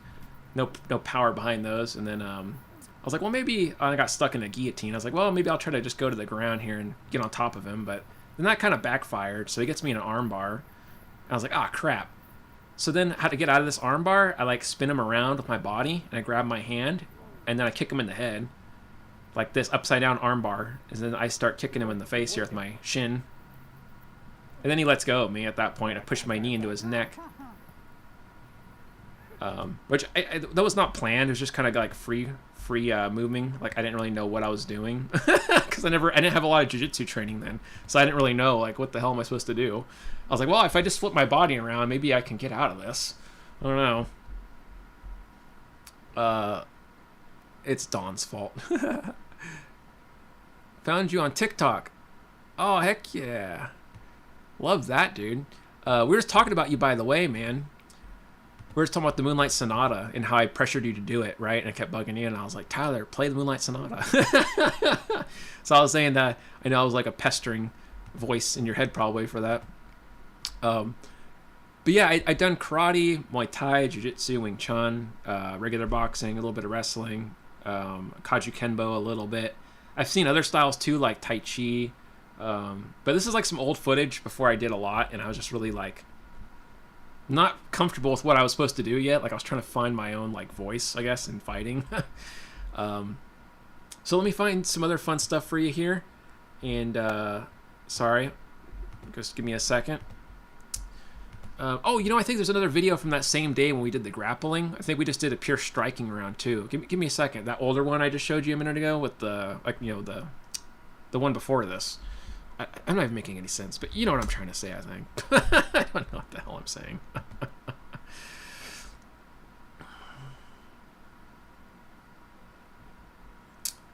Where is it? Oh, okay, I know how to find it. Give me a second. I'm on Facebook searching through old files because that's where I find these things, or YouTube. In this case, I'm going to go through Facebook, so sorry if this is boring, guys.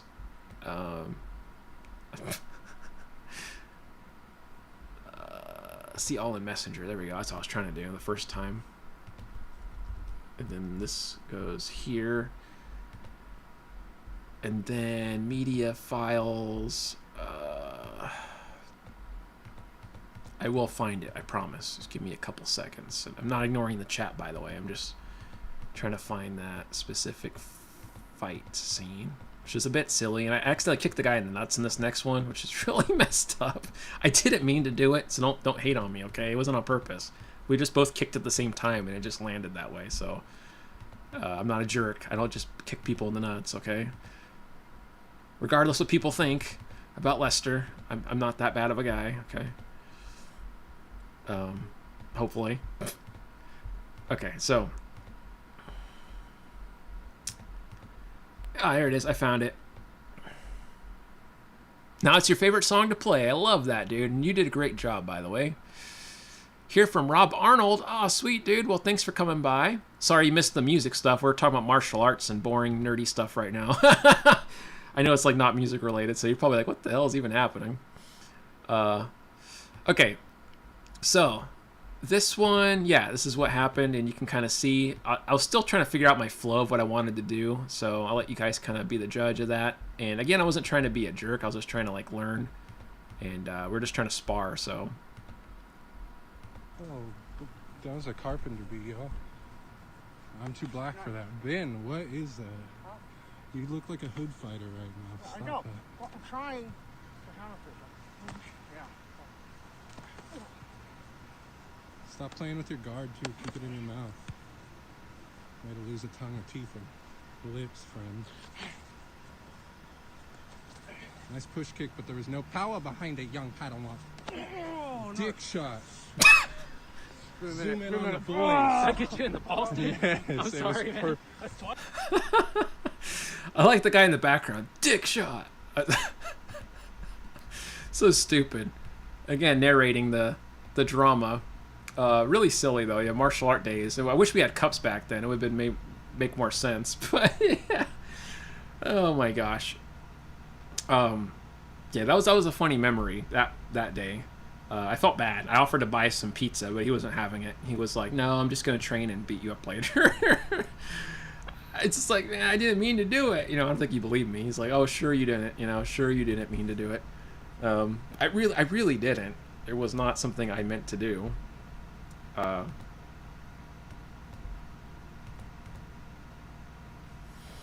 Then we did some other stuff like this one here. We're doing Johnny Knoxville. Yeah, that'd be hella funny. I'm down. That would be cool. I like Johnny Knoxville. This is a silly moment where I was trying to use collie sticks against the guy with a spear, and he was much taller than me, and he broke he put the spear on me, and I grappled it, and I broke the spear on accident. I offered to buy him a new one, but he was cool about it. He thought it was cool that I broke his spear thing. And then there it was. It broke, and we looked like confused, like, wait, what happened? What the hell? We were like, what happened here? We're like, I like the look on our masks, pausing, like, wait, that broke? I felt bad. I was like, dude, I'm so sorry. Honestly, I just met you, and I just broke your spear. Like, I feel bad, man. I didn't mean to be a jerk, He's like, no, it's all right, dude. I think that's badass. He's like, I never seen anybody break my spear before. Like, usually I whack them with it, and they don't fight against it. I'm like, well, I don't know what I'm doing. So I'm sorry. De-speared. There you go. That spear's sick. Heck yeah. Mentor Butterbean gave Johnny a concussion. Yeah, I would believe that. I think I would have more than a concussion. I'd probably lose the other vision in my other eye. I'd probably go permanently blind in both eyes. That's hella funny. People are used to drama in this area because I live in kind of like the ghetto, so people are used to just fights happening or like people sparring or just ghetto stuff taking place. It's just kind of the normal thing. Like, literally, like, if you walk around town, you'll see gangs postured up. Like, true story, one time I was walking by this gas station, and there's these three dudes. They were like, like Mexican mobster guys, you know what I mean? Gangbanger guys. But they were like old school. You could tell they were like serious. They had their shirts off, all buffed out. Like, I'm not even making this up. It was like a movie scene, like in Falling Down or something. They were really jacked. They had their stereo going, and they were, like, kind of intimidating. I was real young and homeless, and I walked by. They jump up, and they posture up to me, and they're like, hey, where you going, fool? They're like, where you going? I'm like, well, I'm just going to get some water. I'm kind of hot. Yeah. The guy was like, you want to buy some ice? And I didn't register that he was referring to drugs, and I was like, oh. I said, no, I don't want any of that. Thank you, though. And he's like, thank you, though? All right, well, how about this? They told me, you want some headphones? You like headphones, right? I said, yeah, I like headphones. The guy's like, yeah, you want to come to Angela Street? We'll give you headphones. You just got to come behind the alley, man. We'll hook you up real good, fool. Oh, no, that's okay, man. I appreciate the offer, but I'm just going to get water here and head out. And, flipped out at me, pushed me, get out of here, mother effer. We're lucky we don't stab you, fool. We'll stab you and leave you dead, punk, cursing at me and stuff. You shouldn't be on this side of town. And it was just normal. People were getting their gas watching. Nobody helped. They never do. And I was like, walking by timid, just like, hey, I'm sorry, I didn't mean to upset anyone. I'm just going to get my water. I'll leave. There's no reason for violence. Like, you don't need to stab a little malnourished homeless guy. Like, how tough are you? 3 guys picking on a small homeless dude. Another time this happened to me, I walked through the park, made a mistake, walked in the wrong time of the day. It was daytime, but I guess I wasn't supposed to go through the park. Again, big dudes come up, Mexican guys. The guy says to me, what are you doing in a park, man? I'm just walking through. No, that's not good enough. I need to know what you're doing in this park. You don't belong here, fool. I'm like, I'm just passing through. I told him I just want to go through. I'm making my way. I can go around.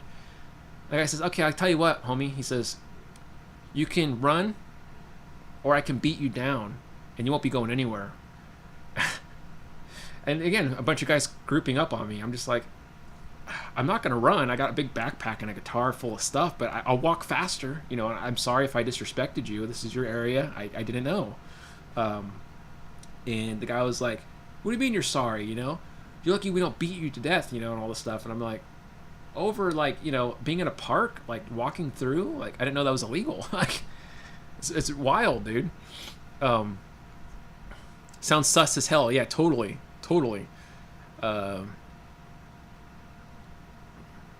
Yeah, I bet he did. He's probably gonna stab me, rob me. I went to watch Falling Down. Yeah, it's what it felt like. If you guys know Falling Down, I totally felt like him. I totally felt like that guy, Michael Douglas. I felt like I was living Falling Down every day.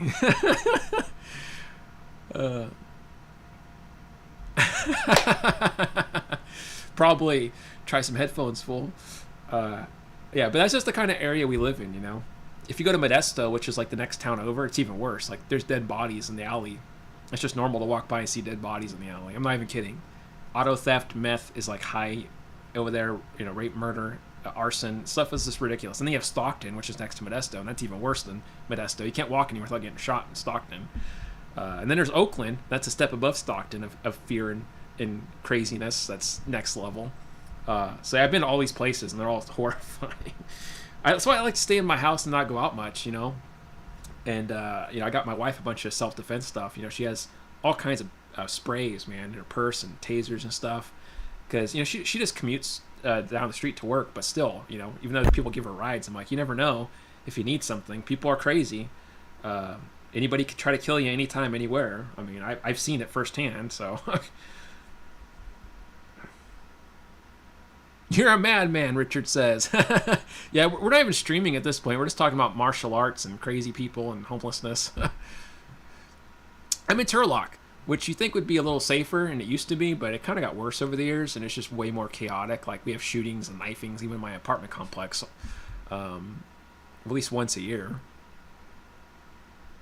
I haven't eaten in 2 days. What about that? Yeah, I remember that scene. Oh, yeah, the Bay Area has some rough areas, too. I'll stay away from that place. I've never been there, but I'll take your advice. I listen to people when they warn me, because I've had my fair share of drama. That's where I lost my eyesight in Modesto. Can't talk right. Blah, blah, blah. It's like, if you guys can see, I have cataract and retinal detachment. I can't see anything in this eye at all. Like, I can literally touch my eyeball. I can't feel anything. I can't see anything. It's real eye, just blind. But I got jumped to Modesto when I was like, 15, 14, something like that. Because they thought we were doing something we weren't doing. Like, they thought we were juggalos because of our shoes. We weren't juggalos. Got outnumbered by like 20, 30 people, getting curb stomped, kicked in the head. It was brutal, man. But yeah, anyways, that's why I can't see in this eye. So if you ever see me looking off weird, it's because I can't see.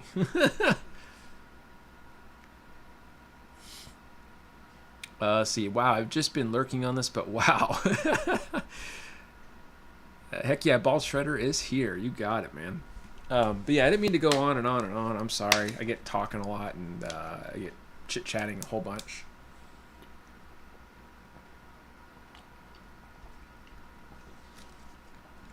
Good old water, man. I've been captivated. You and me both, man. You and me both.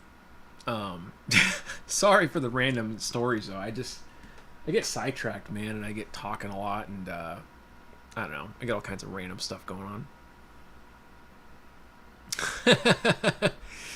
Heck yeah, man. Heck yeah.